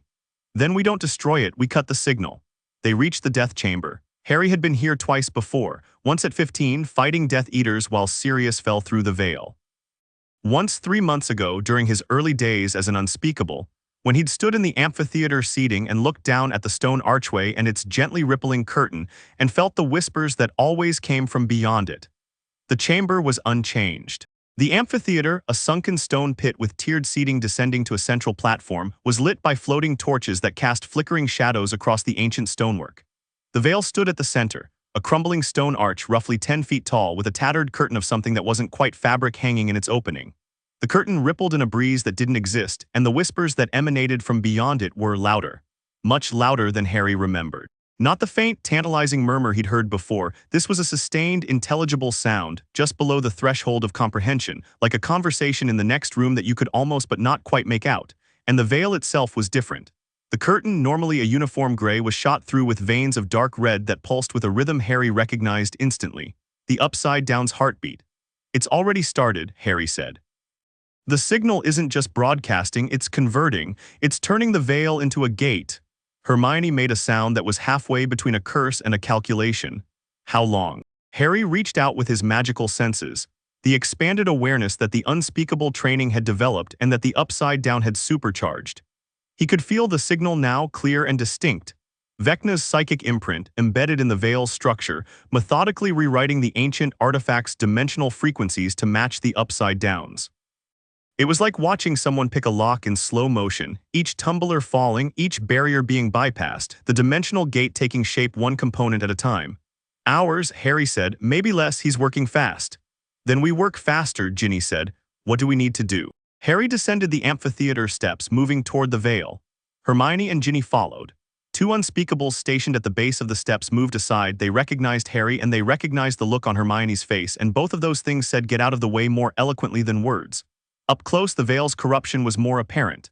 The dark red veins in the curtain pulsed faster as Harry approached, responding to his magical signature, which the signal had been calibrated to recognize.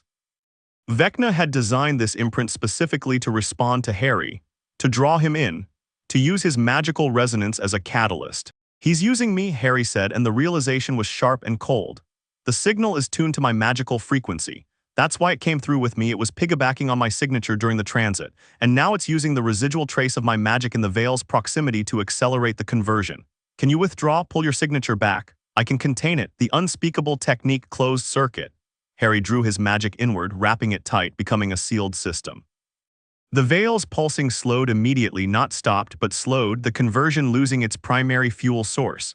"That buys us time, but the signal is still working. It's just slower without me feeding it." "We need to disrupt the signal itself," Hermione said.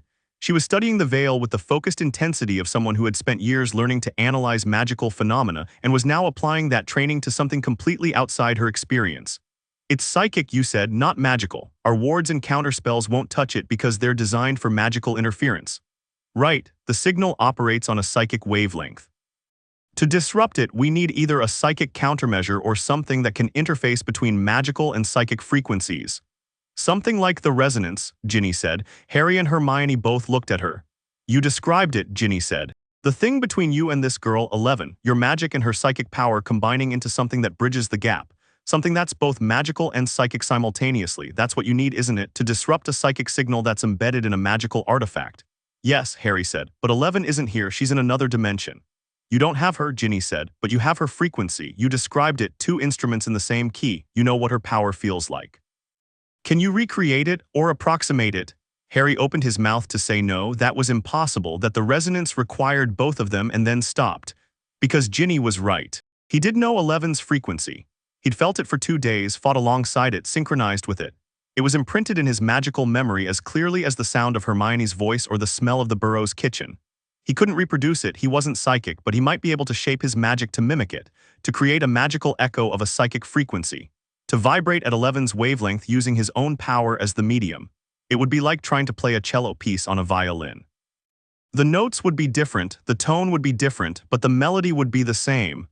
"I can try," Harry said. He stepped closer to the veil. The whispers intensified, not the dead speaking but Vecna's signal, a sustained psychic broadcast disguised as the veil's natural emanations. Harry could hear it now, almost words, almost meaning the patient instruction of an intelligence that was teaching an ancient artifact to become a doorway to hell. Harry raised his wand. He didn't point it at the veil, he pointed it at himself. At his own chest, at the core of his magic, at the place where his power lived and breathed and defined who he was. He thought of 11, not the abstraction of her, not her power or her abilities or her role in the fight. Her. The girl who'd thrown him into a car and then handed him a glass of water. The girl who'd fallen asleep in a dead library because he'd offered to keep watch. The girl who'd smiled in a forest full of monsters because every fight brought her closer to home. The fierceness and the vulnerability and the humor she tried to hide and the pain she didn't quite manage to. The way she said always like it was a promise and not a word. He felt the resonance stir. Not full, not the amplified harmonic of their combined powers, but an echo. A memory of that frequency, stored in his magic like a song stored in muscle memory. His magic shifted, adapted, found the wavelength it had shared with 11's power and began to vibrate at that frequency. It was the strangest thing he'd ever done with magic. Not a spell, not a charm, not transfiguration or enchantment or any of the categories he'd been taught. This was magic as empathy, shaping his power to mirror someone else's, becoming a bridge between what he was and what she was, occupying the space between magic and psionics that the resonance had created. The veil reacted. The dark red veins in the curtain flickered, destabilized by a frequency they hadn't been programmed to handle. Vecna's signal was calibrated for Harry's magic and for the upside-down psychic energy, but it wasn't calibrated for the resonance. The combined magical psychic frequency was something Vecna had observed but never fully understood, and its sudden appearance in the veil's structure was like static on a radio, interference that degraded the signal's clarity. Harry pushed harder, the echo frequency strengthened. He felt his magic straining. This was not a natural application of his power, not something Holly and Phoenix Feather was designed to channel, but it held. The frequency held. The veins in the veil's curtain began to fade. The pulsing slowed, the whispers diminished, then Vecna pushed back. The signal surged not from the veil but through it, from the upside down itself, from the full weight of a dimension that was now under Vecna's control. The whispers became a voice. That voice, deep, cultured, precise, the voice that had spoken in the library, that had offered information and demanded survival. "Impressive, Harry Potter, but you're playing her note on the wrong instrument. The resonance requires two, you are one." "One's enough," Harry said through gritted teeth. His magic was burning, the echo frequency demanding more power than he'd anticipated, the strain of mimicking another type of energy taking a physical toll. His wand hand was shaking. "Is it? You're already faltering. I can feel it, your magic buckling under the weight of a frequency it wasn't designed to carry. You'll burn yourself out before you disrupt my work, and then the veil will be mine and through it your world." Harry felt the truth of it. The echo frequency was unsustainable. He couldn't maintain it alone, not for the sustained duration needed to fully disrupt the signal. 11's power had been the other half of the equation, the complementary force that made the resonance stable. Without her, the frequency wobbled, degraded, demanded ever-increasing amounts of magic to maintain. "Harry," Hermione said from behind him. Her voice was calm but urgent. "Your magical output is spiking beyond safe parameters. If you keep pushing, I know, you need to stop. If I stop, the signal reasserts, the veil converts, Vecna gets his gate. Then we find another way, we evacuate the department, we seal the chamber, we seal it with what? The signal is psychic, our seals are magical, nothing we have can contain this except the resonance." "Then we get the resonance," Ginny said. Harry broke concentration long enough to look at her. She was standing to his left, wand at her side, face set with an expression he'd seen before, the expression she wore when she decided something and the universe could either accommodate her or get out of the way. "We contact 11, Ginny said, "right now through the veil. The veil connects to, we don't even know what the veil connects to. It connects to somewhere between dimensions. You said the upside down is a nexus between worlds. The veil is a gateway between states of existence. They overlap. If Vecna can send a signal through the veil to the upside down, then 11 can receive a signal through the upside down from the veil. She's in Hawkins, in her dimension, not in the upside down. But she's sensitive to the upside down. You told us she opened the original gate. She's psychically connected to the space between dimensions. If you send a signal through the veil using the resonance frequency, she'll hear it. She heard your patroness, she'll hear this." Harry stared at Ginny. Behind him, the veil pulsed with Vecna's signal, the dark red veins brightening as his disruption wavered. The clock was ticking, the conversion was accelerating. "You're brilliant," he said. "I know, do it." Harry turned back to the veil. He raised his wand, not at the veil this time but into it, pointing through the curtain into the space beyond, into the gap between dimensions where the Whispers lived. He thought of 11, not the memory of her, the connection to her. The resonance wasn't just a phenomenon, it was a bond. A line of communication between two people whose powers had found each other across the impossible distance between worlds and decided to harmonize. That line didn't disappear when they separated. It attenuated, it stretched thin. But it was still there, still vibrating at the frequency they'd created together, still connecting wizard and psychic across the void. Harry sent his magic along that line, not a Patronus, something more fundamental. A pulse of pure magical energy shaped to the resonance frequency carrying a single simple message, "I need you." The pulse left his wand, entered the veil and vanished into the space between worlds. Silence. The veil whispered. Vecna's signal pulsed. Harry held his breath. Then from very far away, from across dimensions, across realities, across the entire impossible distance between one world and another, he felt an answer. A pulse of psychic energy shaped to the resonance frequency, carrying a single simple message back. "I'm here." Harry laughed. He couldn't help it, a short, sharp bark of laughter that echoed in the death chamber and made Hermione and Ginny both stare at him. "She heard me," he said. "She's there, she's listening." "Can she help from her dimension?" Hermione asked. "The resonance doesn't require proximity, it requires frequency alignment. If she can match the resonance frequency from her side and push psychic energy through the connection, I can combine it with my magic on this side. We become a bridge, two ends of the same signal spanning the gap between dimensions, creating the combined frequency right here in the veil." "That's," Hermione stopped, recalculated. "That's actually theoretically sound. The veil already bridges dimensional gaps. If you use it as a conduit rather than a target, running the resonance through the veil rather than at it, the resonance disrupts Vecna's signal from inside the veil's own structure, like an immune response. The veil fights off the infection itself." Hermione's eyes widened. "Do it now before Vecna realizes what you're doing." Harry faced the veil, extended his wand, opened himself to the resonance, not the echo this time, not the approximation, but the real thing. He could feel 11 on the other end of the connection, distant, faint, but unmistakably present. Her psychic energy was reaching through the space between dimensions, through the Upside Down's nexus point, through the cracks and scars that their adventures had left in the dimensional fabric, finding the veil and threading through it like light through a fiber optic cable. Their powers met inside the veil. The resonance ignited. It was different from every previous time. Not a weapon, not a shield, not a tool for opening gates or destroying monsters. This was the resonance in its purest form, two frequencies in perfect harmony, creating a combined vibration that filled the veil's internal structure and rang like a bell being struck. The sound was not audible, but Harry felt it in his bones, in his magic, in every cell of his body. A note of absolute clarity cutting through Vecna's signal like a knife through smoke. The veil's curtain blazed white. Not golden, not amber, pure, clear white, the color of the resonance itself. The color of two different kinds of power choosing to become one. The dark red veins didn't just fade, they burned away, Vecna's signal being overwritten by a frequency it had no defense against. Vecna screamed. Through the veil, through the connection, Harry heard it, the sound of something ancient and powerful being repelled from a foothold it had been certain it held. The signal collapsed. The psychic imprint that had anchored itself to the veil's structure dissolved, unmade by the resonance the way the Mind Flayer's creatures had been unmade in the forest. But Vecna didn't retreat quietly. "You think this changes anything?" The voice was ragged, furious, stripped of its cultivated calm. "I have an entire dimension at my command. I have the hive mind. I have the creatures, the growth, the gates. You've closed one door, I will find another. And another and another. I have eternity, Harry Potter. You have a lifetime. I will find my way into your world. It is inevitable."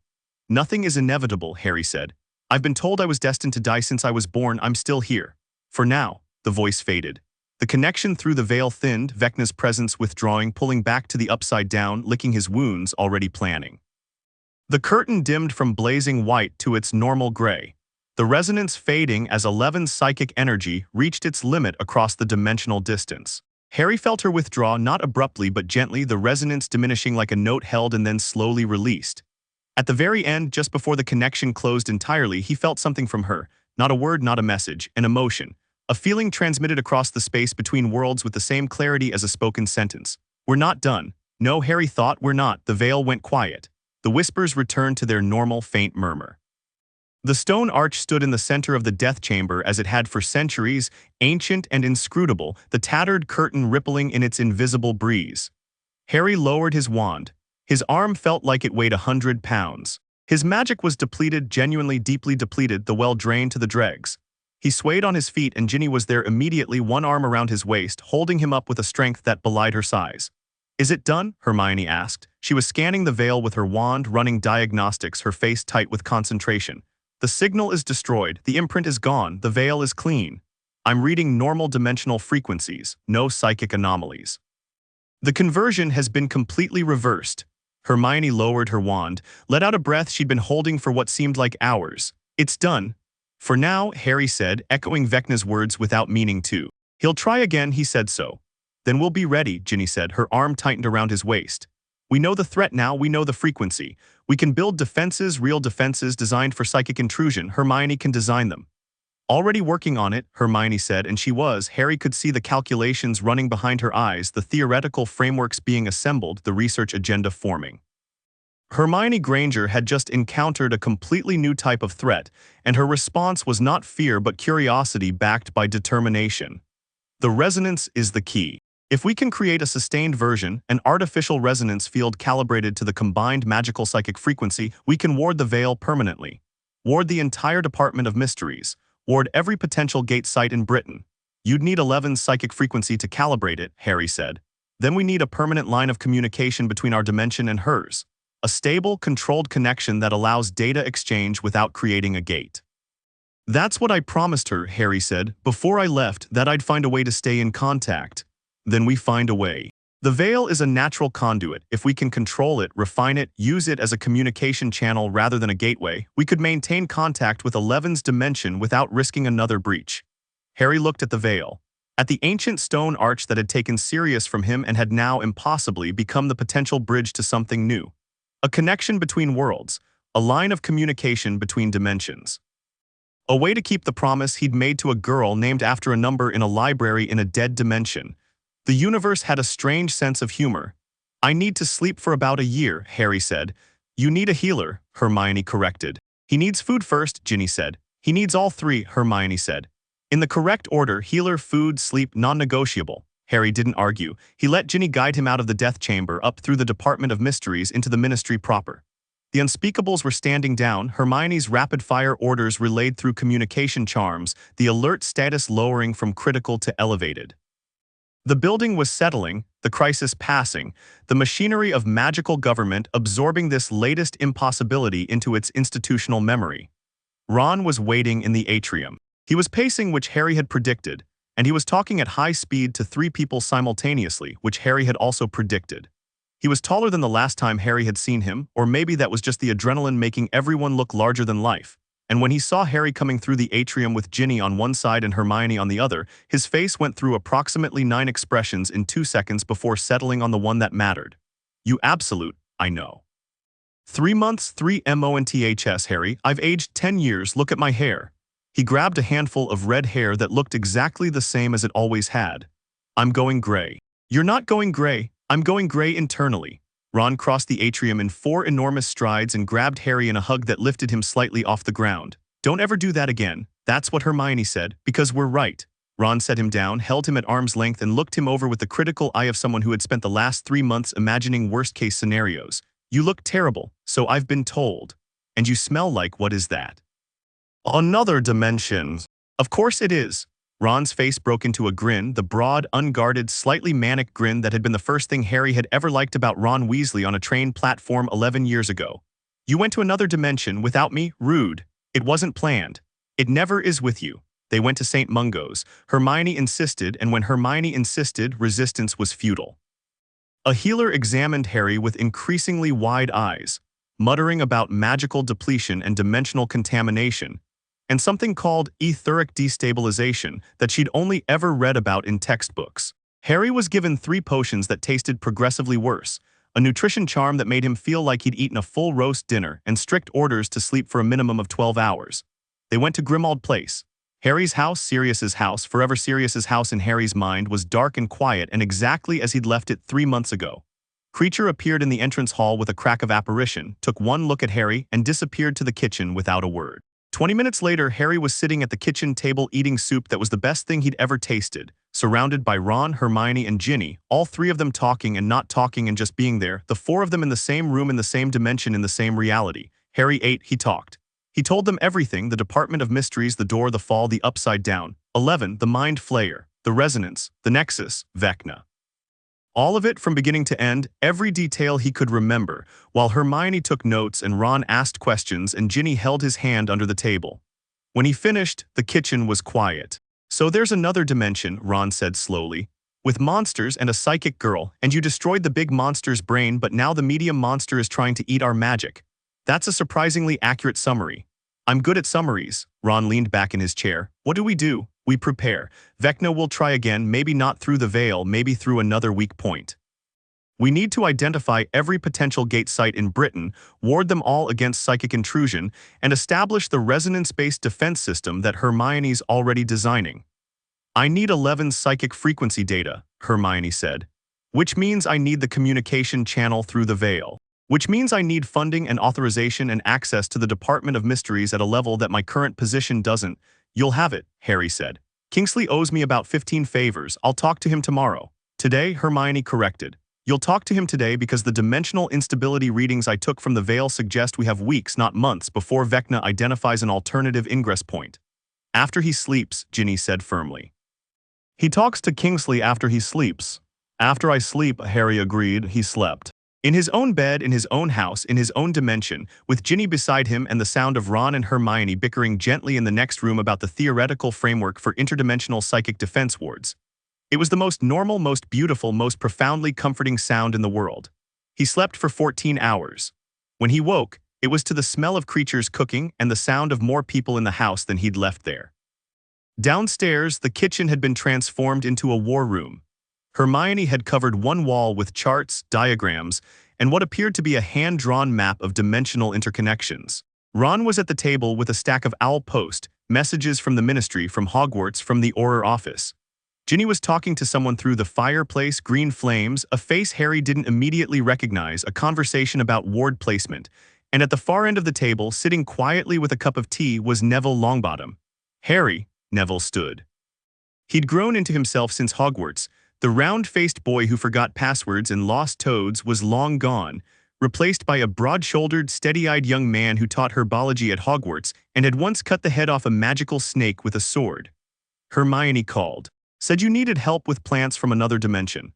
I need help with a lot of things, Harry said. But yeah, the organic growth, the Upside Down's biological substrate, it's essentially a parasitic plant network that responds to psychic direction.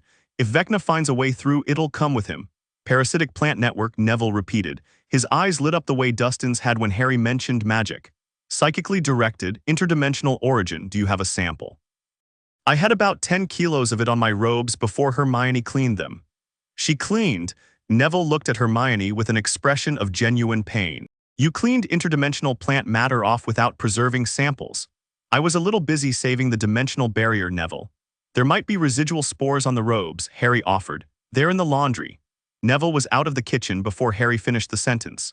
The day became a cascade of meetings, planning, and the organized mobilization of resources that the magical world excelled at when it had a clear enemy and a motivated leadership. Kingsley Shacklebolt, Minister for Magic, Order of the Phoenix veteran, and the man who had given Harry his unspeakable position, arrived at Grimmauld Place by noon. He listened to Harry's account with the grave attention of a wartime leader, asked 3 precise questions, and then authorized everything Hermione had requested and several things she hadn't thought to ask for yet. The Department of Mysteries is yours, Kingsley told Hermione. Full access, unlimited budget, whatever you need to secure the dimensional barriers. I need a team, Hermione said immediately. Unspeakables with backgrounds in ward theory, dimensional magic, and experimental charm work. And I need Harry full-time, dedicated to this project. His magical signature is the key to the resonance-based defense system. Done, Kingsley looked at Harry. I assume you're willing. I just fought my way through a dimension full of monsters and destroyed an interdimensional hive mind and then had a transdimensional psychic battle with a being that wants to eat our magic. I'm not going to stop now because the paperwork is boring. That's what I thought, Kingsley stood. Keep me informed, and Harry, welcome back. The next several days blurred together. Harry worked in the Department of Mysteries during the day, testing, calibrating, helping Hermione develop the resonance-based ward system that would protect against psychic intrusion. The work was complex and draining but engaging, requiring the kind of creative magical thinking that Harry had discovered in the upside-down, intent-based casting, wand-free manipulation, the merging of different magical disciplines into something new. Hermione was in her element. She attacked the problem of interdimensional defense with the same relentless intelligence she'd brought to every challenge since she was 11, and within 3 days she had a working prototype of the Resonance Ward, a magical field that vibrated at the combined magical-psychic frequency, creating a barrier that was impenetrable to both magical and psychic intrusion. It's stable, she reported to Harry and the assembled unspeakable team on the 3rd day. Self-sustaining once activated, the ward draws ambient magical energy to maintain itself, so it doesn't require constant input, and it's keyed to the resonance frequency, which means it's specifically calibrated to counter the upside-down psychic energy. Does it work without Eleven's direct participation? Harry asked. It works because you participated. Your magical imprint of the resonance frequency is embedded in the ward structure. It's not as strong as the real resonance, the active combined frequency you and 11 produce together, but it's sufficient for defense. For offense or for active disruption of a major breach, we'd need the real thing. Then we need the communication channel, Harry said, the Veil. They went back to the Death Chamber. Hermione had spent the intervening days studying the Veil with every diagnostic tool the department possessed, and her findings were extensive. The Veil was not, as generations of unspeakables had theorized, a gateway to the afterlife. It was a natural dimensional thin spot, a place where the barrier between realities was so attenuated that information and energy could pass through freely. The whispers weren't the voices of the dead. They were the background noise of other dimensions, bleeding through the thin barrier the way sounds bleed through a thin wall.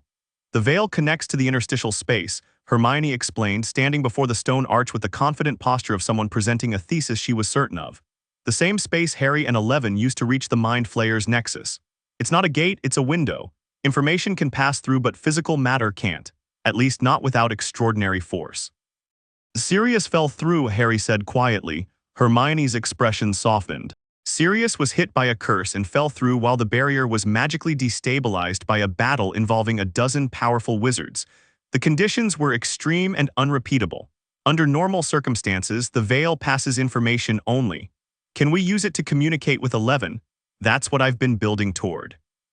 Hermione stepped to the side of the Veil where she'd set up a workstation, a desk covered in instruments, crystals, and a device that looked like a cross between a sneakoscope and a Muggle radio.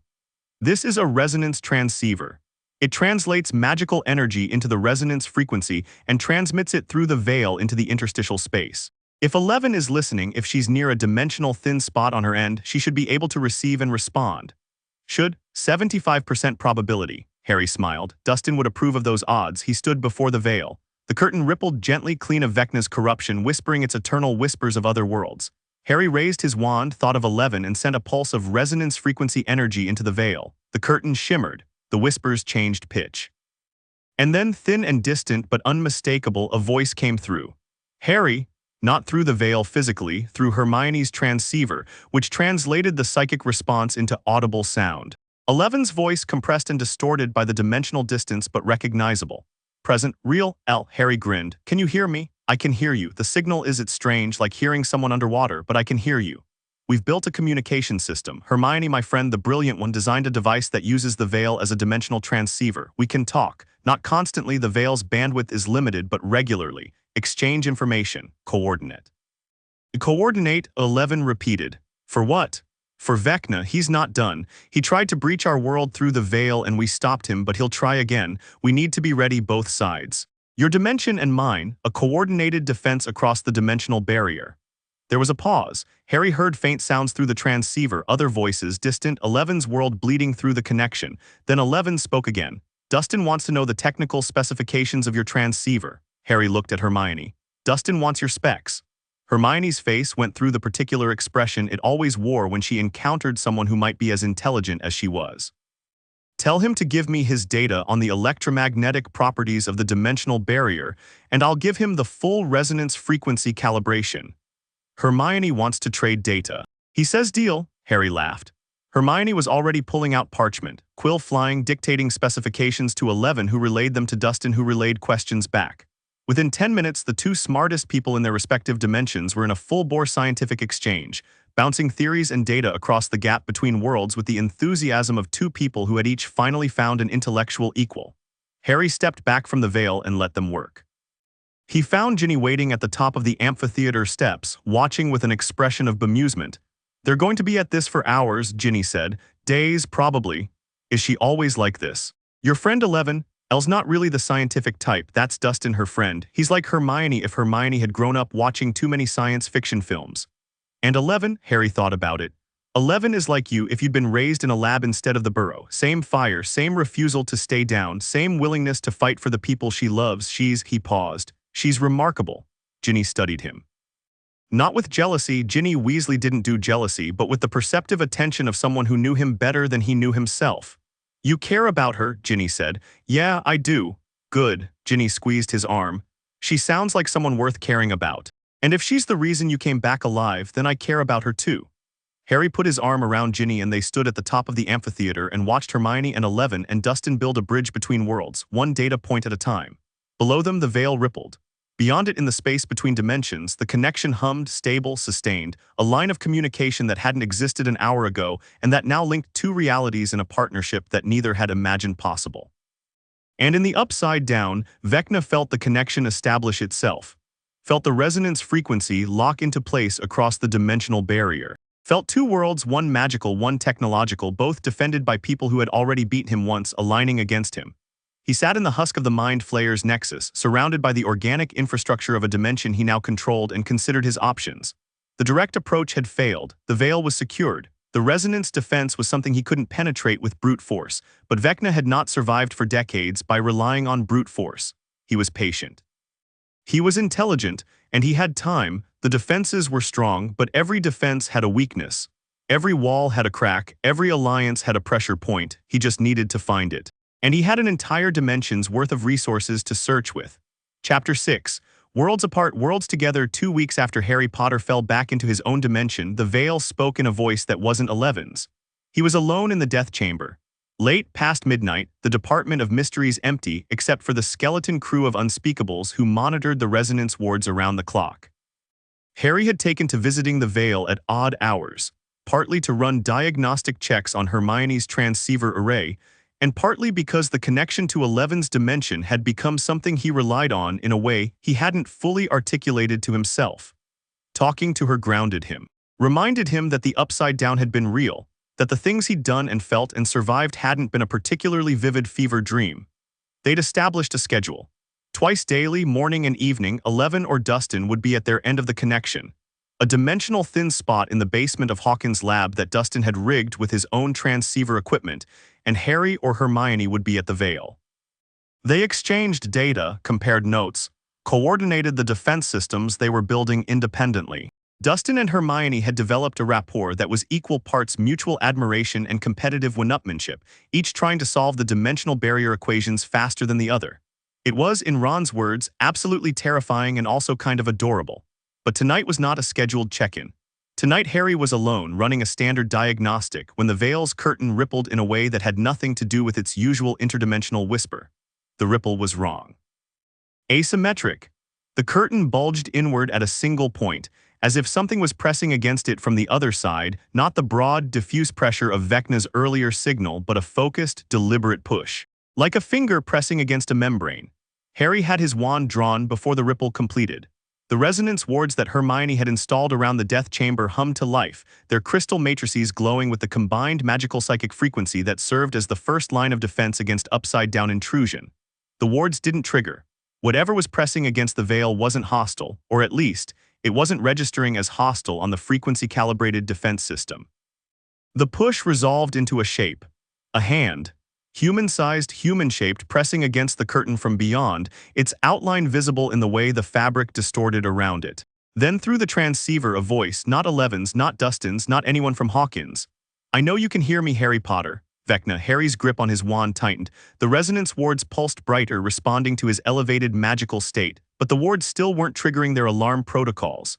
Vecna's signal was registering as communication, not attack. "What do you want?" Harry said. His voice was even, controlled.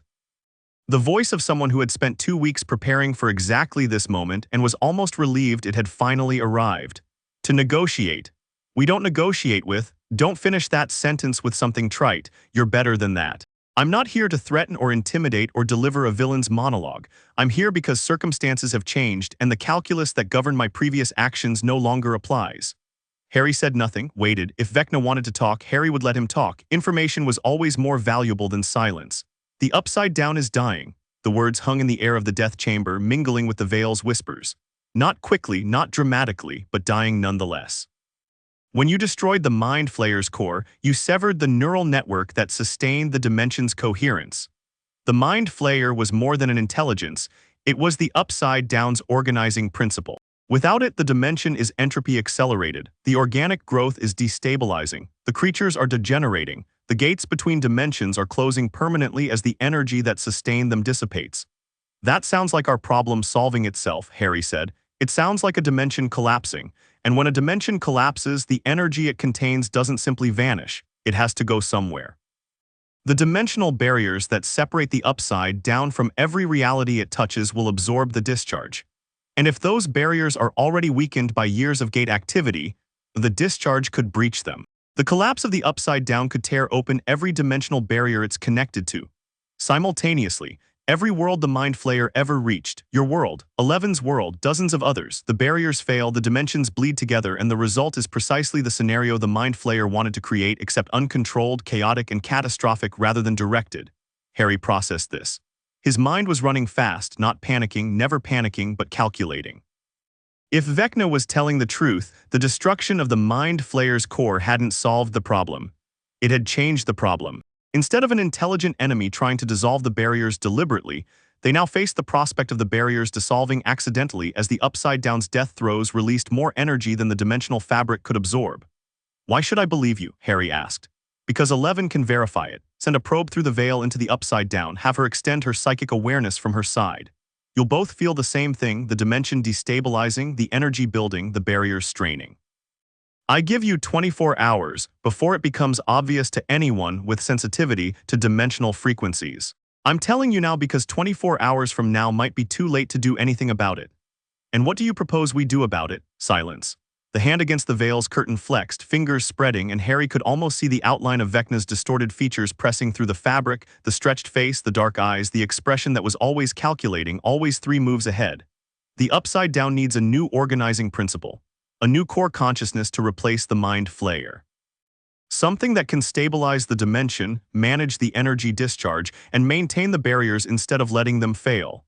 Without that, collapse is inevitable. And you want to be that core.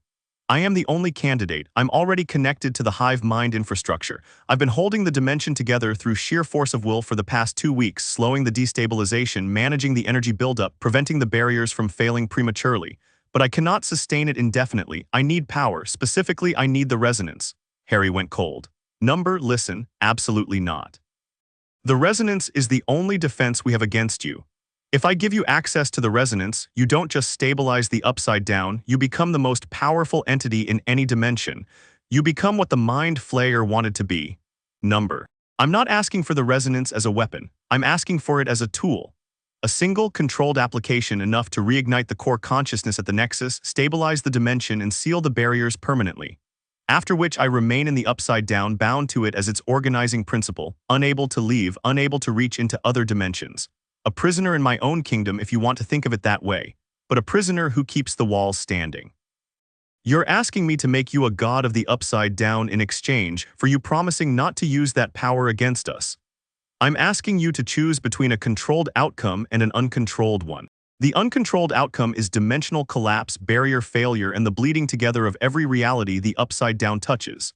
The controlled outcome is me, bound to a dying dimension, keeping it alive just enough to prevent the collapse. It's not a good option, but it's the only option that doesn't end in catastrophe. The hand withdrew from the veil. The curtains settled. Vecna's presence faded to a background hum, still there, still connected, but giving Harry space. Harry stood in the death chamber and stared at the veil and thought about impossible choices. He activated the transceiver. "El, are you there?" A pause, then sleep-thick but alert. "I'm here, what's wrong?" "Vecna just contacted me through the veil. He says the Upside Down is collapsing and the energy discharge will breach every dimensional barrier it's connected to." Silence. "Then hold on," Harry waited. Through the transceiver, he heard movement 11 getting up, moving through what sounded like a house, a door opening and closing, footsteps on concrete. She was going to the lab, to the thin spot, to where her psychic range was strongest. 3 minutes passed, 4, 5. He's right, 11 said. Her voice had changed, the sleep was gone, replaced by the flat, focused tone she used when things were serious. I can feel it. The upside down it's like a building with the supports removed, still standing but leaning. The energy is building at the dimensional boundaries.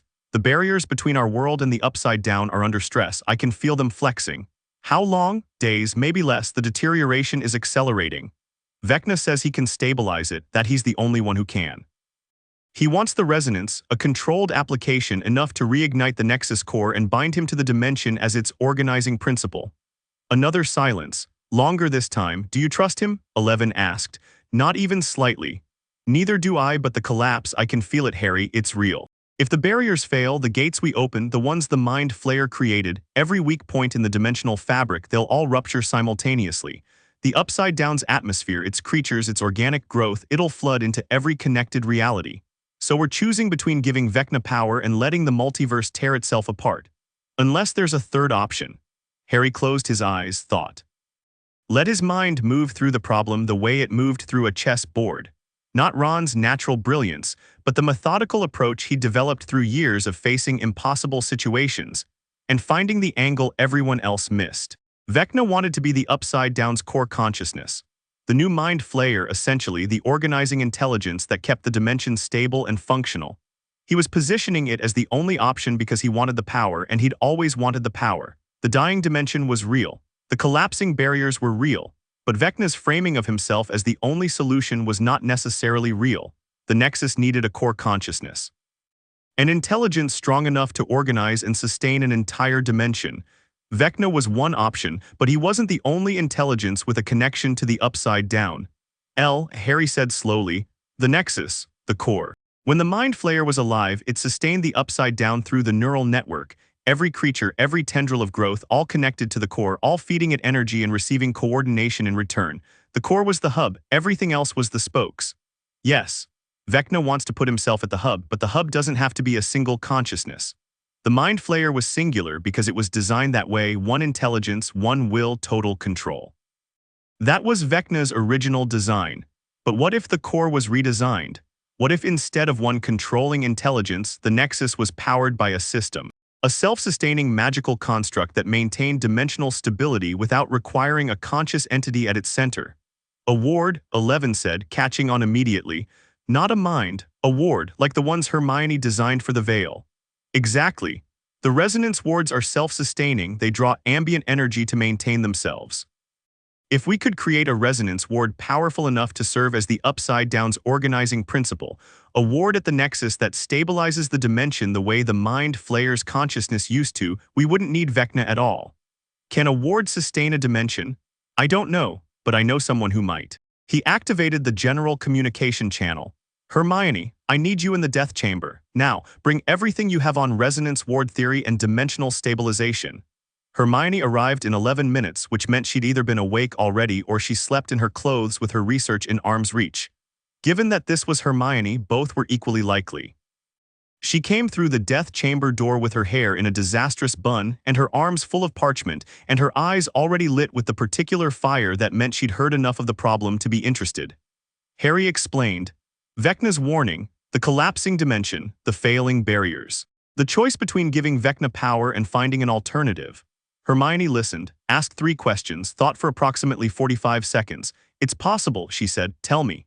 The resonance ward I designed for the Veil operates on a simple principle. It draws ambient magical energy, converts it to the resonance frequency, and uses that frequency to maintain a stable barrier. Scale that up, way up. Instead of warding a single archway, ward an entire dimension. The Nexus serves as the anchor point, the same way the Veil serves as the anchor for our ward. The resonance frequency generated at the Nexus propagates through the dimension's existing neural network, the infrastructure the Mind Flayer built, and stabilizes every connection, every barrier, every gate. Can the resonance frequency propagate through a dead neural network? Harry asked. The Mind Flayer's network was severed when I destroyed the core. Severed, not destroyed. The infrastructure is still there, the organic growth, the connections between creatures, the dimensional fabric itself. It's like a telephone system with no operator. The wires are still in place. The switches still work, there's just no one making calls. If we put a resonance ward at the center instead of a consciousness, the ward becomes the operator. It doesn't think, it doesn't choose, it just maintains the system. And the energy discharge, the buildup that's threatening to breach the barriers, the ward would absorb it, convert it, use the excess energy to strengthen the barriers instead of destroying them. It's elegant, the very force that's threatening to tear the dimensions apart becomes the fuel that holds them together. Harry looked at the veil. At the faintly rippling curtain, beyond it he could feel Vecna's presence, still there, still waiting, still listening, because of course he was listening. The veil was his conduit and everything that passed through it was audible to him. "You heard that," Harry said to the veil, a pause, then, "Yes, your reaction. It won't work. The resonance ward is an elegant concept, but the scale is beyond anything your friend has attempted.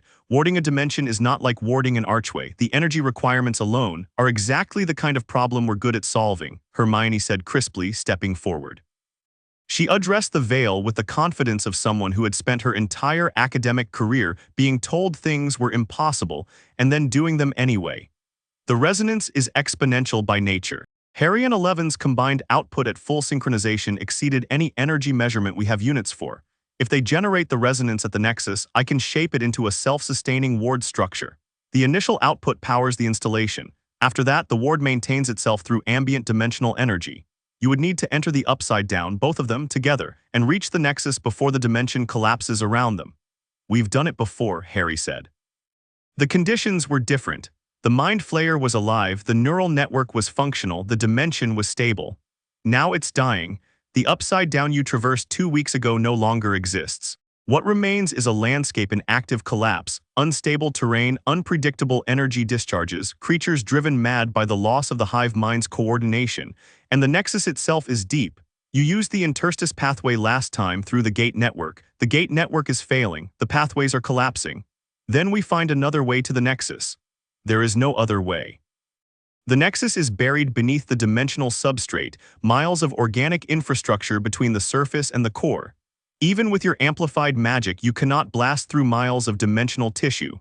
Not blast through, Harry said. Navigate. The neural network is still there, Hermione just said that. Severed from the core but structurally intact. It's a road network without traffic. If we can follow it, follow the pathways that the Mind Flayer signals used to travel, we can navigate to the nexus through the dimension's own infrastructure. Like following nerve pathways through a body, Hermione said, eyes widening. You wouldn't need to carve a physical path, you'd need to transmit yourselves along the existing network. Convert your physical forms into the resonance frequency and travel through the neural infrastructure the way the Mind Flayer's signals traveled. Can you do that? Harry asked her. I can't, but you can. The resonance at full synchronization already operates at frequencies that transcend physical form. You described it at the nexus, the feeling of becoming light, becoming energy. If you and 11 achieve full resonance and then enter the neural network, you travel as a signal rather than as bodies. Instantaneous transit to the nexus. Theoretical, Vecna's voice was sharp. Unproven. You're proposing to convert 2 living human beings into a dimensional frequency, transmit them through a failing neural network, and reconstitute them at a destination they can't see or confirm exists in its current state. The probability of success is better than the probability of success if we hand you the keys to a dimension, Harry said. Silence from the veil. Here's what's going to happen, Harry continued. I'm going back to the Upside Down. 11 is going to meet me there. We're going to reach the nexus and install a resonance ward that stabilizes the dimension permanently. The Upside Down lives, the barriers hold, every connected reality is safe. And you, Vecna, get nothing, no power, no control, no new kingdom. You get to exist in a dimension that's maintained by a ward system you can't override, surrounded by creatures you can't direct, with barriers you can't breach. You get to be exactly what you were afraid the Mind Flayer would make you, another consciousness in a system that doesn't need you. More silence. Harry waited. He could feel Vecna's intelligence working behind the veil, the calculations, the contingencies, the search for leverage. Vecna was a predator. Predators adapted or they died.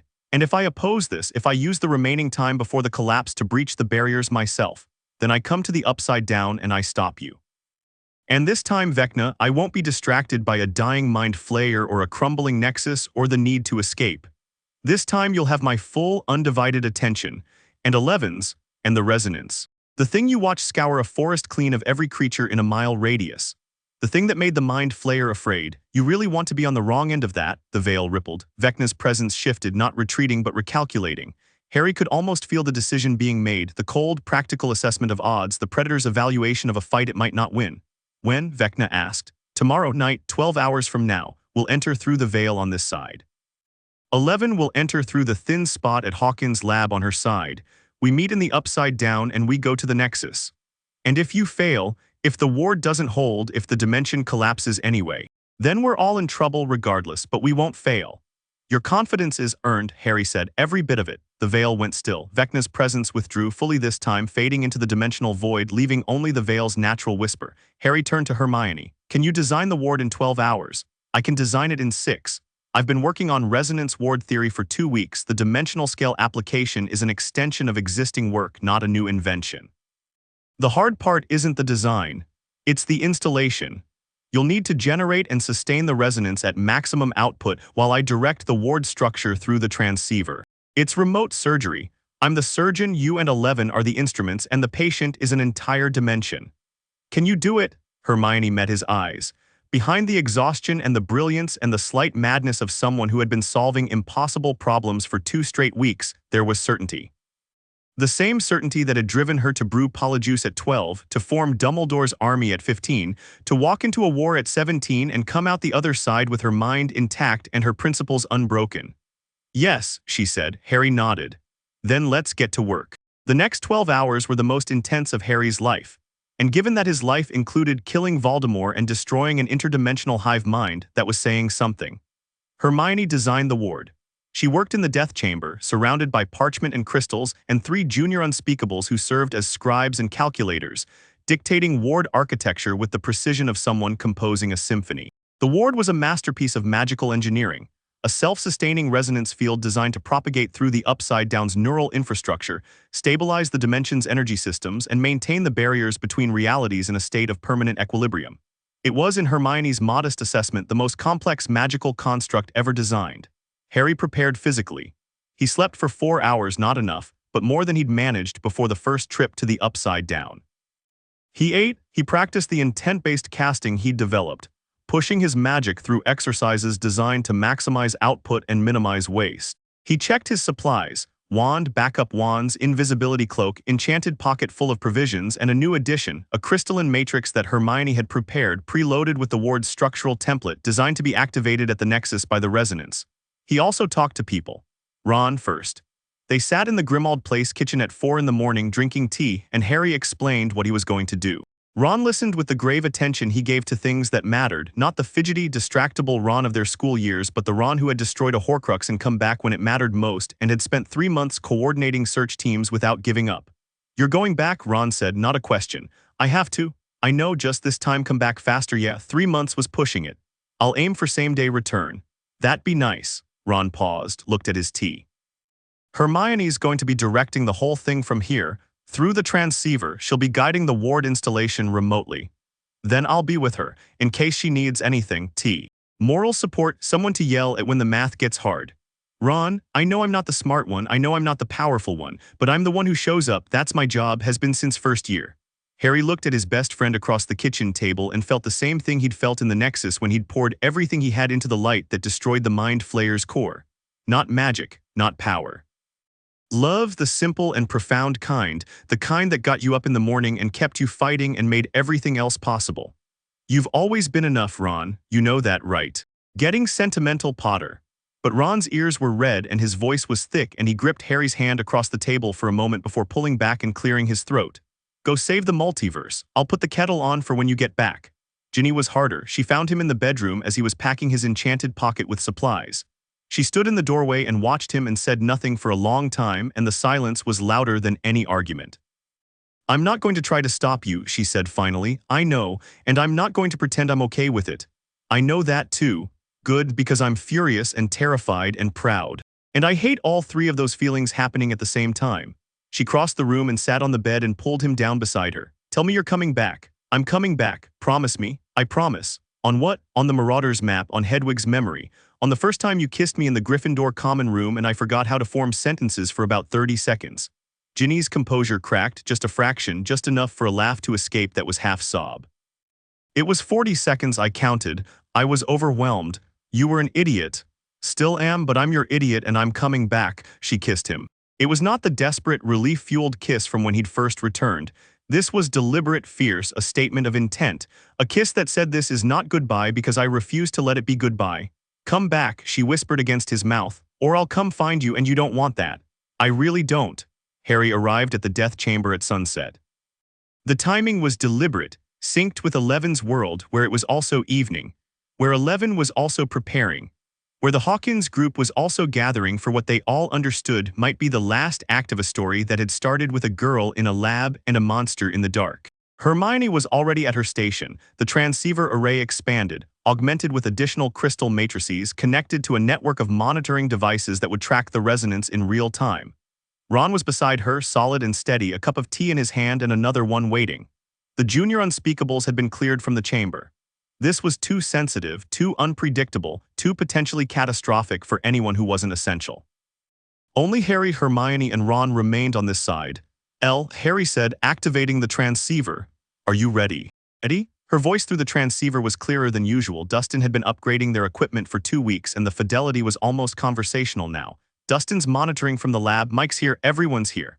"You don't have to do this," Harry said. "I can try the ward installation alone."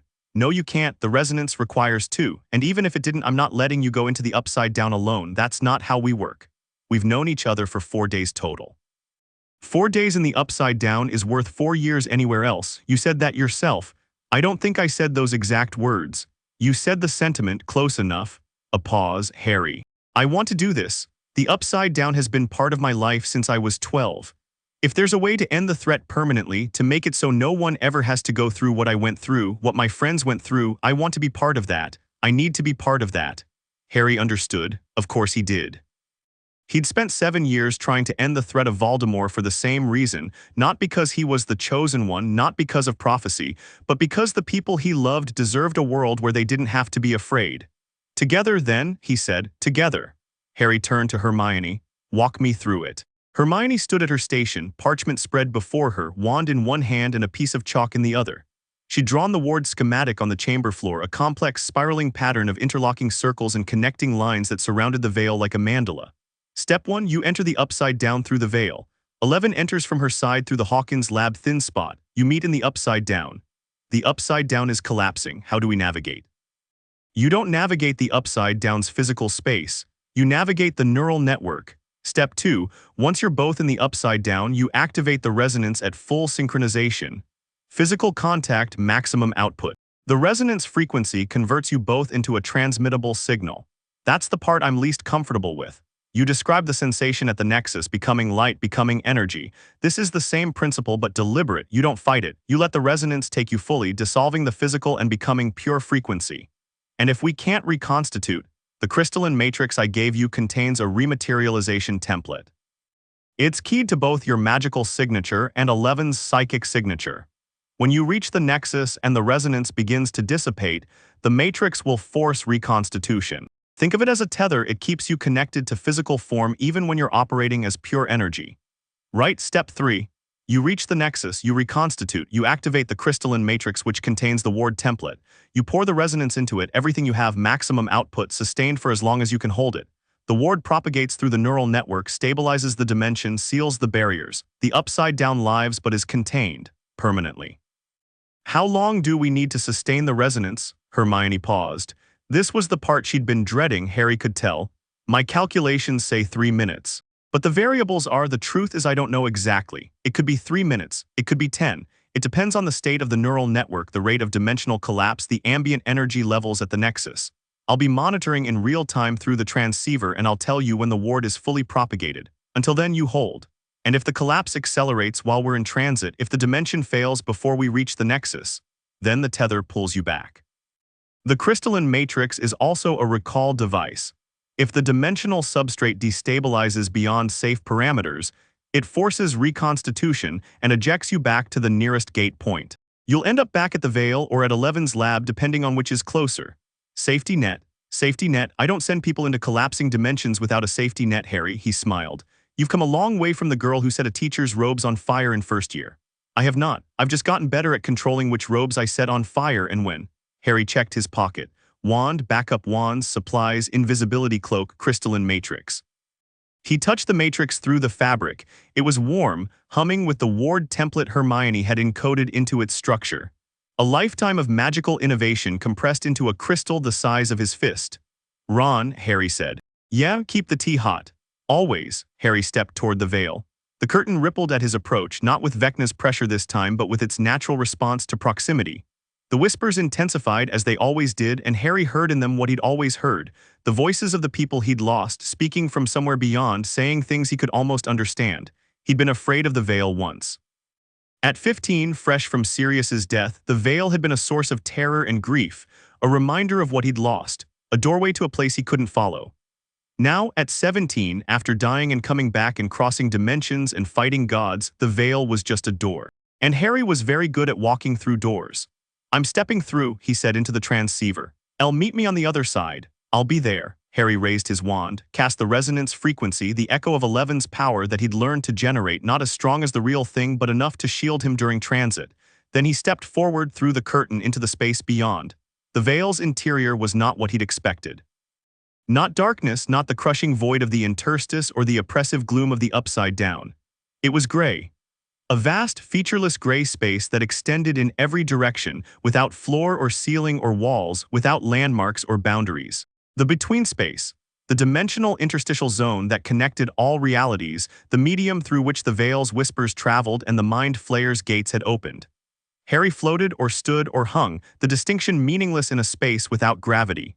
His resonance shield glowed around him, a thin layer of gold-tinted energy that kept the gray from pressing in. The transceiver connection was still active. He could feel Hermione's monitoring equipment tracking him, a lifeline of data stretching back through the veil to the death chamber. And ahead, not distant but not close, a point of reference in the featureless gray, a light, warm, familiar. Psychic rather than magical, but shaped to the resonance frequency, reaching through the interstitial space from another entry point. 11. They moved toward each other, not walking, willing the way movement worked in spaces that weren't physical. The gray parted around them like fog, and then they were together, standing face to face in the space between worlds, two people who had no business being here and who had come anyway because the alternative was worse. She looked exactly as he remembered her. Short brown hair, dark eyes, the set of her jaw that said she was ready for whatever came next. She was wearing the same dark jacket, the same boots. She'd come prepared to fight. "Hi," Harry said. "Hi, nice place, very gray." "Very gray." She looked around the featureless space. "The upside down is," she pointed, "not down, not up, not in any direction that corresponded to physical geometry, just there." Harry felt it, a heaviness in the gray, a region where the interstitial space was denser, darker, tinged with the biological energy of a dimension in its death throes. "We need to enter the upside down and then convert to signal form for the transit to the Nexus," Harry said. "Hermione's Ward template is in this crystal." He produced the matrix from his pocket. It glowed in the gray light, warm and golden. "Once we're at the Nexus, we activate it with the resonance and hold until she tells us the ward is propagated." "How long?" 3 minutes, maybe more. "I can hold." "I know you can." They faced the dark region of the interstitial space, the upside down, visible from the between place as a wound in the gray, a region of corrupted dimensional fabric pulsing weakly, straining, dying. "Ready?" Harry asked. 11 took his hand. The resonance ignited immediately, full, powerful, the real thing, not Harry's echo or approximation, but the genuine combined frequency of magic and psionics in perfect harmony. Harry felt it surge through him like electricity, felt 11's power rise to meet his magic, felt the two frequencies lock into the harmonic that had scoured forests and destroyed hive minds and made an interdimensional god afraid. The between space shuddered. The resonance was too much for it, too powerful, too present, a vibration that exceeded the interstitial zone's capacity for contained energy. The gray rippled and distorted around them. "Now," Harry said, "into the upside down." And then we let go. They moved together hand in hand into the dark region. The upside down swallowed them, not violently, not with the crushing transit of Harry's first passage, but with the exhausted. More Actions Network error reload required to apply changes. Reload Claude Opus 4, 6.